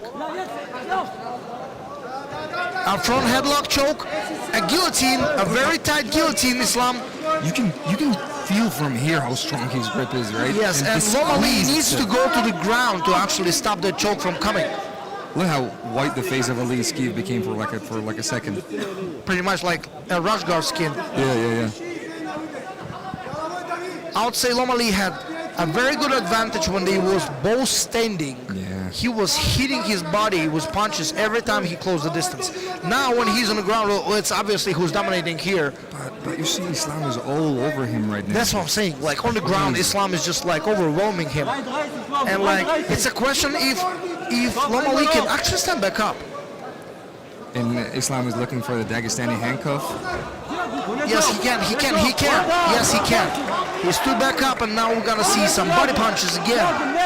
Lom-Ali needs to go and push the action, because on the judges' eyes, this was, well, half of the match on the margin of Islam Omarov. Oh, nice takedown! Islam Double leg beats him for it, by the takedown. He will escape this guillotine. Well, I think he will. There's no guard, there's no legs, he cannot. But he's trying to use this just to stand up. Yeah, to stand up, yeah. No, Lom-Ali is controlling the fight on the ground. There we go. He's actually having a guillotine on his own. Yeah. No.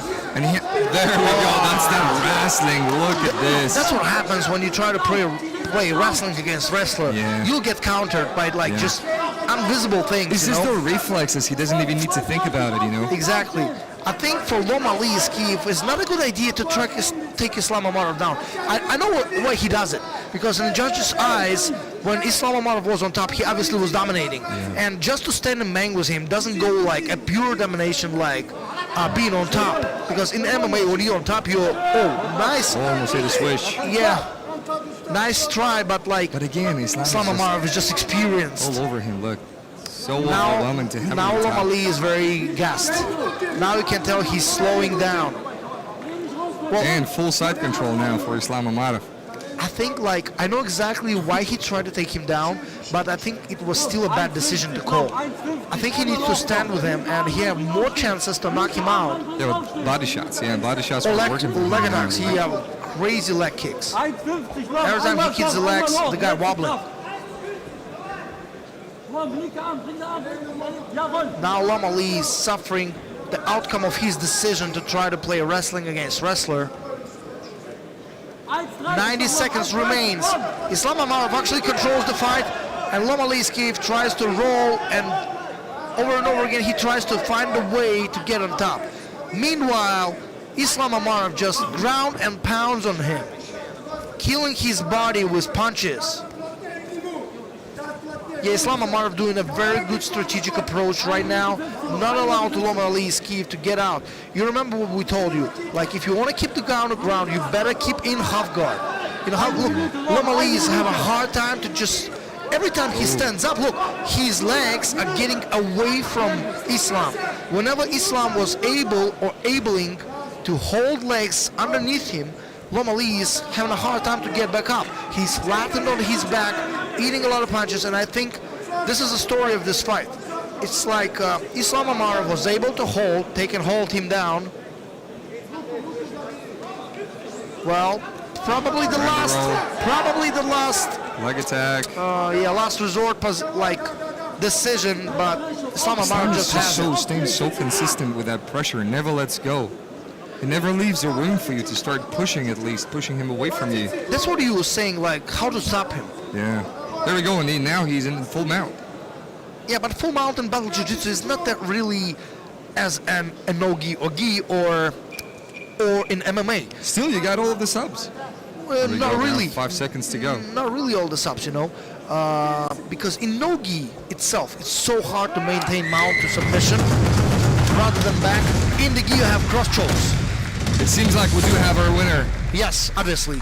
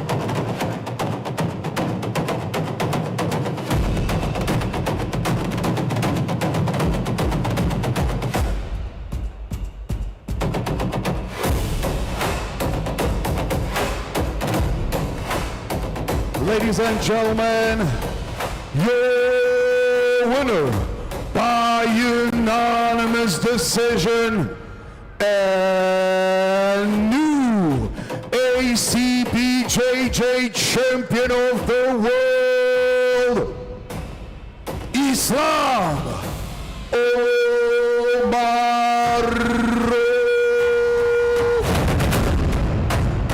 And awarding the belt is a multiple-time world champion and Olympic medalist, Reza Kaya.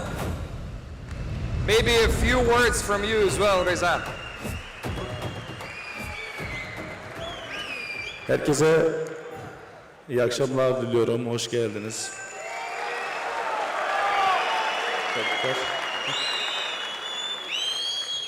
Gerçekten de güzel bir organizasyon.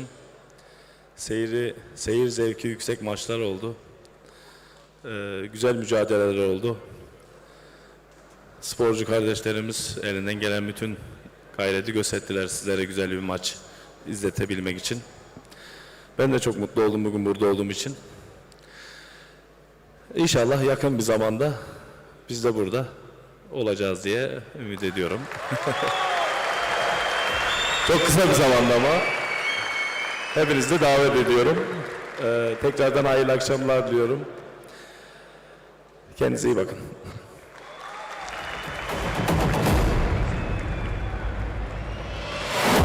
Our new champion, Islam Omarov. Very dominant performance. How are you feeling? What does it mean to win the ACBJJ Battle Jiu-Jitsu title?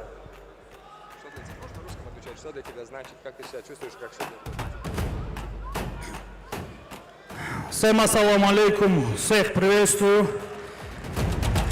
Очень рад оказаться здесь, в Турции, на таком грандиозном турнире. Был долгий и простой. Спасибо огромное Баркалла ACBJJ. Тоже дали возможность с таким сильным соперником, как Лом-Ali, от души, брат, тебе, от души. Я всегда рад, в любое время, любым предложением. Если, конечно, в ближайшее время не будет турниров или не будет подписаний, то я готов против любого бойца защищать этот пояс. Спасибо всем огромное. I'm ready to go with anyone. I'm ready to defend this belt against any fighter, MMA, grappler, wrestler. I don't care. I'm ready to defend my belt, and I'm very happy to be in Turkey.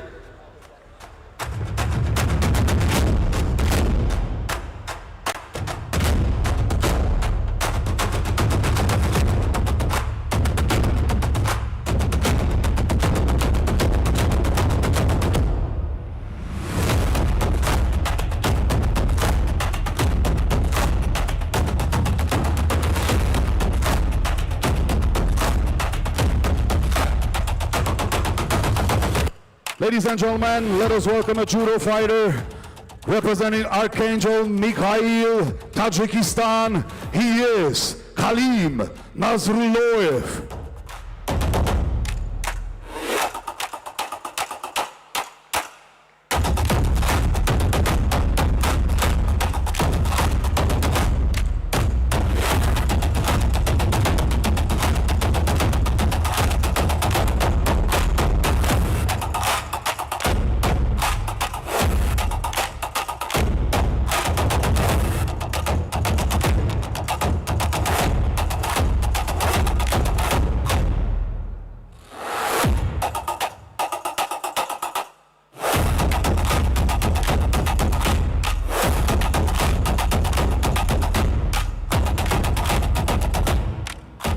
An MMA fighter from DAR Team Kazakhstan. Let us welcome Asu Almabaev.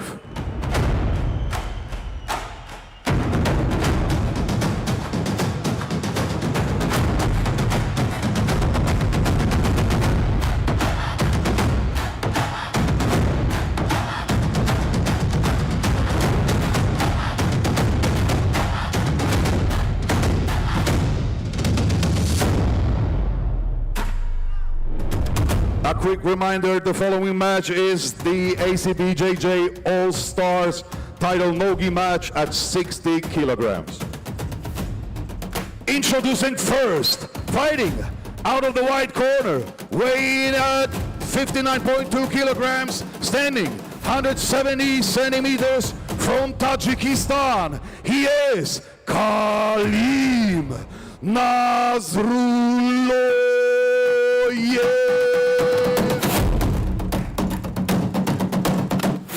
And now, ladies and gentlemen, his opponent fighting out of the black corner, weighing 59.5 kilograms, standing 164 centimeters from Kazakhstan. He is Asu Almabaev.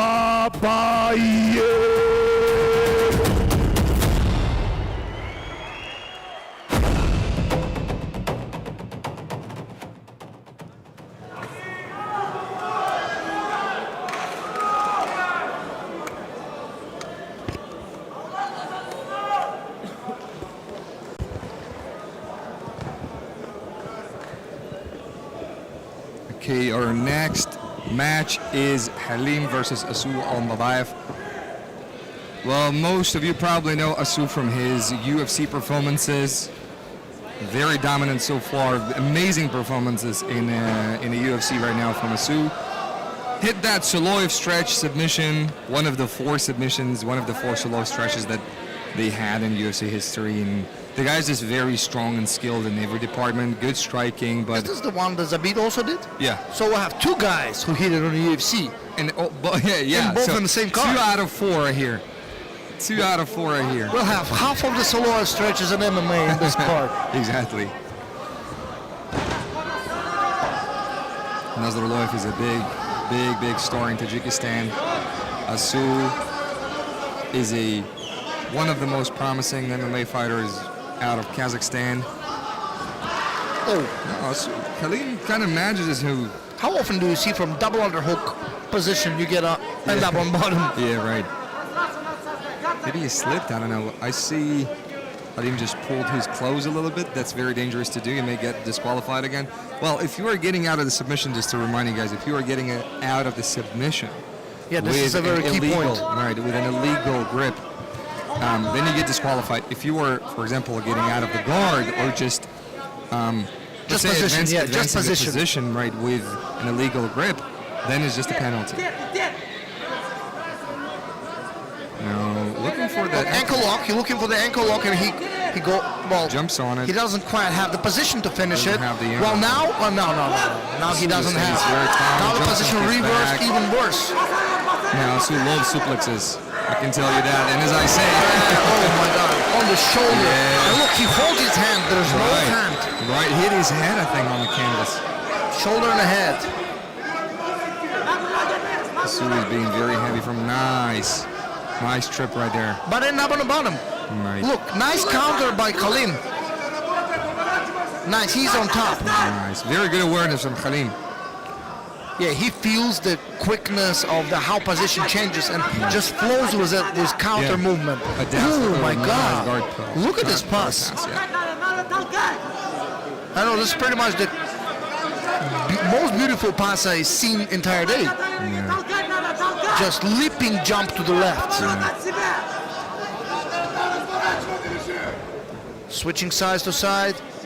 Now on top of the butterflies. Asu is doing a very good job from the bottom, actually. I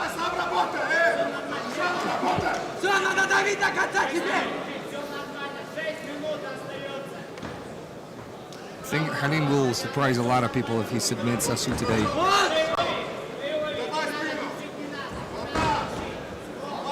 What's the current action position for Asu Almabaev in the UFC?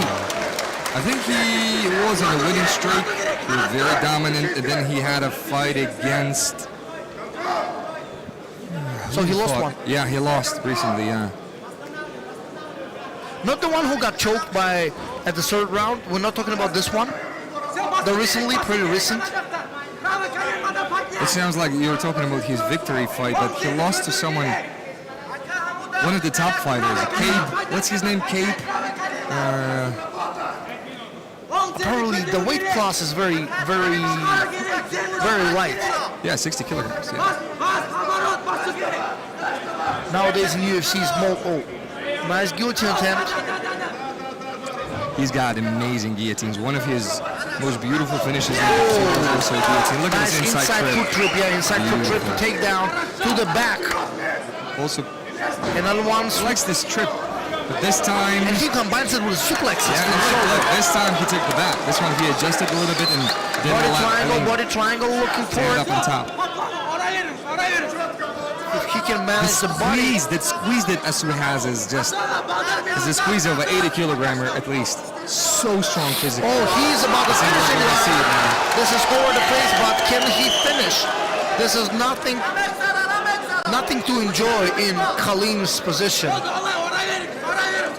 He's on survival mode right now. Body triangle, switch to body triangle. I think he's doing a very good job defensively. Looks like Asu can manage the win. Manage the choke here. What if this gonna be stopped on the edge right now? They'll be reset. They're gonna reset in the same exact position. If the referee stops right now, yes. If they fall out of bounds, I think they start in neutral. There we go. Now, great job from a referee waiting for the position to stabilize a little bit and to reset them back on the center. I would say I'm more fan of just when a referee literally drags them in the center with to make sure that all of the grips are the same. Don't lose any grips. Just guys, stay still. I'm gonna manage. In this case, well, you'll never get the repeated position. Right hand was on the foot. Right hand one was the foot, and he doesn't even remember that. He doesn't care about the foot anymore. He's like more aware of what's happening, like in front of his neck. Time in. Time is not coming.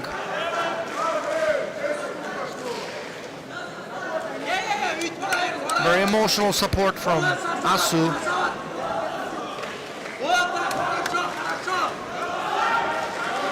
I think he's doing a very good job defensively, I'd say. I wonder if there's a slams allowed. Almost went for an armbar. Yes, so you can slam your way out of submissions. Really? Yeah. What about just position? No. Can't you? No. In no-gi, no. In battle jiu-jitsu, yes. So in battle jiu-jitsu, you can literally just pick someone up and smash them. What about the gi? No.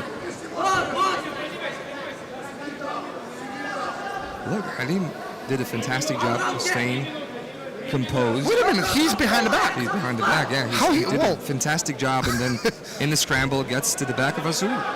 And he was just surviving. Now he's about to put some attacks in here. Asu goes for the switch. But now almost gives up the back. Yeah, he gives. But Khalim needs to climb to the seatbelt grip. He's very low on the waist. Now he does it, but way too long. It took him way too long. Nice job for Asu. Now staying on top as well, not allowing Khalim to I give a leverage to Asu with scrambles. Yeah. Even though Khalim just ended up on his back. Asu seems to be a better grappler in this game.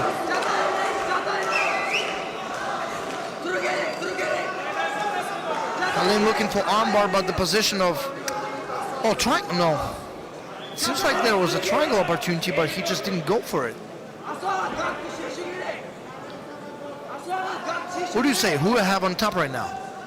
I mean, on the judges' scorecards, in your opinion. I would say Asu. Definitely. I would say Asu. A lot of control time, a lot of ride takedowns. Time. Just a lot of ride time on the back of Khalim.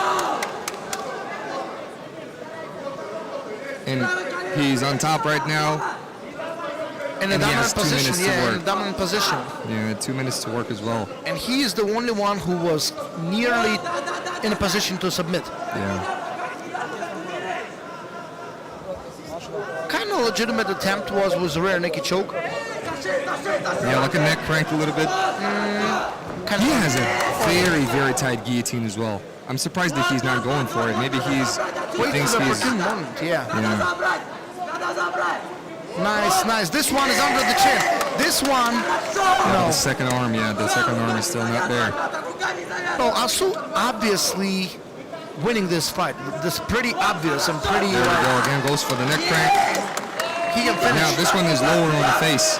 And like I told you, Asu has a crazy squeeze power. And he squeezes both. He squeezes a body triangle and a choke.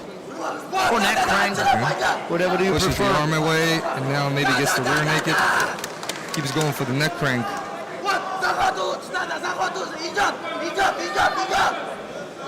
You see Khalim is really in pain right now. You can tell he's like almost contemplating tapping or something. I think it's more of a pain over just angle of the neck. Yeah, it is very painful. Yeah, it's very, not very like, painful. wasn't choking, it was just like pain on the neck. Yeah. 30 second remains. I think, well, also just want to finish. And Khalim, obviously, we're talking about just if he survives the fight. I'm trying There we position. go. I'm Very good trying position for an arm triangle. No, he gives it up. Probably smart for Khalim to give up the back like this. But Pretty to much. Well, defend, there's There's only one way out, right? Yeah, exactly. In the gi, actually, you suffer Ezekiel from the back immediately. In no gi, there's no suffering. I think you got the winner in this one.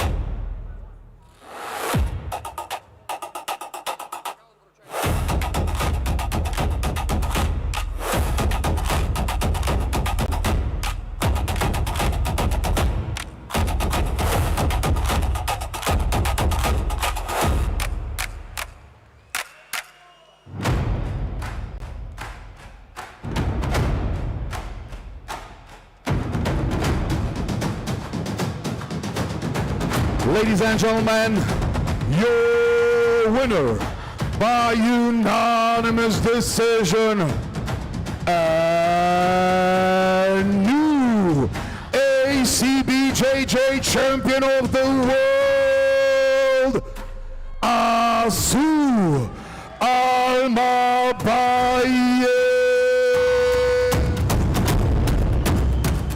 And giving the belt, UFC fighter İbo Aslan. A couple of words from you as well, my man. Selamun aleyküm İstanbul. Umarım iyisinizdir. Herkese hayırlı akşamlar. Burada olmaktan çok mutluyum. ACBJJ'ye teşekkür ederim davetinden dolayı. İnşallah en yakın zamanda iyileşirim ve sizlerin önünde dövüşmek nasip olur. Hepinizi çok seviyorum. Kendinize iyi bakın. Allah'a emanet olun.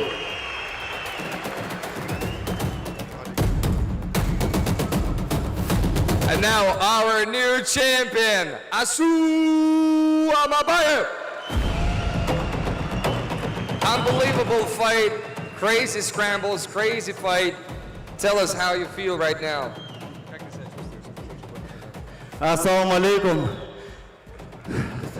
Türkiye, ваша көрермендер, всем болельщикам ассаламу алейкум. Очень рад, что я выиграл этот пояс. Всегда мечтал этот. Третий пояс будет у меня дома. А сопернику сказать, хороший парень, опытный, хорошую борьбу для воскресенья сделали. Всех благодарю. Ассаламу алейкум. Аллах қазақ елі. Thank you to my opponent. Very scrappy, very tough, very experienced. Thank you so much. Guys, our champion, Asu Almabaev.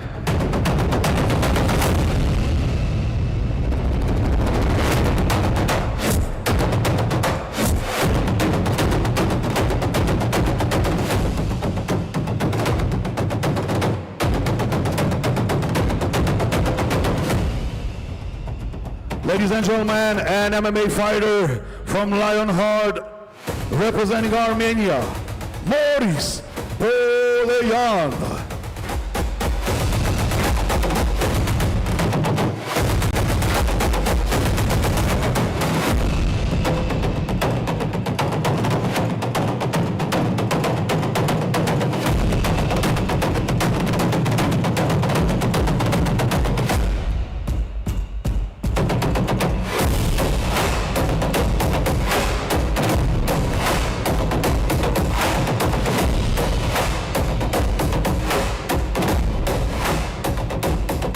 freestyle wrestler and karate practitioner.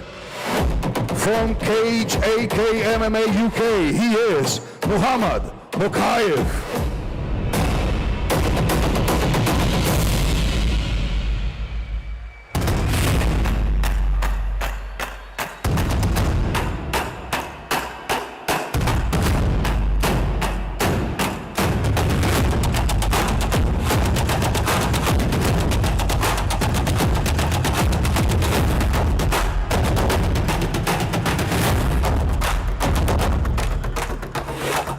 The following match is the ACBJJ Grand Title Battle Match at 60 kilograms.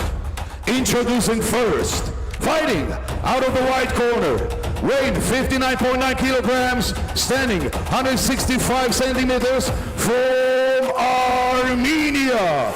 Ladies and gentlemen, he is Moris Boleyan.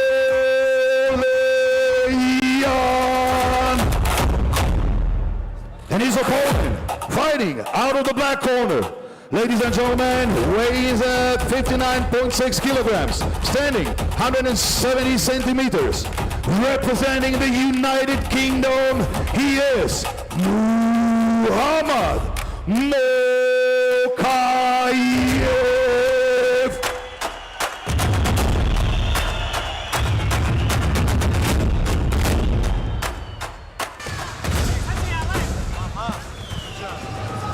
All right, here we go.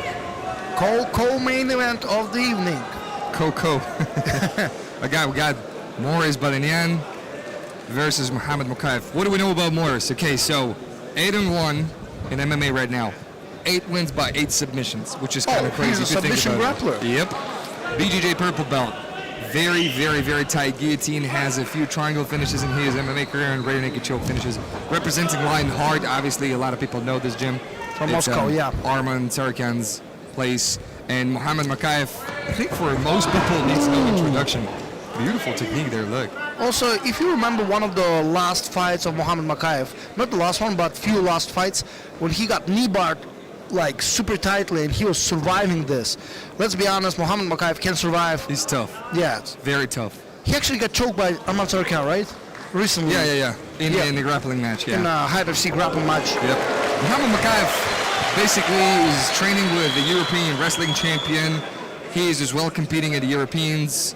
Now he goes for the world championship in wrestling, which is kind of crazy if you think about it. So he competes in freestyle wrestling? Yeah, he does. He does. Freestyle wrestling, grappling, MMA, like Mokaev just wants to compete. He's just a proven athlete. Yep. And he says, I'm competing since I'm 12, and I really don't really care when I'm losing. I think losing just a part of this business, so I don't really care about it. A lot of people don't want to step on the mats and take on these challenges because they're afraid to lose, but I'm not afraid to lose.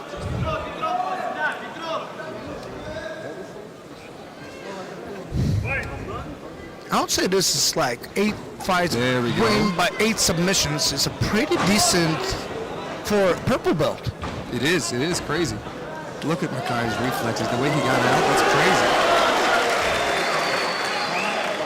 Moris is putting on the fight. Look, he was threatening a guillotine. And now he got in a guillotine, but he passes. The position is off, yeah. Yeah, position is off. Triangle. But now, is yeah, it a triangle position? Yeah, it is. Triangle attempt here. Let's see if Mokaev knows how to do it. Good posture. No, the separation of the knees is... Yeah, great job from Moris defending that one. Ducking that in. one got to the face, yeah. Which one? He was him?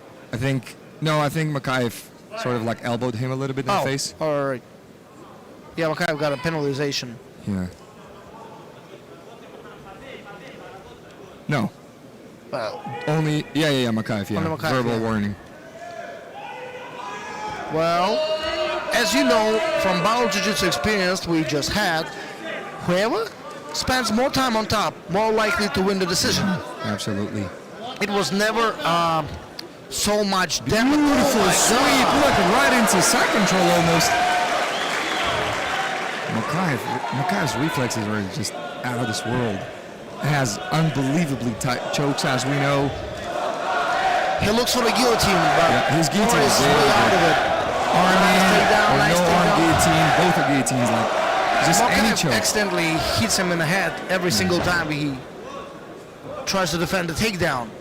Nice inside foot trip, but Mokaev was... Moris almost takes the back right now. Well, it's hard to tell. Like, Mokaev counters every single attempt by the flexibility of the lower, like, not the lower back, but lower part of his body and legs. But he's in the underhook. Half guard underhook position is not really good for the top player. Let's see if Moris can manage to go for deep half guard and sweep him. It seems like he's going for it. Yeah, he's going for it. Legit jiu-jitsu guy right here. And he also has a lockdown in this arm. But there's a guillotine. There's a guillotine, yeah. No, it's not a guillotine. It's like an anaconda. Dars. Yeah, Dars. Oh my goodness. I didn't even see. I got carried away. Yeah, we actually have a screen, but it's just way more interesting sometimes to look at it live on the mat. Muhammad seems to be confident. He will get something here. Has time to take a look at the crowd. Moris goes for a waiter sweep. Nicely performed in a triangle. Right into a triangle. But he'll get in. He'll get in. His left hand is way too deep. Yeah. Well, Moris need just to stick with the game plan, being on top. Let's be obvious. Well, crazy scraps. This is some bad blood going between them. Oh, crazy. What is going on there? A little misunderstanding. Moris was complaining about something. Muhammad Mokaev is obviously not happy about this. But you see, that's the thing. A lot of athletes, they keep complaining about something, but the judge is there. The referee is there. So he sees everything that's happening. So you don't actually need to complain to him. And now Moris gets a penalty. And Muhammad gets the second penalty as well, but like a verbal warning. So I just heard the head judge, he said that Mokaev gets a penalty for kicking, and Moris gets a penalty for talking back to the yeah, you can't talk to the referee. This is trying to affect. Yeah. And Mokaev gets a card now as well. Interesting.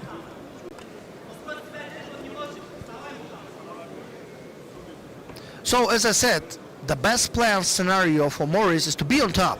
Well, again looking for that triangle. But I don't see this a successful one, unless he really creates an angle. But doesn't seem like Moris will allow him to do so. See the right knee connection? But probably he wants to switch to an armbar. Now there's a little bit of a better position. Now look, he has adjusted a little bit. No, not the position yet, not the angle enough. He holds his leg with the hand, which is not really a triangle with the legs. The angle is horribly wrong. For the triangle itself, it's horribly wrong. But if you like go to omoplata, oh, he hits him in the shoulder, right? In the shoulder. I thought it was in the head. No, that's fine. Some K guard. He was looking for a K guard or something. Yeah, Moris just establishes top dominance. He doesn't need to go for some fancy moves, because if he loses the top position, he probably gonna start to lose the points battle that in the judge's head. Well, now he goes for his bread and butter move. Now that is a very tight guillotine there, guys, and a beautiful, perfect position for it as well. But yeah, the left leg wasn't able to actually secure it. Now triangle attempt. Let's see if Moris can do the triangle. No. Mokaev is too hard to kill. What I told you, I think it was better to actually establish top instead of risk. He went for this risk. Now he's on the bottom, and it's 3 minutes remains. If Muhammad can keep this like the way it goes right now, he'll actually secure the win. And he's headbutting him right now in the chest. Imagine, even like if first 3 minutes it was Moris on top, the last 3 minutes will be what the judges remember. Yeah, but they have a scorecard, so technically everything is counted. Yeah, so but I mean, they count the position at the very end of the round. How they see it, they don't like count it every single moment, right? Positional grappling, every single moment they count. Yeah, but we're talking about being on top and riding time. Basically activity, you're saying, yeah? Yeah, basic activity. Like in this hand, once the time is over, the people, like the judges remember Mokaev was on top. And this is like huge effect, especially at least shouldn't be working like this, because this is, yeah, in MMA it makes sense. Here kind of also makes sense. There's a lot of things you can create from the bottom, so just being on the top does not give you an edge. This is what we told them in a briefing, on the rule briefing. So just being on top doesn't give you the edge. This is not MMA. But being on top and landing punches? That's a little bit different, right? Oh, it's a huge difference, yeah. I believe. anything can happen in this match. This is the kind of match we have a feeling that literally anything can happen. Both athletes were looking for submissions. Both athletes proved that they can take each other down.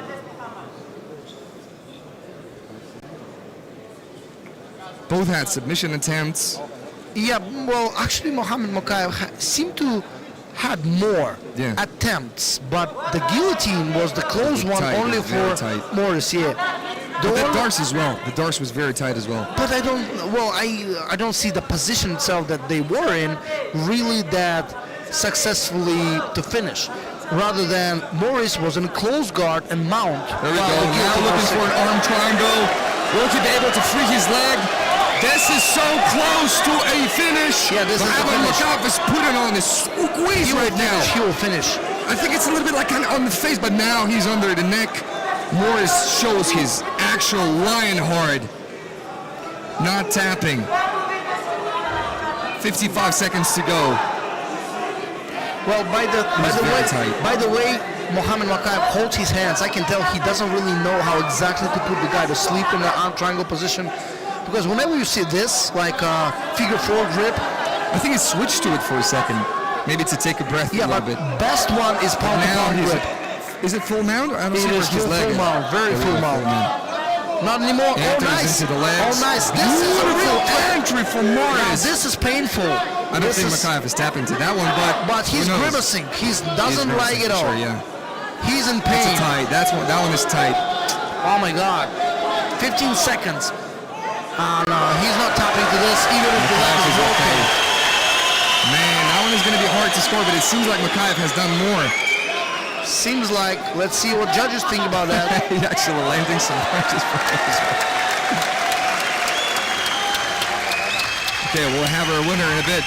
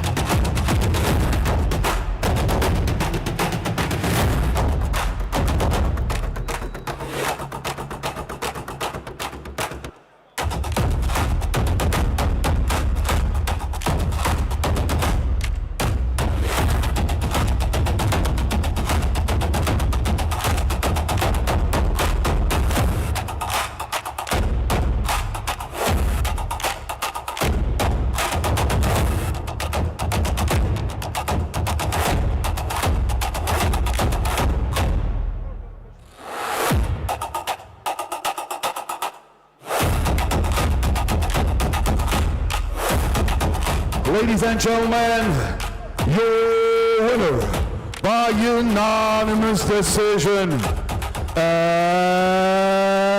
new ACBJJ champion of the world, Mokaev.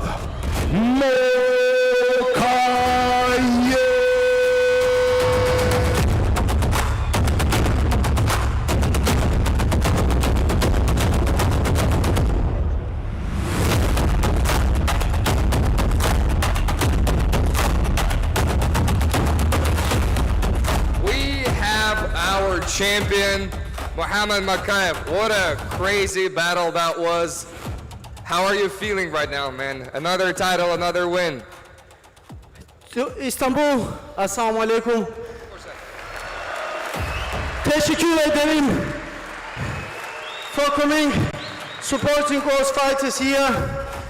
First of all, I want to thank my team KHK MMA, thank Khasim family, when I got cut from UFC, his father, Zalal's father, Marbek, reached out, hand to me and said, welcome to our organization. I would like to thank my sponsors, Lead Energy and KHK. Do you have a dream opponent in mind? Is there anyone you want to face? UFC doesn't let their top contenders compete against me this weekend. 3 guys they don't let. And now you guys know I'm the best flyweight in the world.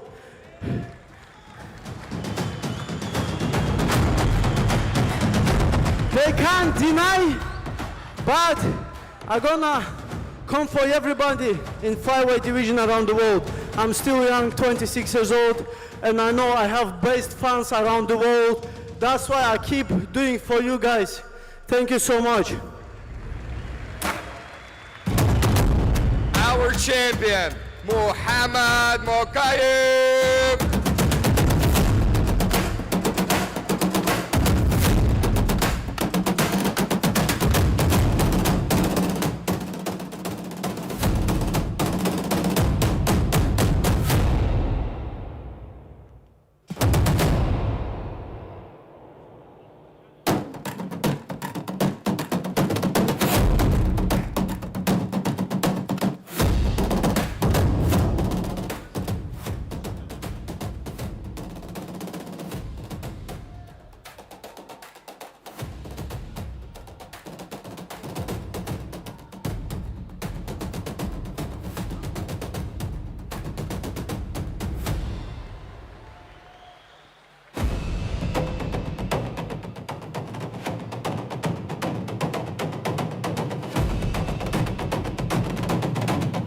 Okay guys, a lot of new champions made.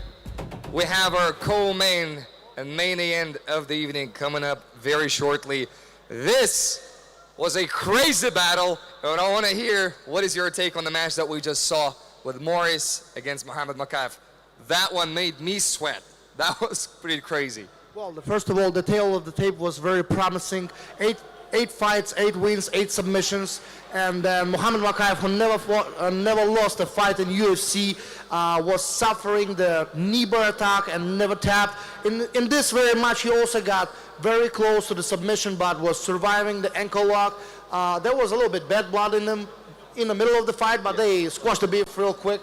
What I can tell, like, they both went for several choke attempts, 1 ankle lock attempt. Well, a lot of hits to the body. Well, everything we want to see in kind of a battle scenario: grappling, standing, submission attempts, whatever you like. Even reversals with like big bridges from Mokaev. Well, the fight, like this fight, was on fire. Yeah, I feel like Mokaev is like the champ any organization would like to have. He is flashy, he is confident, he's good on the mic, then he's good on the mat, he's good off the mat. It's just a guy, like literally every organization would love to have a champion like this. And he just said, I think I've proved today, and I keep proving that I'm the best flyweight in the world. You can make a case for it, actually. And yeah, Moris was no joke. Maybe he's not as well known as his opponent Mokaev. However, the guy, like you said, 8 fights, 8 finishes, 8 submissions, and we just saw that he put on an absolutely amazing battle as well. I actually believe that Moris, even though today the decision didn't go his way, I think this guy has a bright future. I think we're gonna hear about him again. 100%. Yeah, but right now, we have Belal Muhammad going up against Kerim Engizek, like one of the top Turkish fighters. Kerim Engizek, with one of the best in the world, with the former UFC champion Belal Muhammad. This one is going to be crazy. What do you think? It's going to be a battle of what and what? Because we don't know that much about Kerim Engizek's grappling. All I know is that he trains in Dubai and Nogueira, which is like, again, not a lot of MMA fighters are willing to do that, to go into an actual jiu-jitsu gym and to train with actual jiu-jitsu fighters. Yeah, I'm excited about that one. Well, I don't know about him, but Belal Muhammad is definitely going to try to take him down and definitely going to bring the action. Talking about the previous fights, let's talk about some Gabriel Souza and Garbek Magomedrasul. This was super close. I don't even know who was like, at the at the end of the match, we both were like, who do you think win? I don't know. I would give a slight edge to Gabriel Souza because of the ending. Let's say when it's very, very close, you remember what happened last, because last 2 minutes, while he was having an upper hand on every exchange, Gabriel was bringing the action. Garbek was obviously tired and wasn't capable of just matching this speed. And I think Gabriel, it wasn't even a split decision. It was all draws. All 5 referees say it was a draw. And then because of the one penalization for stalling, Garbek lost his title. Well, what it says, you have to be active all the time. Yeah, as you see, guys, these judges are not playing around. Whenever you are stalling for 10 seconds, verbal warning. 10 seconds, verbal warning. 10 seconds, white card. You know, like, these judges are not playing around. ACBJJ, we stand for less stalling, more rolling, and this is exactly, hopefully, that we're gonna see right now. Okay, guys, we're back to the mat. Can't wait to see these matches, and I know you too.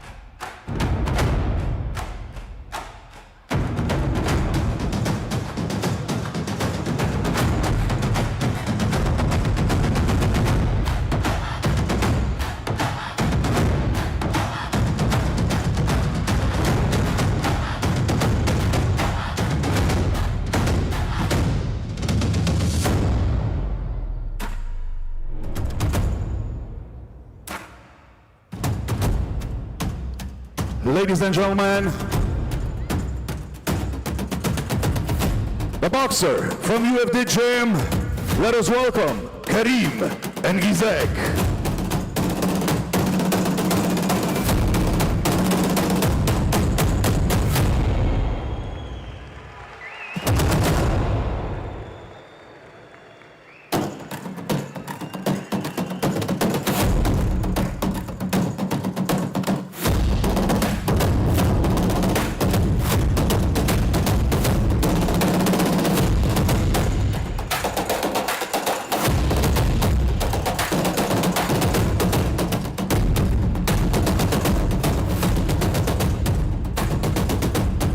Ladies and gentlemen, an MMA fighter representing Valley Flow Striking.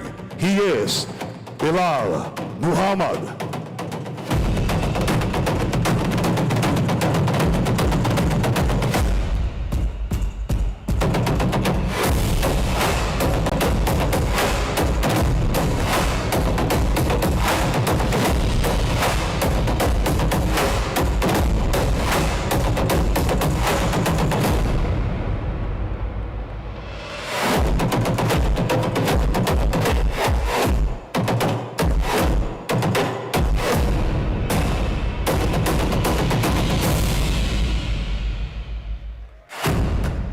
Ladies and gentlemen, the following match is an all-star no-gi match at 90 kilograms and the co-main event of the evening. Introducing first, fighting out of the white corner, weighing 89.5 kilograms, standing 187 centimeters, from Türkiye, he is Kerim Engizek.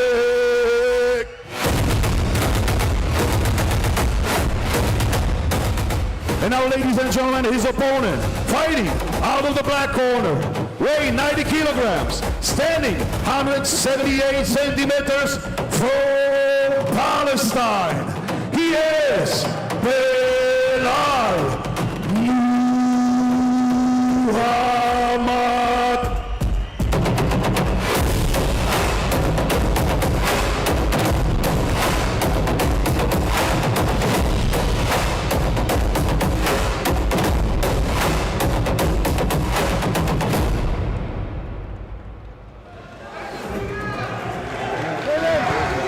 Okay, our co-main event of the evening, Kerim Engizek going up against Belal Muhammad.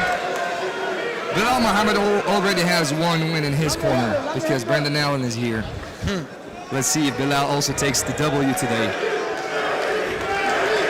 Well, we're about to find out what Kerim Engizek defines himself as a wrestler, what he can do against a very dominant ex-UFC champion, Belal Muhammad, who was taking everybody down in UFC. Yeah.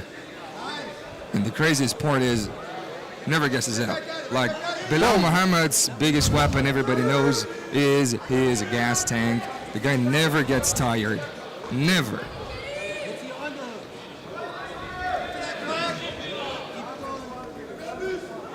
But now we see Belal Muhammad pushing the action. Didn't you expect that? Well, kind of everybody did, yeah. And he would just find an opportunity to go for the double and then just like stick like glue and be breaking on top. I mean, being like a brick, solid and heavy on top of it. Yeah. Oh, nice. Nice arm drag to single leg. Strong headlock. Strong headlock. Doesn't allow go for the back. Nice transition. He's now... Let's see if he will play like wrestler Beautiful or transition, go but he's jiu-jitsu looking to the for back. those hooks. Yeah, that's what I'm saying. He's about to decide either he's a grappler or a wrestler. If he goes for the back... Yeah, I think he was also looking for a second there for half Nelson. Well, there we go. That pushes him back to open up the space to put those hooks in. Seems like he's everywhere. Look, his hand is one place, legs in the other place. He's like overwhelming him positioning. Now hooking in. Usually you use that hook like to get the hook in, and then the hook the other leg. Oh, nice. Nice. That hook is in very well played by Belal. So roundhouse, hooking in. Goes for that guillotine. Guillotine, arm in, like arm in guillotine.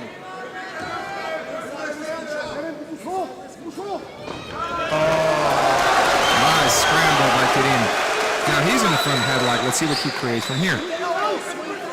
Well, I don't think he can submit Belal Muhammad, at least like with this. To submit Belal, he needs to take his back, feed the rear naked.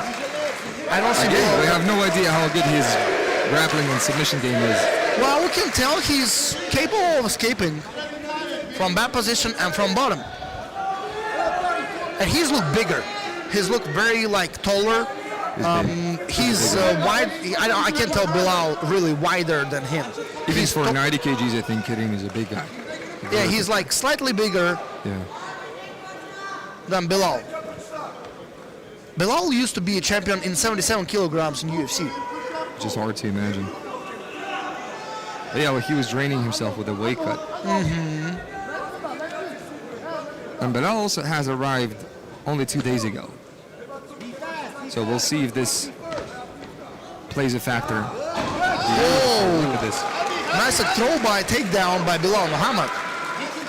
Now exactly he's in trouble. Yes, he's on top, flat back, have an underhook, have an arm grip, well, pretty much have head and arm, but I don't know what he's looking for right now. Probably double underhook he is looking for. Yes, double underhook. Let's see what he creates from here, because let's see if this training in Jiu-Jitsu Academy actually helps him right now, Kerim. Nice, nice. I don't understand why he doesn't connect his hands. His left hand is not deep enough. Oh, nice pass. There we go, beautiful. Very good pass. Now he's looking to secure the side control. Well, it is secured, I mean secure for the submission-wise attacks. In order to do so, look, when he's fighting for control, for side control, he's on his toes in order to be heavy. But you cannot be on your toes, driving your chest weight into the chest of the opponent, meantime attacking for the subs. Yeah, you need to get on your knees to contribute your weight to your knees, and then your hands must do attacks. Boom. On Nice the back take. already. Nice back hook. Let's see if he can get the other one in. The needed one is already in. He can already drive him and drag him to the right. If he put his left foot underneath the shin, oh no, he put the second hook in. Goes Now for the he's second hook in, now full back control. total control. The seatbelt zone. Kerim is in Figure four is on. deep trouble. This is about to end. Punching through that choke. It looks like And that you know, to me- Belal can be nasty from here, you know, like. oh, he won't spare you there. He can just like, Belal is one of the nicest guys you can talk off the mats, but on the mat, the guy is a mean guy. Yeah, Like already covering the mouth, covering the nose. any Going means for the necessary. kill. Going for the kill.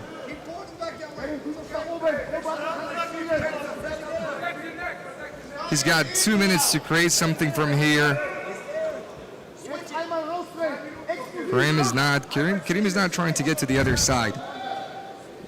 I think Kerim is more focused on not get the hand underneath the chin. Yeah, very focused on and the arms. probably thinking about like exploding to the right side to end up on top.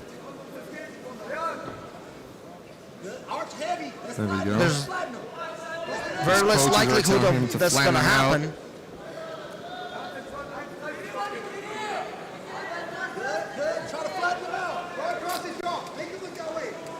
Strong and brutal attempts. He's under the neck right now. Yes, he is. Yes, under the chin. And he's this squeezing, and there we go. He gets the tap. All right.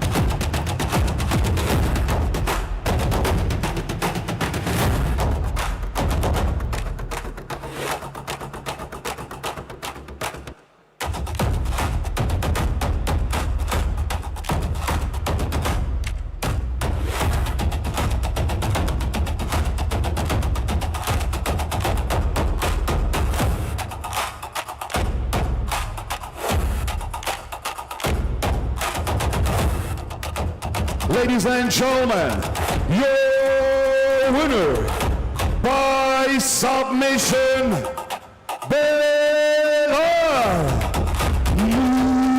Muhammad.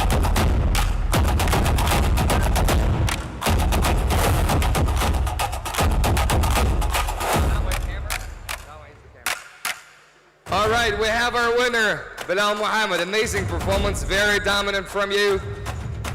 Some of the couple of words that you have for us, give us to us.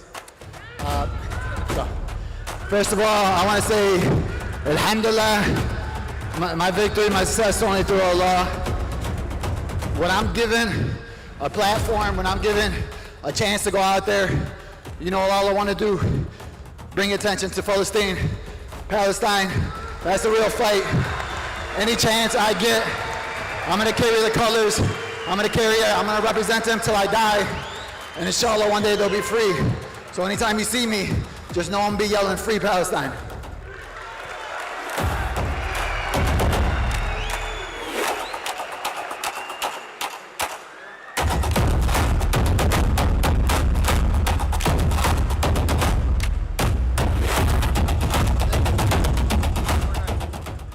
He said this was my night. Now that I'm here, thank you, ACBJJ. I want to be the best grappler. I want to prove myself. So who is your champion? Who is the guy with the belt? I need that one. Rio, we got to catch a flight.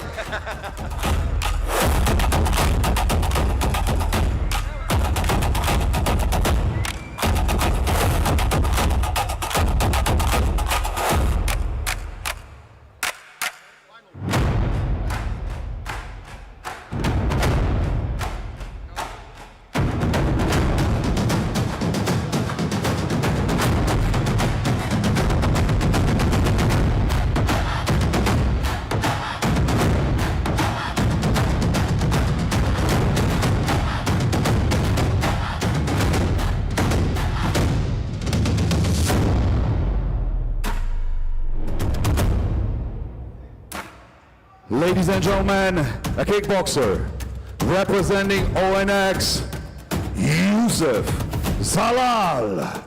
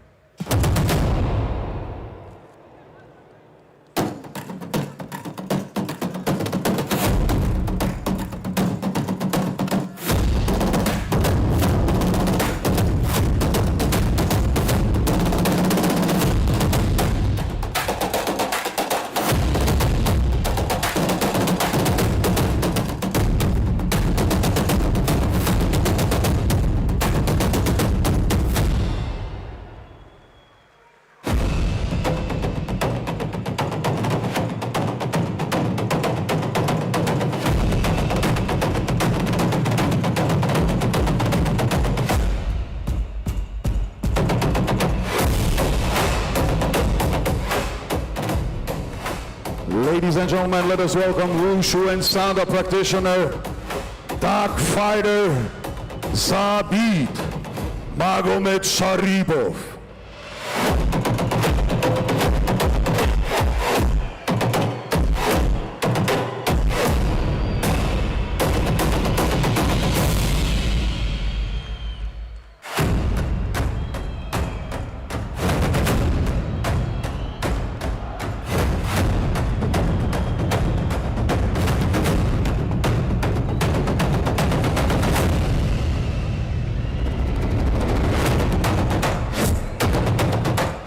Ladies and gentlemen, it's time for the main event of the evening.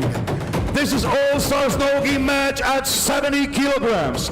Introducing first, fighting out of the white corner, weighing 70 kilograms, standing 178 centimeters from Morocco. He is Youssef Zalal.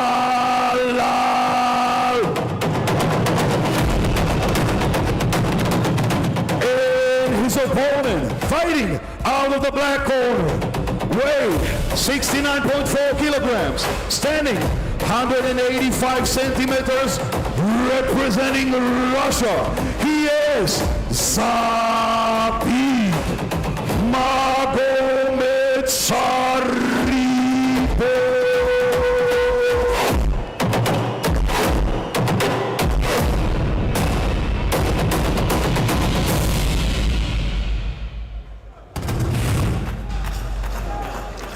One of the biggest combats in history of the sport, combat sports, Zabit Magomedsharipov is back and competing against one of the top featherweights of UFC right now. Zalal is literally one of the absolute best featherweights right now on planet Earth. Active fighter who trains twice a day, and now Zabit wants to test himself against the best of the best. Very interesting to see how this match plays out. Listen, I've grappled with Zabit, and I've played around a little bit with Zalal. Let me tell you this. Youssef Zalal is the absolutely strongest 70 kilogrammer physically that I have ever put my hands on. The guy is so strong. You can tell he's It's so athletic. ridiculously strong. It's like incredibly hard to break his grip. Look, Zabit having a hard time with his left hand. Double wrist control. Interesting what he wants to do with the double wrist. Will probably start going for the 2-on-1s. takedowns. Yeah, the 2-on-1s, maybe he can use that to throw it away a little bit and go for a single leg or a double leg. Very interesting to see where Zabit is at right now. Yeah, you can tell he have like a leverage on this gripping exchanges. Yeah, Zabit is long, yeah. This one is a high-stake match right here. Sees a lot. You see how strong he is? Just with the fingertips, he was able to grab it. Exactly. That's exactly what I'm saying.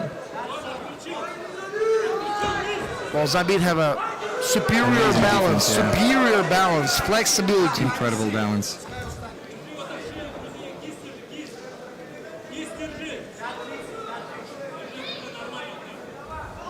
Well, Zabit is pretty confident in this one. I like how Zalal is patient as well. Like both of the guys are just so professional and patient and not rushing anything.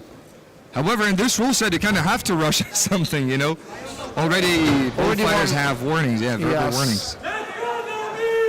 We only have like we're only 2 minutes in. It's a very, very high level stand-up game right here. Zabit is as good as they get. And none of these guys, like we're talking about MMA fighters, so none of them will stay on the bottom, and none of them will try to actually. Although, Bulgar, as I say this, Youssef Zalal actually shoots a lot of submissions from his back. Like I think Zabit will be always looking to stand up. Damn, how easily he gets to the legs. Yeah, man, I'm telling you, physically the strongest person on planet Earth who weighs 60 kilograms. For the moment, Zabit sees it coming, but it's like kind of underrated the gripping strength of the hands of Zalal. Yeah. Because he looks like underrated. Look at the balance of Zabit. Oh my goodness, this is crazy. Almost anyone would fall here already. Well, I like how Zalal stopped him on the way so he not falling on the right. Yeah. He intentionally drag him left to counterweight. This is the most interesting part about this match. Like almost anyone in the position of Zabit, when you can basically ask for any opponent. Right? He could have asked for anyone. You can choose much easier ones. Way easier. He could go for some retired MMA fighter, you know, but he's going up against an active and unbelievably strong Youssef Zalal. But maybe that's exactly what he needed. He wanted this challenge. Nice. Look at this throw. Beautiful job from Zabit.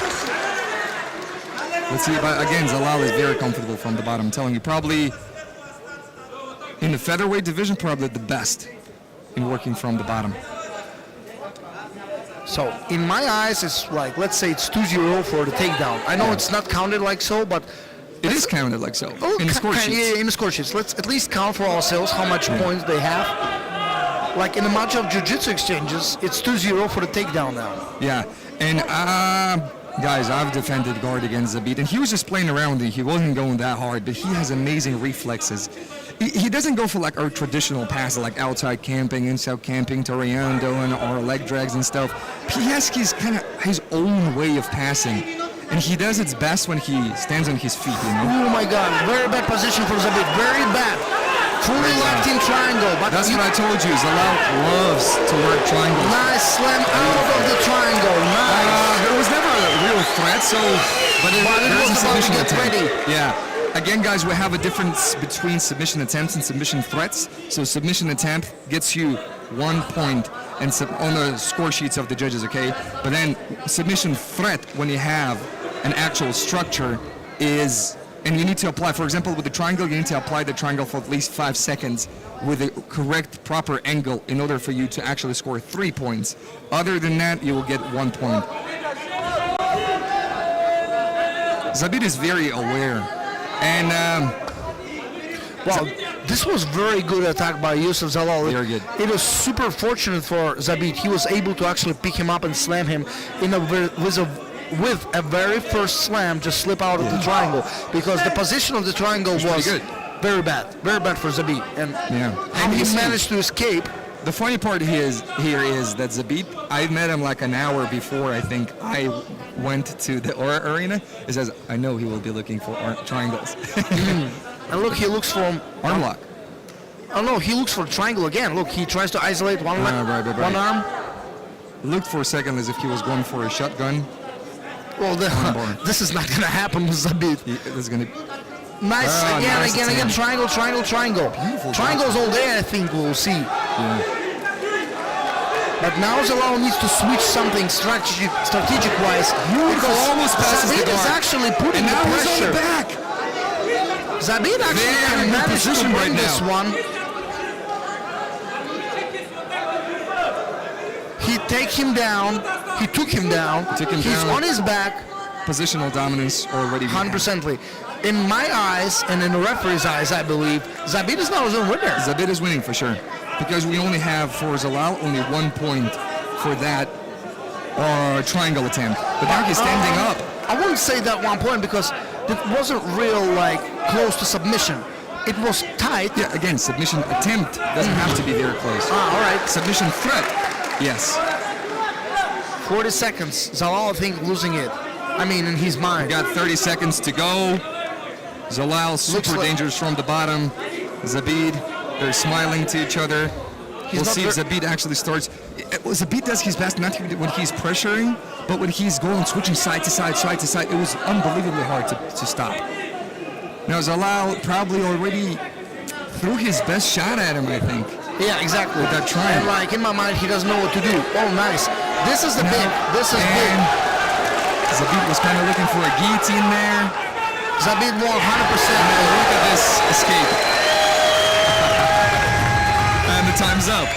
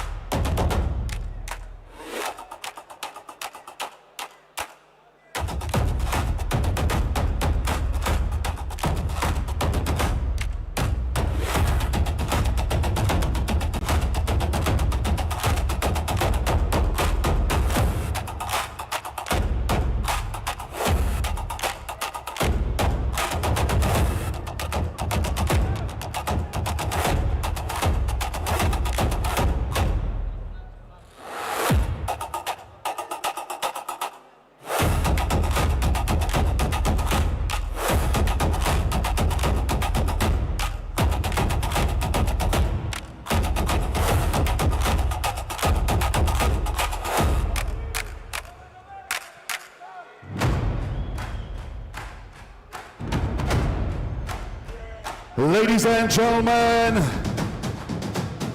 your winner by unanimous decision, Zabit Magomedsharipov.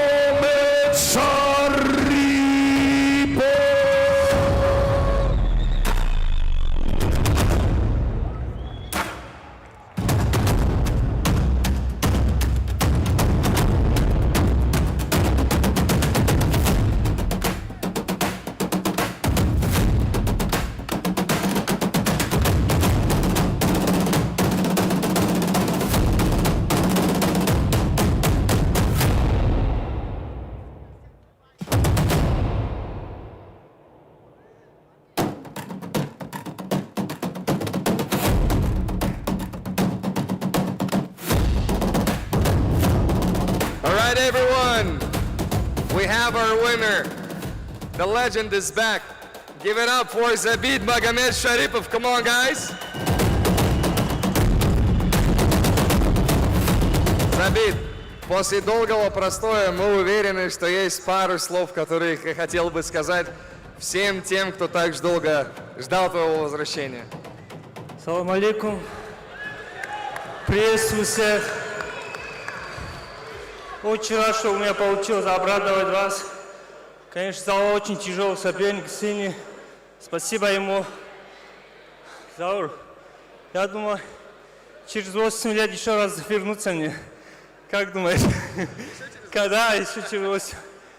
Все, спасибо большое всем. Я очень рад, что я вернулся, сделал здесь схватку. Все, спасибо большое. Very happy to be back. Maybe I need to wait for 8 years more and make another comeback. We'll see.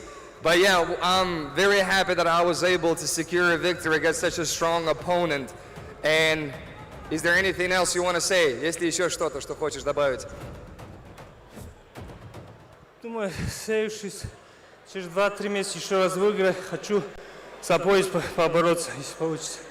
Все. Я рад здесь участвовать. ACBJJ. От души баркал.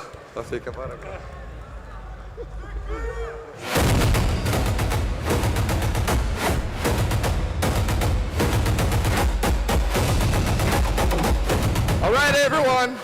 That was ACBJJ 22. Stay tuned because we're coming to Brazil. Brazil, October, there's gonna be a huge event, and Zabit just said that he would like to fight for the title in Brazil. So Brazil, we got some really, really big things coming. Okay guys, thank you so much for being with ACBJJ 22. Stay tuned, because this is only the beginning. Some big things are coming. Let's go. Thank you guys.